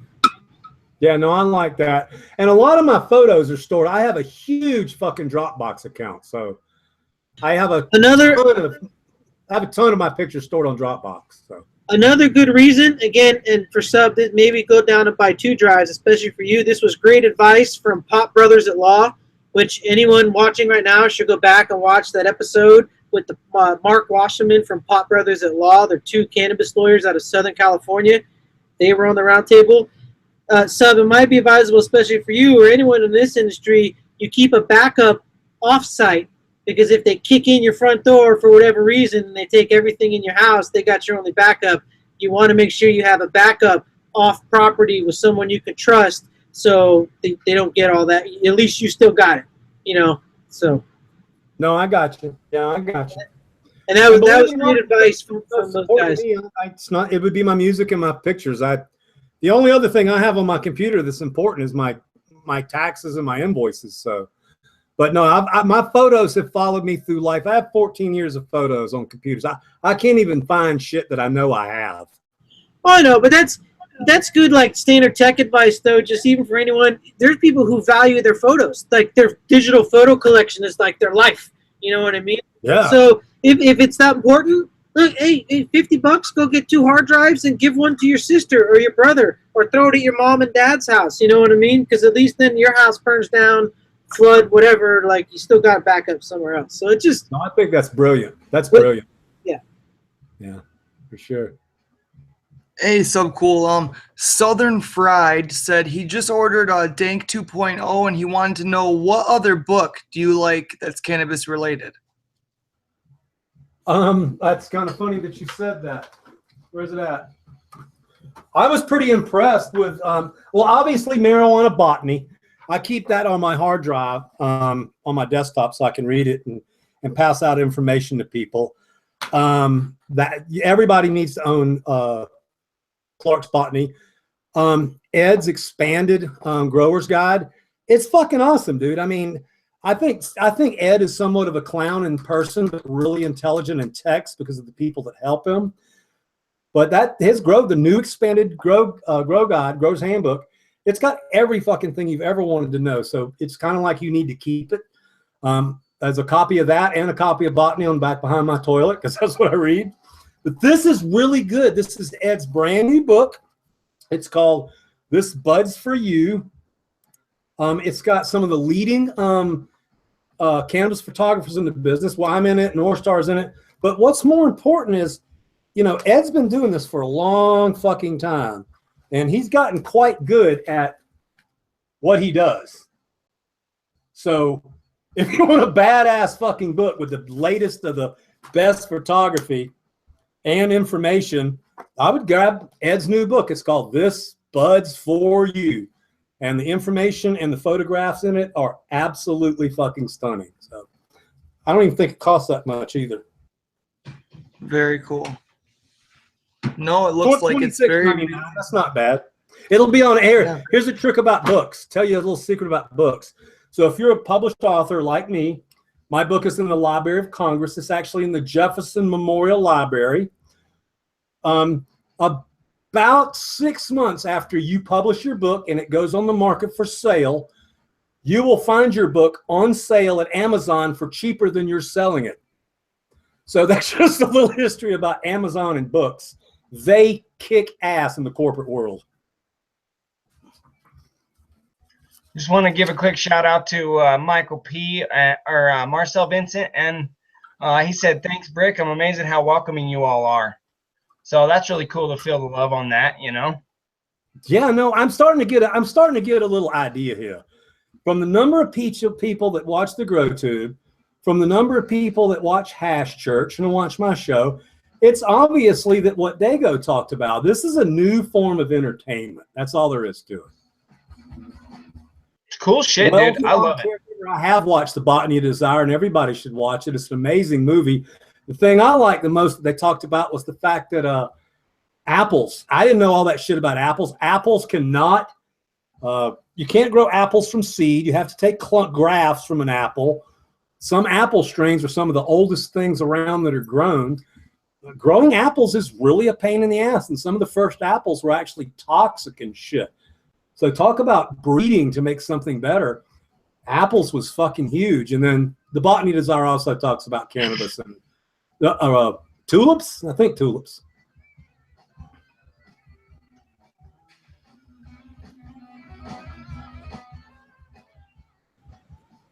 I've been reading in his car. What's that? Is it the Cannabis Endobotany, the big green, the textbook kind of? It reads like a textbook. Yeah, I've got it too. I'm trying to page. I page through that little by little, whatever I can wrap my brain around. Well, here's the thing about that. And I'm not kidding. And I read a lot, and I'm fairly intelligent, but that some bitch is deep, Dago. You need a fucking thesaurus to read it. Oh, it's a college textbook. I mean, that was its sole purpose, wasn't it? To be the first ever real true text on it, right? Yeah, it's like I say, you get in about 3 pages, and you will be on your computer looking up 28-letter words and shit. But if you really want to get into the real science of chemistry, of plant science, that's Robert Clark's latest thing. It's probably got 25 to 30 years in it. I will tell you it's a $100 book. I actually paid full price for it. But yeah, it is. I would definitely say start with the first botany before you jump into that, because you're going to need the base knowledge. So what are some materials you can recommend reading for learning how to breed. You know, I think I told you offline. I'm reading DJ Short's, you know, that book he's got. It's a collection of his essays. Other than that, I haven't found too much about breeding and how to go about selection and techniques. And is that covered in some of your books, or? It's definitely covered in my articles on Google, but you know, like I say, I keep saying it, but Robert's first book is where I learned pretty much everything that I know. And you got to understand that he worked with Mel Frank too. So, I mean, these guys knew what the fuck was going on. So it's marijuana botany, an advanced study, the propagation and breeding of distinct cannabis. So that's right there where you want. And it basically talks about sensory life cycle, propagation, genetics, maturation and harvesting. It gets into the Krebs cycle. It's a fucking awesome history lesson. Cannabis was one of the earliest and most important plants placed under cultivation by prehistoric Asian people. And it goes on to tell you everything. So if you read this book, and I'll have to tell you, for me, it didn't stick the first time or the second time. But as I kept reading it, it started forming in my mind. And I will tell you something else. And I'm not ashamed of this. People that know the ABBB shit, I don't get all that, man. That shit is way over my fucking head. And when I read that book, I read every word. But that chapter, I go really fast through that shit because it gives me a fucking headache. The ALEs and all that stuff, I understand it, it's base. But I'm a hands-on guy. Fucking Dank plus Dank tested can equal Dank. But this book gave me the core knowledge to make the right selections, to know that a fucking male that indicates first is going to be hemp dominant. I mean, it says it right in the book. And that's when I started reading the book, I started feeling smarter than everybody that didn't. So and you can get it. Dago, I can send you the PDF like that. Oh, I'll take you up on that offer. Hell yeah. It's called, I'm going to say it one more time. People ask me this so many times. That's why I opened it up. It is Marijuana Botany, an advanced study, the propagation and breeding of distinct cannabis by Robert Connell Clark. And it's online. You can Google it and find it like that. Yes, I have found the creeper pheno referenced in Marijuana Botany, and I'm working with Candor to try to figure out what marker it is. I have too much tolerance to feel a creeper. But when I was a kid, there was absolutely weed that you could smoke and you didn't get high. And 30 minutes later, when you got home to your parents or some shit, you would be almost tripping.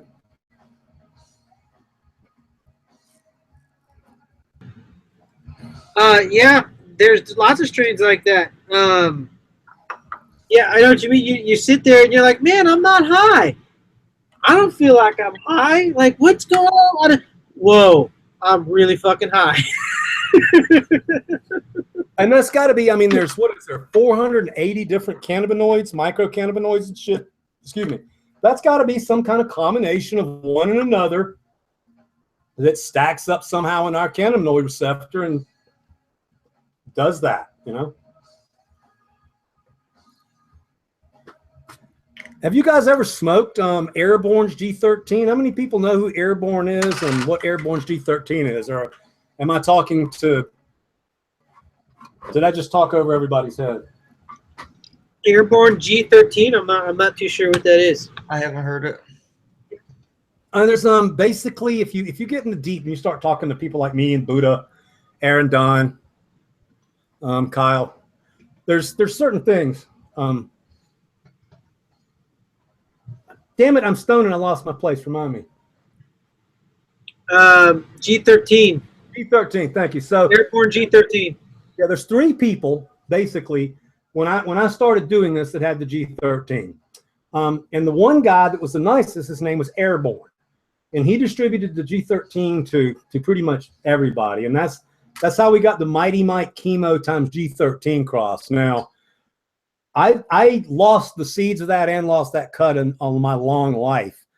But that was one of the ones that I could, when I first smoked G13 times Mighty Mike Chemo Widow, I could see through my fucking hand. I mean, it looked like you could see the bones in your hand. I was so stoned.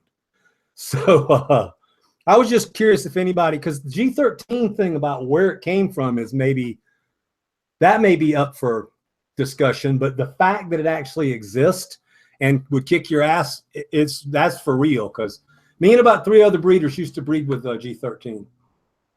It just does not put on weight, and so a lot of times it got put in the back of the room.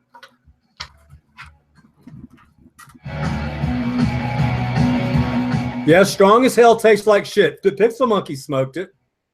It was not made in the lab. It was grown in Mississippi.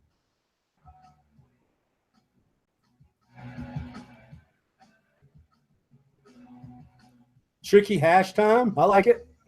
I got a huge damn thing loaded to do a hit. Oh, something cool. Tricky D is a guy you should check out his channel. He has grown all of your, or 8 or 9 of your strains. I don't know if that's all, but he was a panelist on the show for a while, and he deleted his channel, but now he's back. He's posting a lot of his older vids. And Tricky D, man, he's been a TGA fan for a long time, boys. So you got a diehard fan right there in Tricky D. He's a good guy. Shout out. Back that, man. Tricky's good man. Good. Check it out. Ben Z has smoked a BHO Buff Air Thorns G13. It's always cool when somebody can go back like 20 years and know these little things that happened in cannabis history. Do you know the Dago? I'll make you laugh. Do you know the cherry AK cut? So they say you have to grow out 100 seeds of Sirius to find the cherry AK cut. So at the first Jamaica, where I was there with Shebang and Airborne and all those guys, there was a table and there were cuts. There was G13, AK-47, Cali Mist, and we all had like so many clones and shit that like pretty much other than 1 or 2 of them, those clones just ended up wilting on the table because nobody wanted them. And right now, everybody in this channel would have been snatching them off that table. Hell yeah.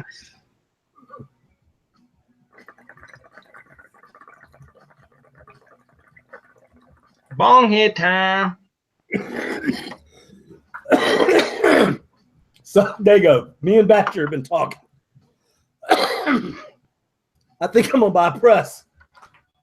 There you go. Yeah. It don't get much cleaner than that, man. Straight off the plant. You know what I mean? No nothing. Just a little heat, a little pressure. That's it. Well, there'll be a little learning curve, but one thing that I'm really good at making is keef. I stopped making it because keef is fucking harsh. I mean, not the way Cuban grower makes it, but the way I make it, it's just keef.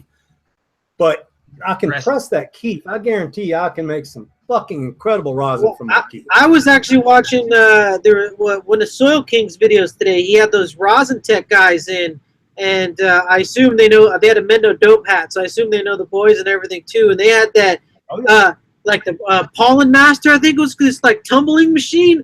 Man, that looked like the bee's knees. I was like, ooh, that for making keef, I'm all about that, because that's what I pressed the CBD stuff off of, and that's, you know, if I can grow and like collect the keef and then be able to press it for CBD and not have to like burn the plant and stuff, because you know I didn't smoke till I was 33, so for me starting smoking at an older age, I really feel it in my lungs. That's why I try and find like vaporize it, but I love flower, but I'm trying to find other ways where I can ease up on my lungs a little bit, and I like, you know, being able to press that rosin is really easy.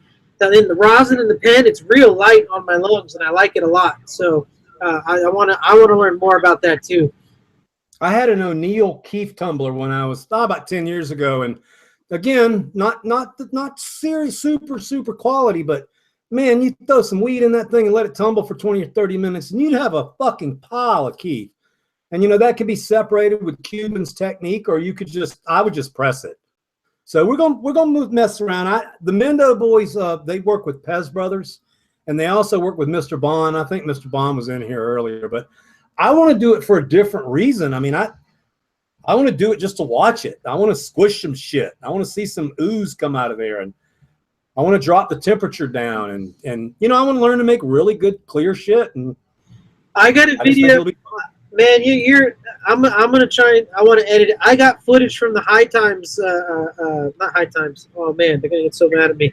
At the Emerald Cup, it was at the Emerald Cup where I brought some of my purple ninja fruit and they pressed it there. and I got great high def footage of that. I got to put the video together. It's just time to editing. You know, I've been so focused on getting the garden fixed. So now once this gets up and running, I'll have more time. I'll get those videos out. Very cool. Speaking of all this tech and stuff that you guys are talking about, Dago just mentioned soaking a minute ago, and it made me think about something. Have you guys heard of friction trimming? Like dry trimmers do it, but it's called friction trimming. You heard of that shit, Sub? Yeah, I do. Have you seen that trim bag fucking product thingy? Yeah, that tumbles it. I don't know if I like that or not. It seems like it's gonna. I don't know.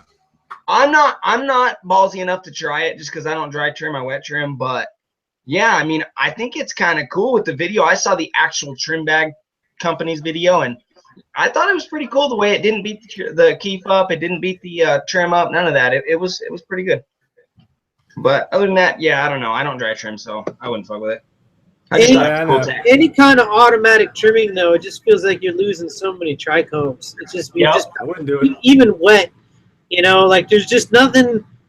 I haven't been growing too long, but I can tell you from my limited experience, nothing beats a hand trim. Especially if you're trying to grow that artisan quality and you're trying to shape that bud. Like there's nothing like a pair of scissors in your hand. You know what I mean? And that's kind of part of the art too. You know, as the grower, that's part of the art is trimming your girl when it's all done. You know, that's a reflection of you as a grower, and that's your product you're presenting. You know what I mean? Yeah, Chewy's Grow just asked why we wet trim over dry. Speed, baby, speed. I've trimmed probably 10,000 pounds of weed in my life, and I need to get done.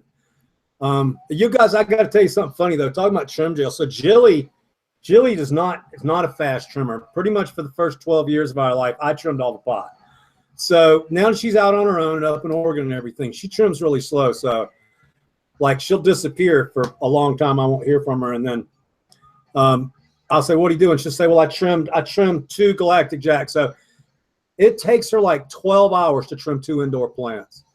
I would kill myself if I trimmed that slow, but she trims really good. She's anal about it, so she gets it done well. But I trim really close. Badger trims really close, but I can move pretty fast until that muscle right there starts hurting.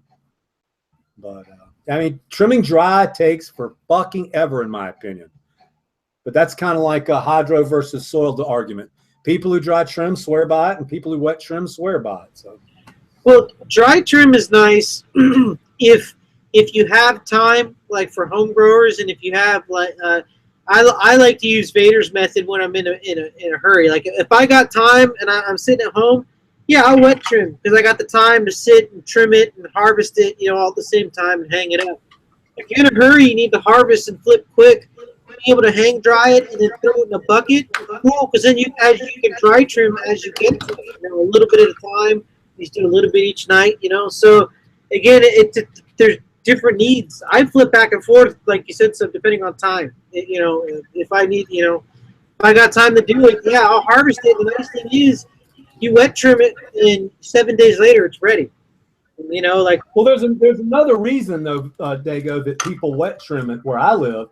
So that's because of what you just said. So, I mean, Mendo harvested, I don't know, 50, 60 fucking pounds, and they're going touring, doing concerts and shit. And they don't. So what they do is they knock it down. They store it in massive totes.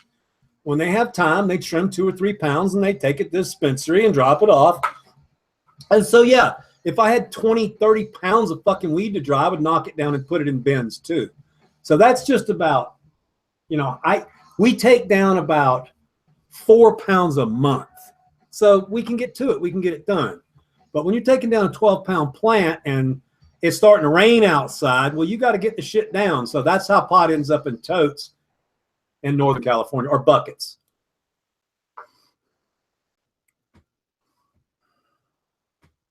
I'm smoking some, Matt Rice left this at my house when he stopped by not too long ago. So Matt's moving to Oregon, and I'm going to miss hanging out with him. I mean, I know the guy is one controversial guy, but me and Matt are really good friends, and he's always been super nice to me. And he sent me one of the nicest things the other day. I could read it later, but he said, "I will miss you, my best friend, my mentor. I've learned so much from you." So I'll have to go visit the boy up in Oregon. But He left this here. This is some soured diesel, and it deterped while it was laying up there. So now I got some nice crumble.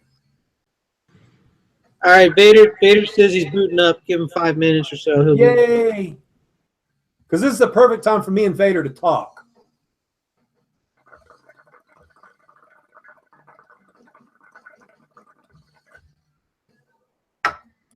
And a perfect time for me to listen to you and Vader talk. I'm fucking stoked.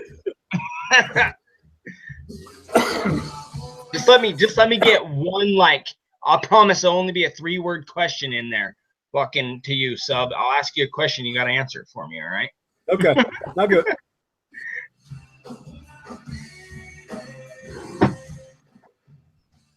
So I don't want to piss anybody off. Does anybody know this Cali _ outdoor online? He's I don't know what he is. He's not a troll. He calls people out. Right now he's up somebody's ass. Let me go get this guy's name. This is worth a nerd discussion. Hell I'm assuming all you guys got guys on Instagram, right? Mm-hmm. We're all grinning. Let me find this guy though. This is worth a look. I'm on it right now. He's the guy. Oh, it's Cali _ outdoor. He's the guy that put up the 3rd gen video of 3rd gen yelling and screaming like a fucking idiot. Oh, okay. But remember that? You were talking about this the other day. Yeah. But if you go to his channel though, Cali _ outdoor, it's kind of funny, man. He talks mad shit. I don't know what to think of the guy, to be honest with you. Sounds like someone looking for attention. That's all. Yeah, but it's kind of cool. I mean, not cool. Cool is the wrong word. He grows out others' gear. Oh, I know what it is. He's picking on old Gage Green. So he bought 10-pack of Gage Green's Grape Stomper, and he grew it out. And then he bought another pack of something else, and he grew it out. And for whatever reason, all 10 of the Grape Stompers are twisted and whirled, and they're all fucked up. But the reason I'm careful about what I say about this guy is, you go look at his shit. You do not want to piss this guy to fuck off, okay? He is just relentless. I texted him and I said, remind me not to piss you off. He said, oh, you fucking have before. I said, well, I'll try not to again. Anyway, if you want some Instagram drama, go watch. It's his 3rd video. The 3rd video is 3rd gen in the security parking lot. If you want to see the most shocking thing I've ever seen recorded in the cannabis industry, go check it out. We're waiting on Vader.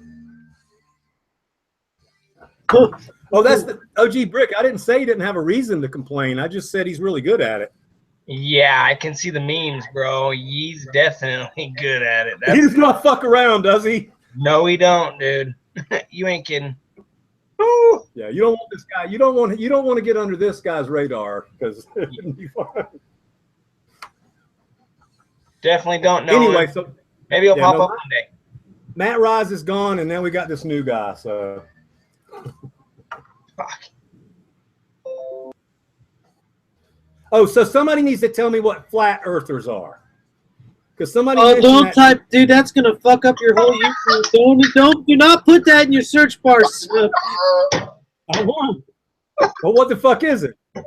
There's a group of people who believe the Earth is flat. Oh, you're not fucking kidding me, that shit. No way. Don't go down that rabbit hole, bro. Just don't do it. That was too fucking fast, Dago. Do they know what the fucking Hubble telescope is? So anyway, that's what the guy called. He said Gage Green or flat earthers. So I didn't know what it meant. Dago beat me to it. He goes, no, don't go there, son. No. They're fucking big. Are they Scientologists? I'm not saying it's aliens, but it's aliens. okay. All it is just a freakish philosophy, and people think the Earth is flat, and they have some crazy ass theories. And yeah, I mean, you can look it up for real. Just Google it. You'll see what we're talking about. It's crazy shit. Now I understand. Definitely not shit we're with, bro. We know that plants go to sleep and wake up. You know, we're logical. We don't think the Earth is flat. Well, just for the record, I don't believe in visiting aliens, and I don't believe in ghosts. For the record. Right. Well, my question is, if the Earth was flat, believe in aliens. Did you catch that? I'm with you there. Yeah, if the Earth is flat, though, does it fucking spin like a turntable? Can you like scratch that shit or what?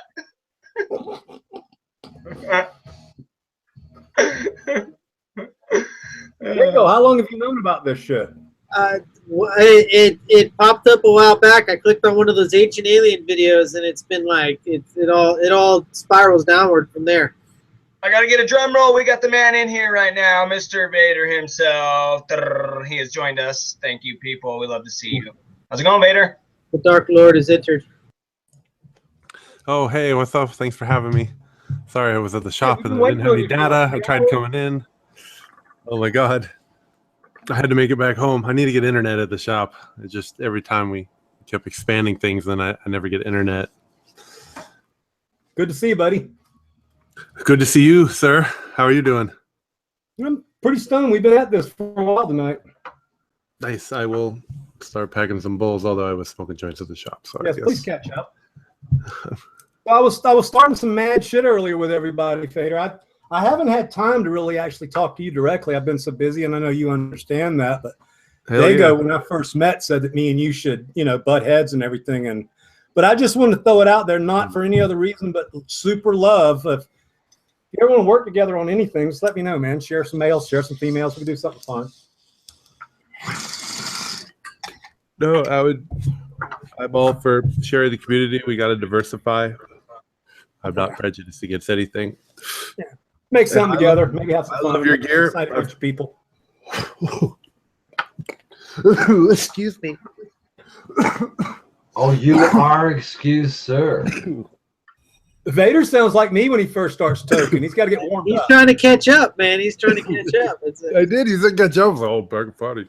Got to prime them pumps, baby. Okay, flat earthers also believe astronauts trips was staged. Now, those guys I know. So.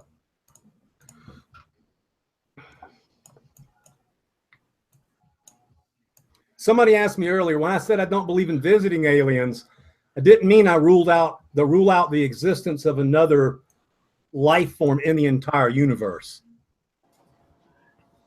Sub, when you said that the first time, I thought to myself, Sub doesn't go visit a lot of people. He sure in the hell ain't going to go visit no aliens.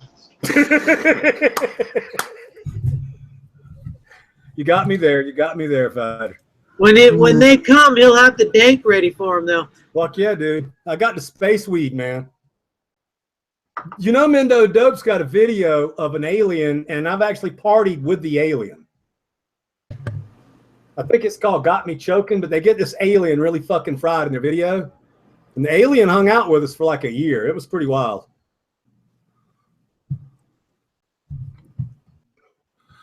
Are you talking about Space Coke? Earth? I remember Space Coke. So tell us about your day, Vader. Ooh. I'm going to have to remember. Oh, no. At some point, I woke up. I smoked some bowls. I'm trying to look back at my bedroom right now, thinking about the steps that I took. Oh, wow. I don't remember. I made it to the shop. Did we do anything? What did we do today? We sexed everything. Oh, yeah, we sexed everything. That's right. That was sexy time. God, caught me off guard after that last one. You also edited a video. Oh, and I edited a video. Okay, I edited a video. That's what I did. Then I went to the shop. Then we sexed everything in the flower room. We got all that set. I put the new faders, which are Vader 2.0s. I just call them fader. And we put those in the other tray to fill in for the sexing. And we're pretty much stacked in there. I have to tie a few things down. Could have used a few extra plants, but no big deal. It's what happens when you try and roll seed, right? You never know exactly how many males or females you get in there. Right. And, but actually it worked out pretty good. We were pretty close to 50-50. Because last time we got like our Malibu, I was like 2 full packs. So it was like 24. And we got like 16 males. I was like, whoa, just a few extra. And at first we were like, oh, but it just happened to be from that roll, because now that we've had a few other people pop them, it wasn't an issue. But yeah, just double checking, because that was kind of a weird one last time. And yeah, we're do you drop your temperatures when you germinate like I do, or? Yeah, I always start by germinating. I feel like it's that kind of winter frost thing kind of going over, especially going outdoors, like kind of messing with that in the past. And then it kind of, when I went indoors, it kind of pushed me to think about that. So I always use fridge water to like first start them and crack them. And then as it just kind of warms up, I don't know why. I'm sure it's anecdotal, but it just feels like they like it, especially fresher seeds.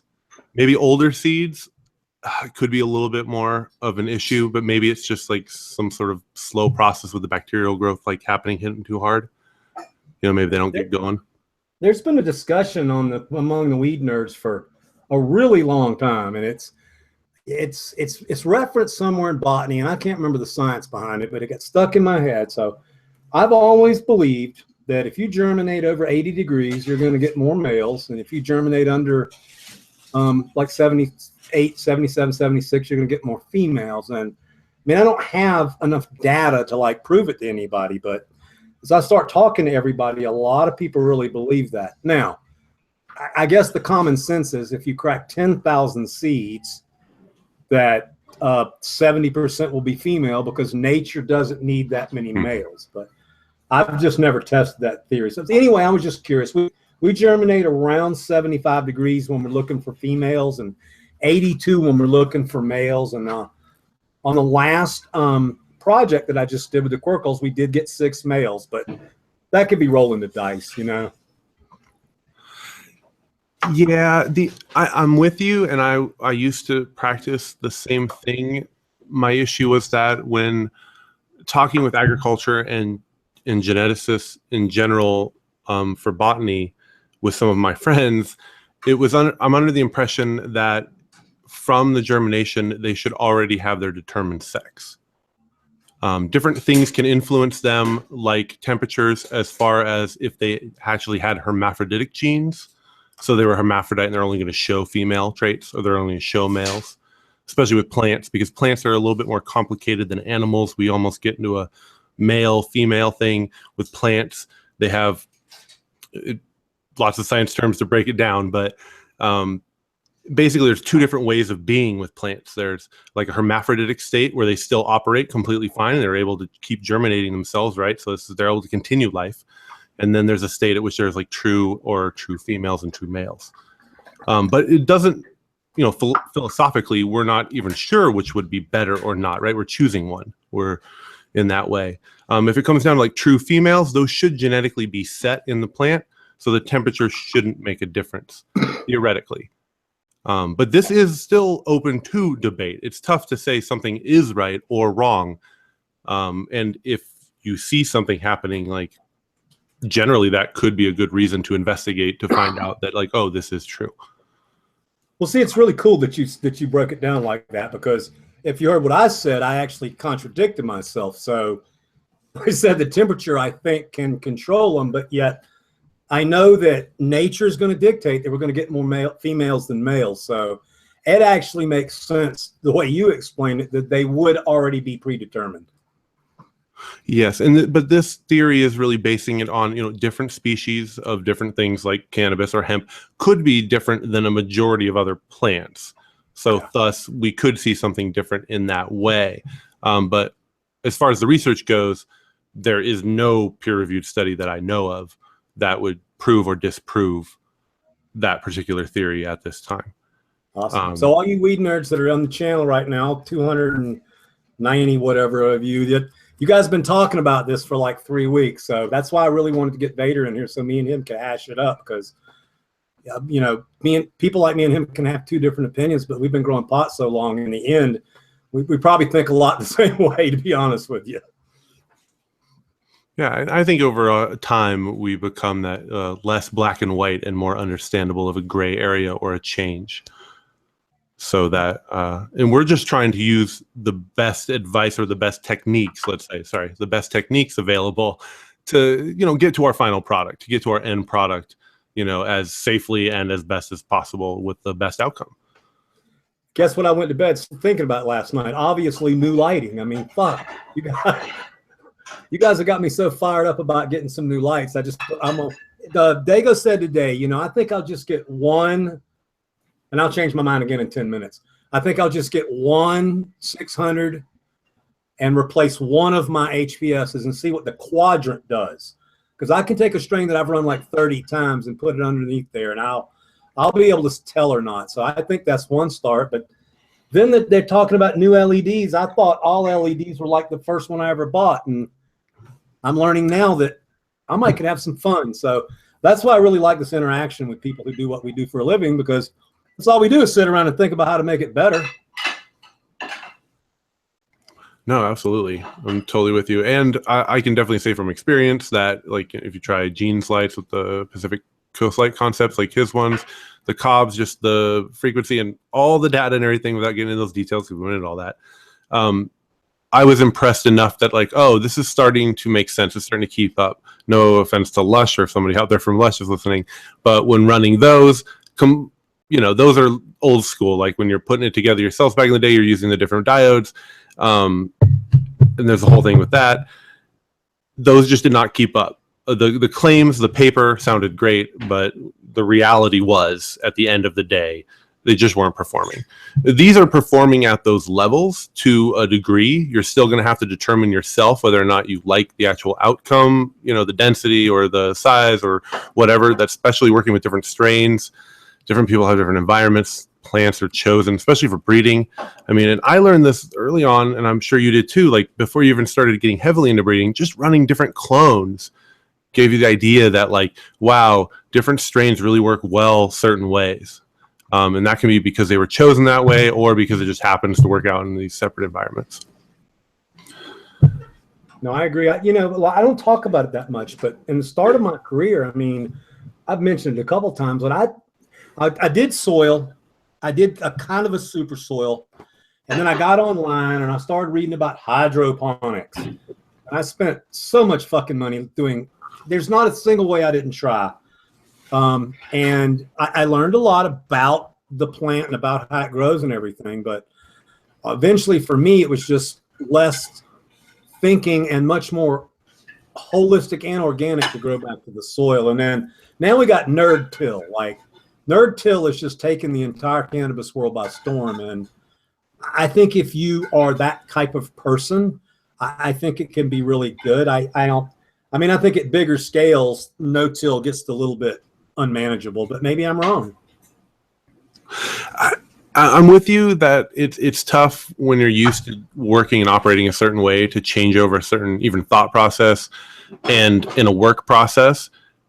In my experience, you know, having the availability of a farm, being outside, using the no-till techniques and these, then the Korean farming techniques, with all the fermenting and everything, like these are very useful things that are going to be really great and work well in certain places and environments, but they're still going to have their pros and their cons. That's going to be the reality of that. And we have built, or like say cannabis, you know, to be indoors or to be bred or be chosen a certain way. People still grow them. Even a lot of state regulations and stuff allow people to have it, but have it in a locked, secured place. So we're not just going to immediately get away from this if we're going to continue the same kind of regulation steps going forward as we look at it. So it's not just going to change overnight for everybody. And when you're going indoors with doing organics, I love doing organics in straight or living soil, as we'd say, more appropriately. Getting to these techniques do require a certain amount of labor, a certain amount of time. I know that's a reality. I'm honest with myself about it. And then I try and find a medium that I feel confident about. So in the way I do it with like mineralized nutrients, or as they say, synthetic nutrients, and you can get into a whole thing about that. But it doesn't necessarily mean it's a bad or thing. Like you get into philosophy at that point, you know, where does the line organic stop or start? What does that mean? And that can mean a lot of definitions for a lot of different people. So we're trying to make safe, clean medicine or recreational herb, however way you want to go about that. So like doing no-till and being able to bring that's going to be up to you and whether or not you're going to put in that process and that work.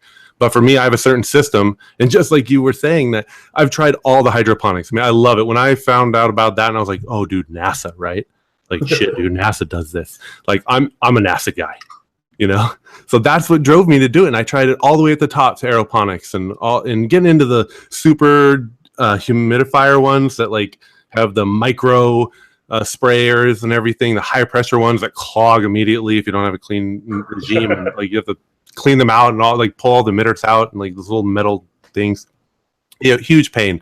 And I got through a few cycles with that, but then bringing it down and finding that kind of medium of automation, taste, flavor, density, size, like, that's where we kind of end up finding, like, and to me, it's a happy medium. And that's what you see that a lot from me personally. But if I had the availability to have a farm, if you did too, would you be interested in trying these techniques? Oh, absolutely. No, I'm going to practice with 400-gallon pots this year, and I'm going to fill them up. And the Meno boys are going to teach me how to do some no-till out in the garden. So I love the idea of being able to just start over next year, not having to do all that work again, other than, like you say, going out there and putting in the work in the soil you have. But, last year we actually just threw away, the charity garden, we just threw away all the soil. So I feel like a fucking dumbass now. So absolutely, I'm going to employ a lot of the stuff. It's not a plug, but I don't know if you've seen the Meno boys, How to Grow Meno Dope DVD, but ain't nobody in this fucking room can watch it and not learn something, because I did. And I definitely going to employ the no-till techniques outside and their incredible advanced training methods and their aggressive treatment of all this popcorn tea, and what else the hell did they make? They made like 3 different things, and they just kept feeding the soil. And it's really one of the first years that I understood the whole concept of feeding the soil over feeding the plant. And the results were incredible. That one crazy train had 12 pounds on it. So I don't know what you guys get outdoors, but that sounds fucking huge. No, and that's straight up. For me, it's not even that kind of availability. And when we even do outdoors, we're trying to keep things smaller. You don't want the height to be too crazy. So we can get a spread, try and kind of hide it down, right? We're in Southern California. We have a great environment for it.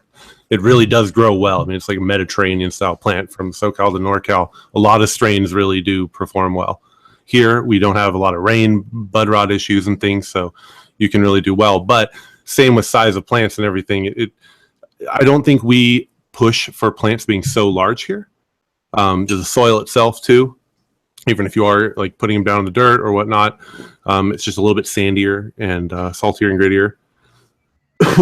So it's funny. I'm sorry. Go ahead. It's funny that you mentioned, because the first year Meno did, when they got busted, they got busted because their fucking plants were so goddamn big. Everybody around them grows pot. Everybody there grows pot. And they didn't bust them. The cops just were like, we're going to cut these things down. We've never seen plants the size of houses. So, yeah, it's better to be a little on the stealth side. But no, I love that stuff. And I love when anyone's pushing that forward too. I wouldn't be doing what I'm doing. You wouldn't be here on Tube. We wouldn't be doing this if we didn't like to give it a little bit of push. We might have our own feelings about our own safety and security, but at the same time, this is a place we feel like being advocates and warriors. And same with them. That's the same push that they're given. Pushing the plant to the limit, and even nature and all that stuff itself. So Vader, what do you think is going to happen here in 2018? Because I'm working off 215. I have 3 people in my employ, a consultant and a couple of lawyers, and no matter how I look at this thing, we simply don't know what the fuck's going to happen in 2018. I have my marijuana nonprofit all set up. I'm ready to purchase whatever the fuck I have to purchase, but where do you see this going here in the next 10 months? That is the bazillion trillion dollar question. Of course. I've heard from some of the lawyers. I think we had like the Pop Brothers at Law on the show for a roundtable before. He was explaining to everybody that when 2018 comes, it doesn't change medical for people who are already medical patients. And interpreting it that way is interesting, and it will depend on how many people interpret it that way. Reading it myself, I haven't dove into that. I know 64 I've really gotten deep into. But same, it depends on what the state ends up doing. And right now they're telling us the big issue is that come January, they won't be ready. That's even though they're supposed to be. So that kind of leaves us in another weird hole. And we must continue operating off medical, of course. And us as medical patients, we're medical patients for life. That's already been set by the courts. We're good. We're fine within our numbers and our people as long as we have our collective and everything is set that way. And of course, a collective is just like, it's not just patients from your dispensary in your file cabinet. A collective is the people who will show up at court. Like that's what that means. And people miss that distinction, by the way. I'd like to say that sometimes after being through the court system a couple times here and trying to push forward in these ways. It depends on how you look at these things. So come 2018, I too am I'm hopeful because we've pushed forward majority, meaning the people. That means something. We've also changed, even nationally, they're talking about it in a way for once differently than they have in the past. How many years that will take? Who knows? But it doesn't seem like it's going to be that 1960s, like, oh, we're going to turn it around, and then it goes the opposite way. Seems like state-wise and everything, it's too far. So, Ben, may I ask, are you on either commercial or agricultural property? Do you mind telling me? We're on commercial property. I don't have agriculture, which would be nice. Well, I think you've heard me say before, I mean, I'm cool under medical, but unless I get some zoning changes up here, which is, I'm working on it. Where I live is rural residential. And I own 3 acres and I could farm it. And people grow wine and shit, but it's just, there's 8 houses on the road and it's residential. So I'm worried about, well, I'm not worried. It's just the difference is right now under 215, we can actually transport and sell marijuana and do our W-9 and pay it. But if what I understand, once they get the tier system in, if you don't have the proper real estate and you don't get your tier, you're not going to be able to actually distribute, transport, and sell marijuana under medical. Yeah, it will depend on the regulation for the counties. This is what they're telling us, is that first the state has to decide. Then once that happens, the counties will start saying. So a lot of counties are going to hold off and not do anything until after the state decides.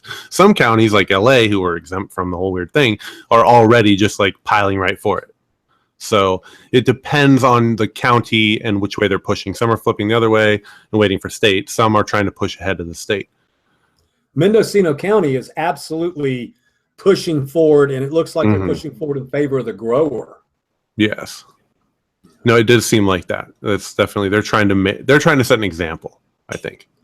And where I live in Sonoma County, and Sonoma County has historically been very liberal. When I came here, you're going to laugh. So when I wanted to move to California, I opened up the computer and I started looking around. I have friends that live nearby that I love. North Star Genetics, Jen and Joel, I love them very much. They're some of my best friends.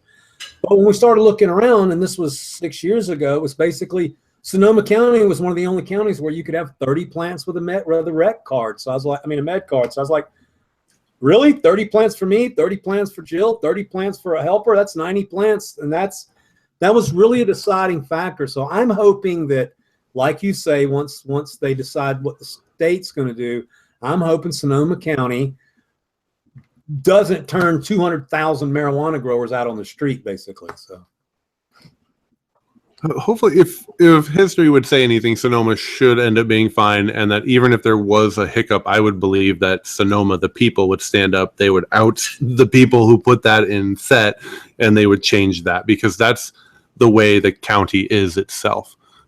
So it's weed world here. I mean, yeah, kind of unspoken, but everybody here works for weed, trades for weed. There's almost a barter system in Sonoma County between the medical growers. So I don't think they're going to shut that down.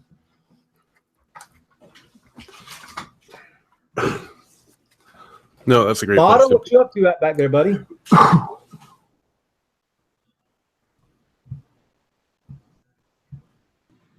Maybe he fell asleep. I think he did. You still with us, Spotted Mike? He's good. Oh yeah, 10-4 here. I was just checking on Ruby there just a second ago. But yeah, no, I'm not over in Cali, although, you know, California's been fighting this, or I don't know, has it been legal or medical or whatever for a long time. And it just seems like just before they get it together, something goes haywacky, and here you go again. You know, the people need to take the charge. You know, screw the government at this point. It's just a bungle, whatever they call those things. Um, you know, let the industry. I'm with you guys. You know, let the industry lead. Um, they can have their cut if that's what they're after, because it really boils down to how much they get and where you can do it and what the neighbors think or say, or I don't know. Yeah, that's it. It's funny. I live my neighbors are all my neighbors are all very nice people, but they're I moved into an area of basically retirees.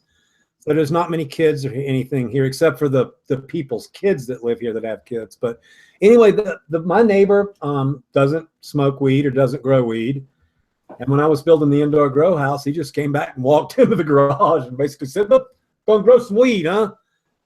And then the other guy down the street, he rides bikes and stuff. He's a super nice cat, and he's a carpenter and shit. And he doesn't smoke weed. And both of them in the last year have approached me about how to grow fucking weed, because they live in California and they see I have a nice car and a nice house and shit. And they're like, "Fuck, we're working our ass off framing houses and shit. Maybe we should get into the weed business." So these guys are pretty conservative people. And it shows me how far the movement's going, you know. 3 years ago when I moved in, my neighbor Greg, guaranteed he wouldn't have thought about it. But they're sitting around watching the news and they're watching these pot shows on NBC and whatever the hell. And perfect example is my brother, Rotstone. My brother did not smoke marijuana. He's 45 years old. He never smoked pot. And in the last year, he feels it is now socially acceptable to get high and not tell anybody. And he watches the Weed Nerd and shit. And I mean, I bust his balls on it, but you know, he was in the room when my family decided to leave me in prison or jail for fucking Christmas and New Year's, when they simply could have got me off with simple bail. But I forgive him. And it's what I mean by this is our culture is slowly pulling all this together. So me and my brother used to talk 3 times a year, and we talk about family. Me and my brother talk every other day now, and we talk about weed, and we talk about Weed Nerd, and we talk about Grow Tube Roundtable, and hell, he ain't even watched Hash Church yet. So I think it's really cool. This guy's a 2-time Navy SEAL, total, you know, wears a tie to work, the typical, I don't want to call him conservative but he is. He's religious, but he's smoking weed. And I think as long as that's happening in our country, we've definitely made a difference and overgrown the planet somewhat. I got to agree. You know, and I mentioned something earlier, and Vader came in later, but the whole Berlin Wall concept. There was a time in our lifetime, that we snuck this shit around pretty much, because you didn't want to get caught with it, because they didn't treat you very kindly. And you lived in states like Texas and stuff, they'd lock you up for the rest of your life. So, you know, it's come a long way. Take Ruby, for example. I mean, you know, she's a Phi Theta Kappa, one of the damn best accountants in this area. And that's just how it is. I mean, people look, since she left her job over there, people have sought her out. She's that good. And, you know, she couldn't have made it through college without the herb. You know, it's good for your mind. So we're getting there. We're getting there. Baby steps, little pieces, whatever, on the Berlin Wall kind of concept. But no turning back. You know, they can't put the genie back at the bottom. I think Fodder will remember this. So this is a crime of the drug war. So after people started growing really good pot, and people are getting busted left and right. I've been down 3 times. You guys know that. It started a practice, which I still find incredulous. They actually would take 8-inch pieces of PVC, and they put an end cap on it, and they fill it with weed, and then they pound the shit out of it. And they fill it with weed, and they pound the shit out of it. And they fill it with weed, and they pound the shit out of it. And then they push it out to one end of the pipe, and you cut off a piece with a damn sawzall, and it's a It's a pound of weed that's about that big around and about that thick. That's fucking brickweed. And it crushed the seeds and shit. We used to have to put it in a colander, spaghetti colander, and fucking steam it, spread it out all over the newspaper and shit. And that was because, as he just said, we had to sneak the shit around. And if you have to sneak 10 pounds of weed around, fuck, 10 pounds of weed is really big. But if you destroy the shit by crushing it in a Sears trash compactor or a PVC pipe, you can put 10 pounds in a small area. And thank God we don't have to smash our good pot anymore. Well, you know, Seb, that's why cocaine and heroin and the other drugs were more profitable to bring across the border. Cannabis takes up a lot of area. You know that old Cheech and Chong movie you mentioned earlier? They made a van out of the damn stuff to try to get it across. But nevertheless, yeah, bales. We used to get the 2.5 pound bricks, you know, and they were pretty much had to be steamed and taken apart, and you never knew what you had. You know, stemmy, seedy weed usually, but you did what you had to do. You snuck it around. That's the thing.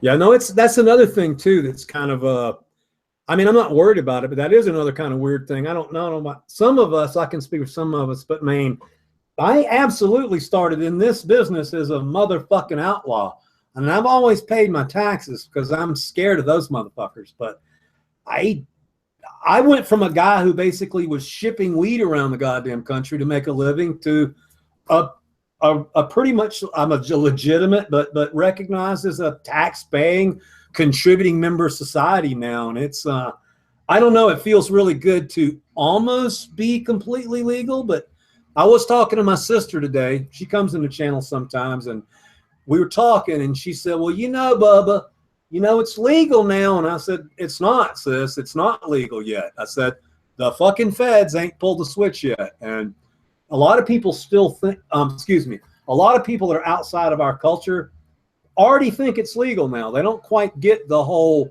they can still come ass rape us if they feel like it game. So one day that will go away, I hope.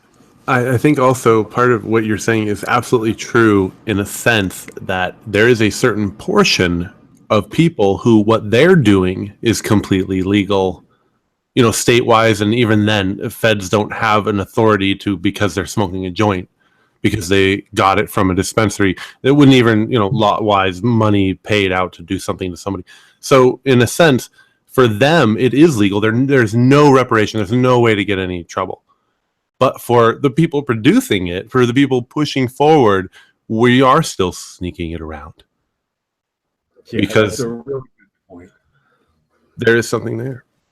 Yeah, no, that's really, yeah, no, you're right. I didn't think about it like that, but because that is, even at the cups, I mean, they have so many cups now. If you're just a consumer and you like to go fucking rock out and get stoned and hang around with people and talk to girls and see the latest technology, I mean, fuck, I would go to every goddamn cup. I mean, of course.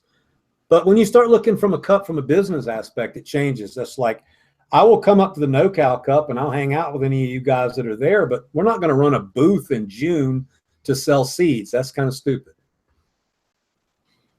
No, and every area, after going through everything, has different demographics. They have different places. Some are completely different than others, and that has to be thought of. And, you know, and then the events change all the time. Local regulation changes. Colorado, I know people get really mad at High Times about that or something, but at the same time, it's like, well, this has to do with local regulation and everything. This has to do with, these people are just trying to put on an event. So, and High Times does a good job. I mean, they've had a couple failures. People, I give High Times shit, but I love Danny and Matt and everybody that works there, and they've thrown some of the biggest parties I've ever been to in my life. So yeah, you know, what they're doing in Vegas is pushing the fucking envelope. So if people from out of state can't sell weed and seeds there this year, then maybe next year they will. So it's important to do that. But I was going to say also, the Chalice Festival is one that, like, I wouldn't go vend at it. But what a fucking party. I understand it's like everybody trips there or does some type of mind stuff. And then you can it's cool. You walk past all the vendors and the glass people and everybody selling bud, and then you go to this massive fucking concert stage where all these bands play. And again, I think people are more focused about having a good time there and partying there than maybe doing business. But you got to recognize that as a businessman. But like I say, I went to Chalice last time and I had a fucking blast, man. It was in the open air. The smoke wasn't bad. The music was good, and the bud was great. So, there's two different ways to look at these events. So, I want you. I think I told you guys earlier. Don't forget to get in touch with High Times and to ask them to put Mendo Dope on the stage in Southern California, because these guys are awesome in concert. They're putting down a better product than most of the people in the industry. And they grow weed like nobody's business. So give them a shout out. Let's get them on the stage. Dago, you doing okay over there? I'm doing good. I went in. Hey, while the fans are requesting Mendo Dope, let them know you want a live roundtable on stage too. We can make that happen. Dago, all you got to do is we'll get these. They already told me they want to be on the show, your show. They were just concerting last night. Get them on the show once or twice. They're going to love you guys because you guys are all awesome. And the next thing you know, they're going to be fucking making a song for your ass. They'll be rapping about the fucking Grow Tube Roundtable. So, well, they already did. So, yeah, no, they'll put something down. I see it coming. Oh, it'll be good. We're more than happy to have those guys on the show for sure. Yeah. And like I say, that for $40, I have probably watched their DVD 7 times now. It's a lot like watching The Weed Nerd. You grow some pot and you listen to some music, you get stoned, and then you grow some pot. It's a very unique 3 DVD series, I'll tell you. It's not just about learning. It's fun.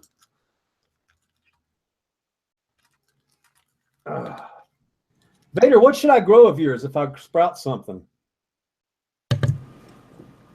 That's like anything. What would you like? I mean, I guess we're heavier on the OGs. I don't know. I mean, of course I follow you. I've followed you for years. I understand the strains and the lineage and everything in your history. I'm a big history nerd. I mean, I've been roaming around the forums as a troll and lurking so long. And people know, I mean, I've been around in my own light to a degree, but for a long time, it was just so like, I wouldn't put myself out there. I remember when I saw the first person on YouTube, like 2011, even when I started it, like 6 months or a few months before I even started my YouTube, I was like, oh, you're fucking crazy for being on that. You know, I was scared. I'd like run IPs around. I'd go to Starbucks when I went to Overgrow, like back then, like, right? Because this is like brand new back then. They're just doing Wi-Fi out and free Wi-Fi. I'm like, that's the fucking place I can go. And, you know, that was my first place I went to learn about things because I didn't like know about the books. I didn't want to go into a head shop and buy a How to Grow Marijuana book, even if I was paying cash. I just didn't want to do it.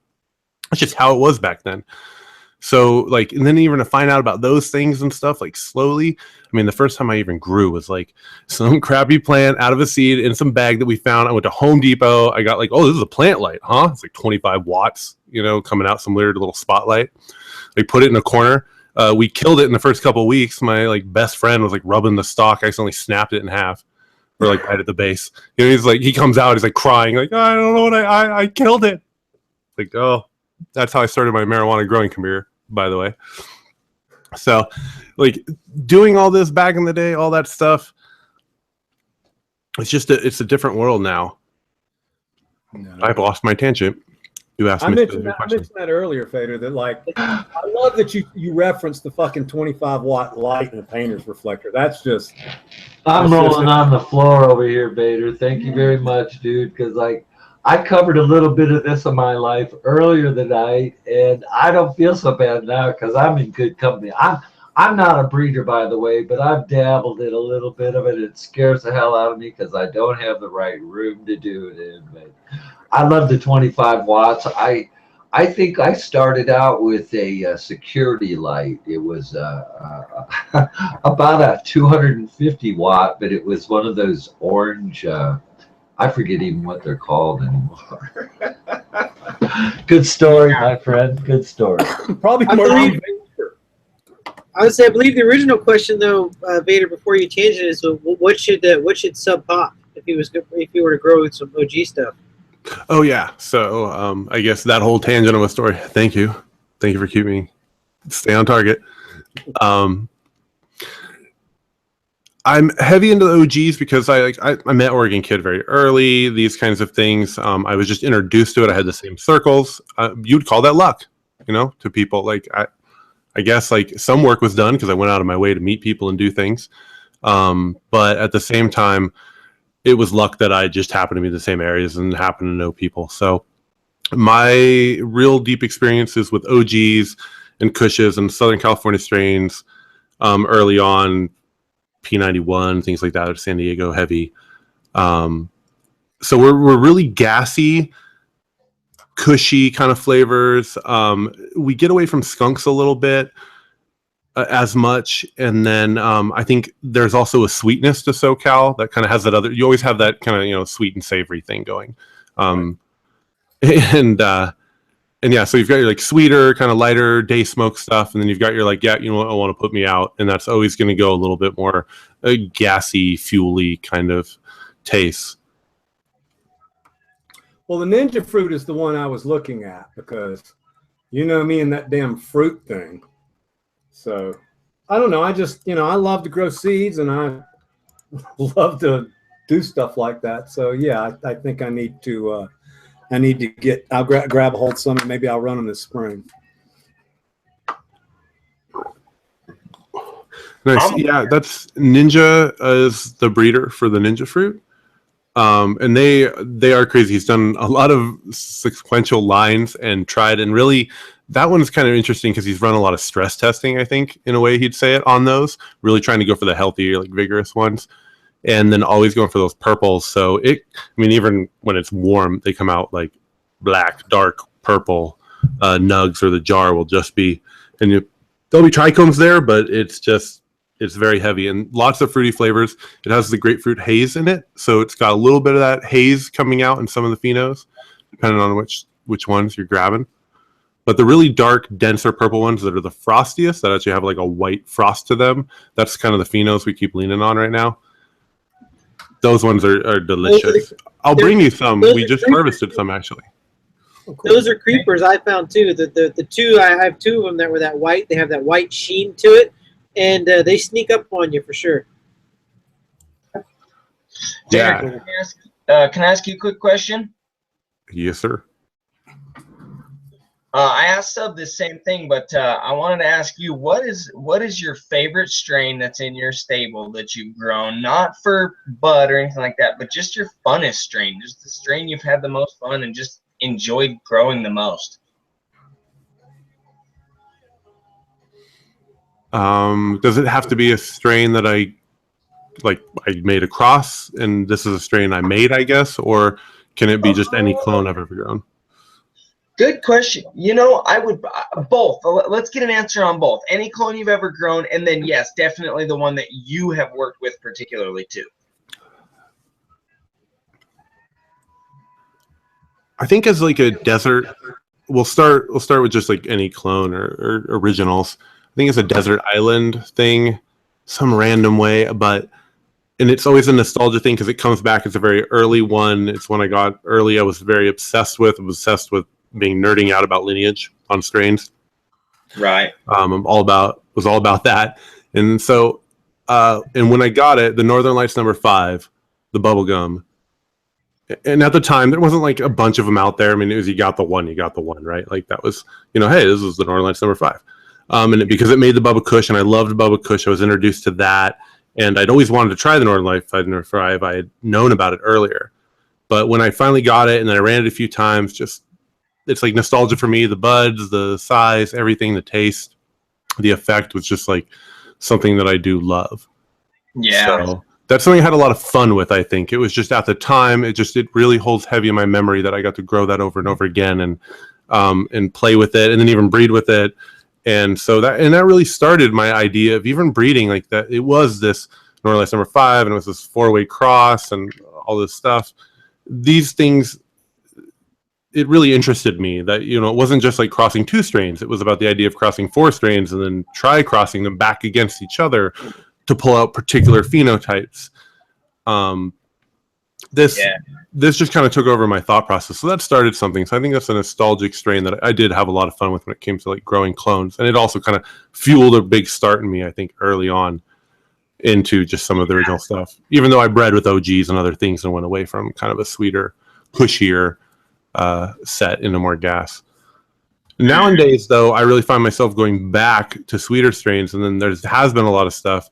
But just recently, the Malibu. I mean, I was never a big cookies fan, but having a cookie fan, the key lime pie from Mo and Burning Bush, like just getting that and trying that really interested me. And then when we started breeding with that, getting more denser buds, and then getting that really sweet pineapple, which reminded me of C99, but it's like this pineapple Hawaiian punch. So it's not just pineapple like a C99 in it with that like a little bit of Herrera or Jack in it. Like, because you can kind of get it on the back end with C99, like the pineapple cut even itself. It's that, like, in the Malibu, you really get this Hawaiian punch, thick, almost syrupiness to it. And that lately has just been crazy. And I'm really stoked that, like, it's so dominant. When you breed with it, it comes out in the next progeny, even though it was, like, one of the only ones out of the F1 batch that had that. And even all the back crosses for the key lime pie, they've just been, like, key lime pie, almost sugar cookie, straight. And they're not going into that as much, so it's much harder to find those phenos. Right. Well, But anything off that has been actually very interesting. And it happens to be just recently, too, so that's kind of cool.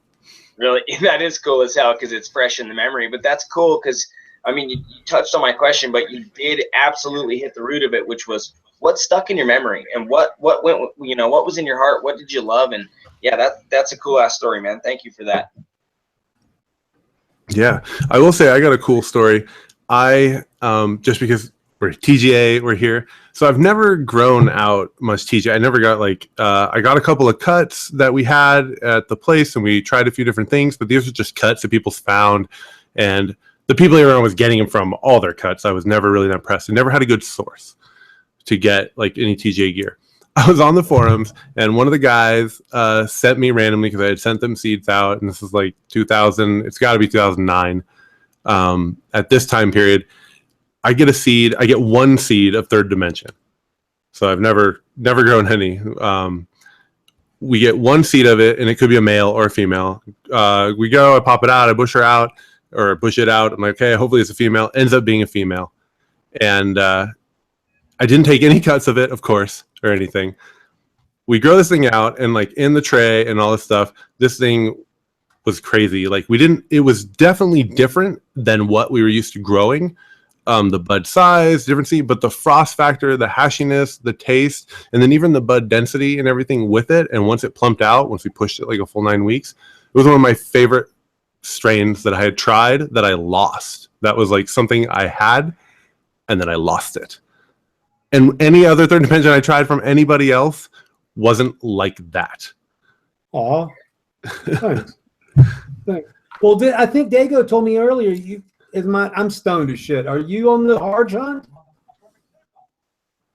I'm sorry? You're on the orange hunt? It was Dago? That was the Vader that really looks for No, it's Grow Mouse. Grow Mouse is looking for orange. I got confused. My bad. Yeah, that's the one thing that I hear more than anything from the people that grow out my gear is the frost factor, and that makes sense because that's how I breed.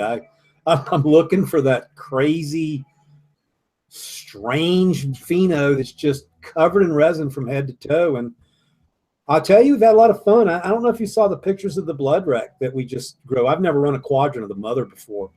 I've run plants, not a quadrant, but. And we put the whole thing in the freezer. The yield on that thing was just ridiculously low, but it's all fucking resin.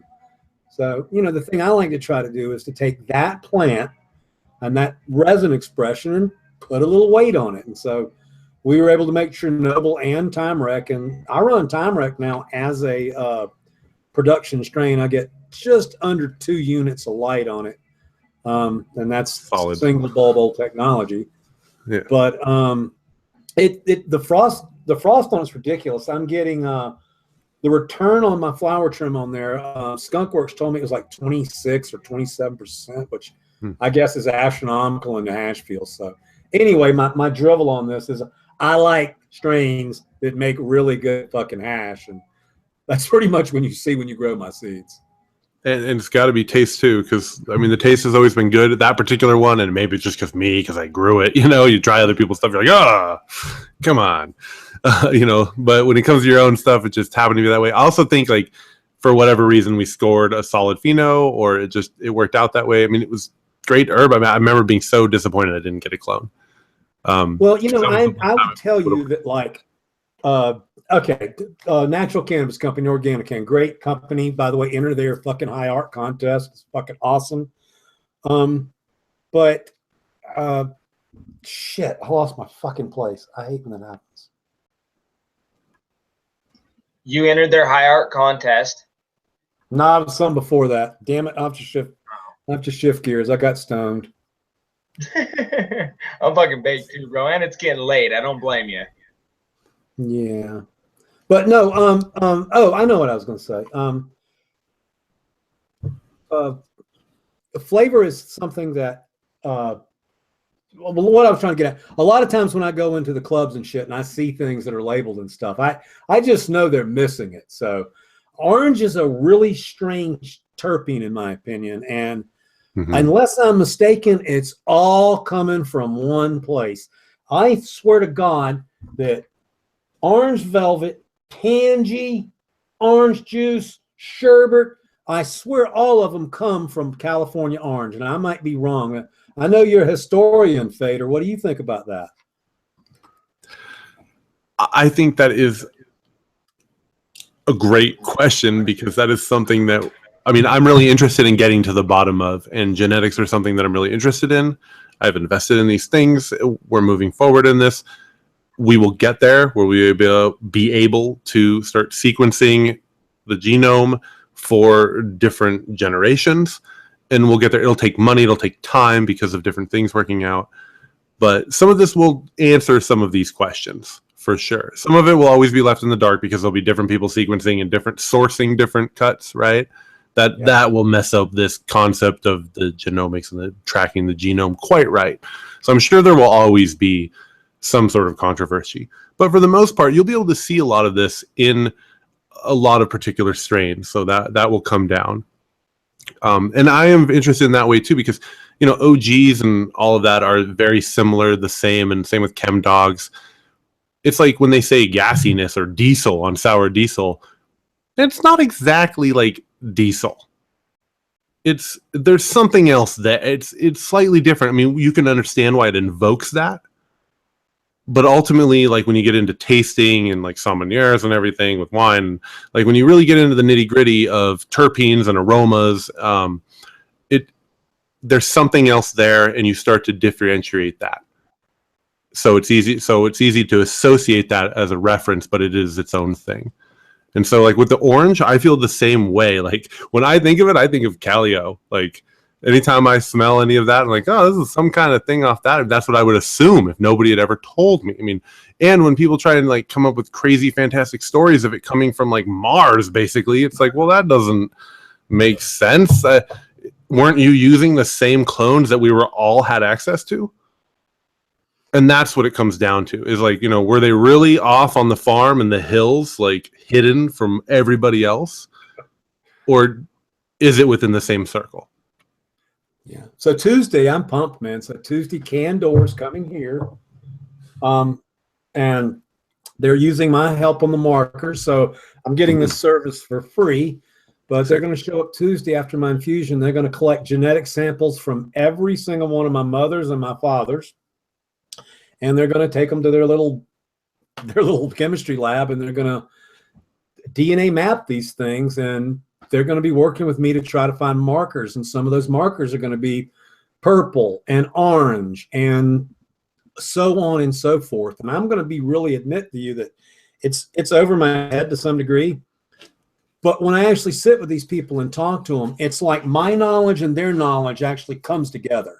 Because they have been growing pot for 40 years. They don't know Vader and fucking Kim Dog and Kyle Cushman and all the shit and Kim Dog Greg and all that stuff. So I totally agree with you. I have run into that same thing when I get with the genomics guys, right? When you talk about sequencing, it's like there's a particular education that you can learn about, and I will I'll show you some of the basics and you'll understand them. Some of these concepts actually sound much more complicated than they are. But in the end, like, they have a particular amount of education and experience, but when it comes to cannabis itself, it's completely different, whether it's growing in agriculture and nutrients or whether it's with like genes and all of these things, because this is all a much trickier thing than people want to give it credit for, I think, sometimes. Yeah, she also mentioned that, and I need some more education on this. By the way, they're really cute and hard to pay attention to sometimes, but no, perfect. I guess 2 type of tests they can do. I guess one is a fairly simple test that tells them, I don't know, all this stuff, percentages of cannabinoids and stuff like that. But I guess there's a different kind of test they do where they can map the entire thing. I guess that's what you're talking about, sequencing, I'm assuming. Sequencing, yes. Yeah. So no, it's gonna be interesting. There's a couple of fun things we're gonna do. I've got a sample of the Skittles that North Star has. So we're gonna send that in along with a bunch of other stuff we had, and we're just gonna kind of see what it all is. I would like to get a cup of Tangy and send it into them. So we're just going to have some fun with this. Since these people want to use my garden and my genetics to do some testing, why not learn a shitload, you know? No, that's the best place to start, and being able to get in on it now is those first steps of, you know, learning about it for yourself in your garden of where your strains come from and being able to add to that library. We're not going to make it off one person. Like, we're all going to have to give in and build a library. And that's just part of the reality. And so if we want to be really scared, like we want to defend ourselves from corporations, you know, the big Monsantos and other things out there, whatever they're called at the moment, you know, whatever name they're going by. But regardless, like, they are out there, and that is something we want to defend ourselves from. But at the same time, doing this, I think, getting together as a community, sequencing these things, figuring out lots of stuff, this actually helps protect us from that. Like, we can be a force together. So it's good to move forward on that, because if you just stand back, it's not going to happen. So, but it's tough because you have to have the cash and the funding to be able to invest in it. Yeah. It doesn't. And one thing she told me, Vader, which really made more sense to me than anything, and really good education. She said, well, number one, especially when it comes to plants, if it's been in the public domain for over a year, it's proprietary. So you own Jack the Ripper. You made Jack the Ripper. But what is Jack the Ripper? So really soon, in a couple of weeks, I'm going to have a picture of what Jack the Ripper is.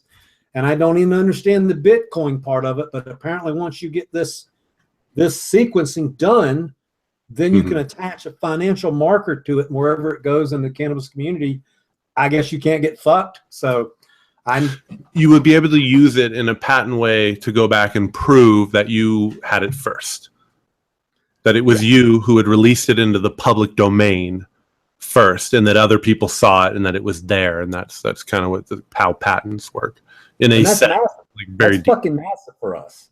No, that's great. And that's the big thing. And that's what we need to do. And that's what we've had to do, because we can't actually go out and file a lot of patents, especially in a lot of states or regions. So you have to have another way around that. And this holds up in court because this is, and even international. So that's what the big deal is with that. And that's awesome that you're in on that. So, well, here's the deal. We talked just briefly, I was really in on the figure out what the fuck is going to happen in 2018, but I'm spinning my wheels on that. So I'm moving forward in another direction, which I can move forward, which is protecting the things I've created, and, getting the map and everything on them. And as importantly, the stuff they can tell you nowadays. I mean, she's going to be able to take those Quirkle males I have cut. So she's going to be able to take all those males that I just selected from and tell me if I know what the fuck I'm doing or not. Because she's going to be able to test every one of those males that we have staged, and she'll be able to say, okay, this, and this. And I'm going to find out whether I'm right or not on my selections. And to me, that's like the biggest science experiment of my lifetime. No, that'll be good. It will take some time to test progeny also versus mothers and grandparents, so that you can know which traits are being dominant, right? Which genes, for them to actually know which ones are dominant. It will take some time, but that's the dream right there, being able to slowly build that tree, especially by taking even small sequences of the genome, because you can get these snap pictures. You don't need to actually take the entire genome and sequence the whole thing out. That's And fucking so, cool. Yeah, no, yeah, that's and it's nerdy, so that's cool. I'm gonna film it while we're doing it and everything, so we can kind of learn what's going on. So awesome. Look and forward then to the it. other company, what is Phylos? Is that the other company, Phylos? Yeah, the Phylos project, I think, is what Malik told us the other day. Yeah, they're. I won't say they're in competition, but this company does the same thing that company does. So anyway, Yeah, there are a few different ones, and I've looked at more than a few actually. But I think there's like 3 or 4 that are pretty pushing pretty hard right now. It's gotten the most gains, I think. yeah.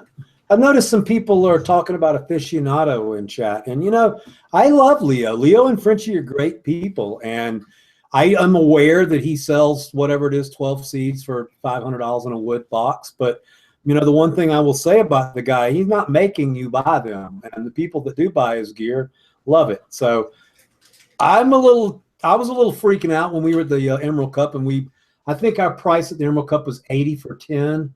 And there were people there with $300 and $500, but you can vote with your wallet on these things. But somebody was dogging him, and I'll let you know that Leo really knows his shit, and he's very passionate about it. And he's another one of those guys that makes them fucking weirdo hash strains like the Pinot and everything. So while I think that's a lot of money for a pack of seeds, he's not a buffoon, and he knows what he's doing, and he's got killer fucking cross-branding marketing. I mean, his genetics are on Vice already. So anyway, he's a super nice guy.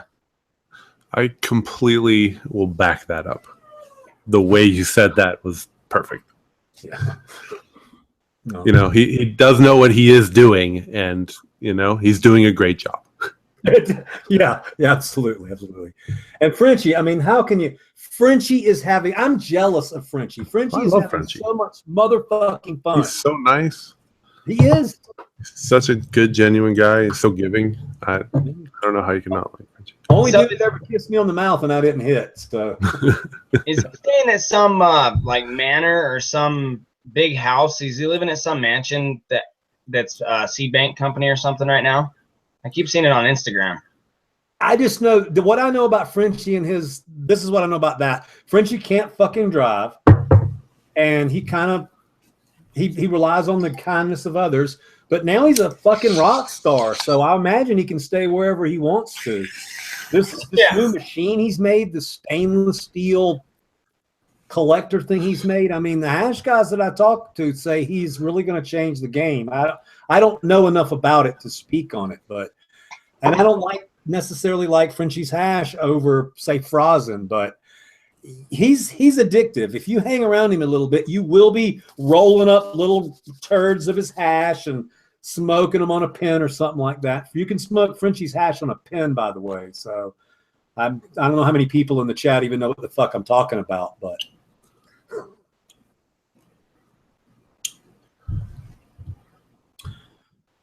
All right, guys. Well, we've got 239 people still at midnight, past midnight. So I'm going to shut down at 12:30 just because you guys won't go to bed if I don't. So if you've got anything you want to talk to me or Fader or Fada or Dago or Malik or who did I miss? No, Dong. Just let us know. I'm gonna do one more bong hit one more dab before I go out tonight. Love it, sub. You know it. Thank you guys for tuning in. It's awesome to do this. I mentioned a little earlier. I'm gonna I'm gonna film a music nerd tomorrow. I got questions and shit like that to put together and a story.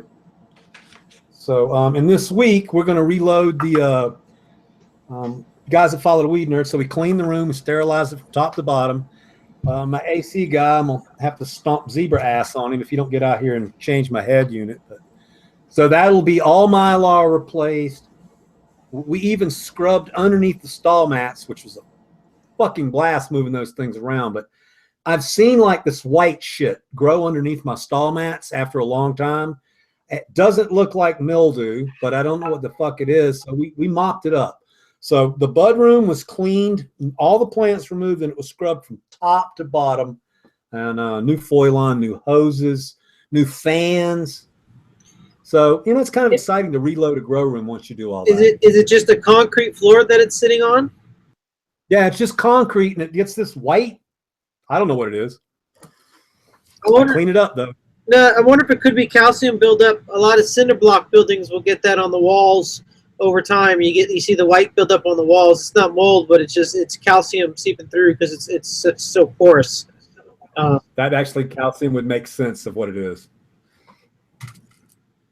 But, I'm kind of a germ freak for a guy who grows in dirt inside of a building. I really like my stuff really clean. I've never seen a web on a plant in my 35 years of growing pot indoors. I've never seen a web on a plant because I just can't imagine letting your garden get that bad that you weren't paying attention. So anyway.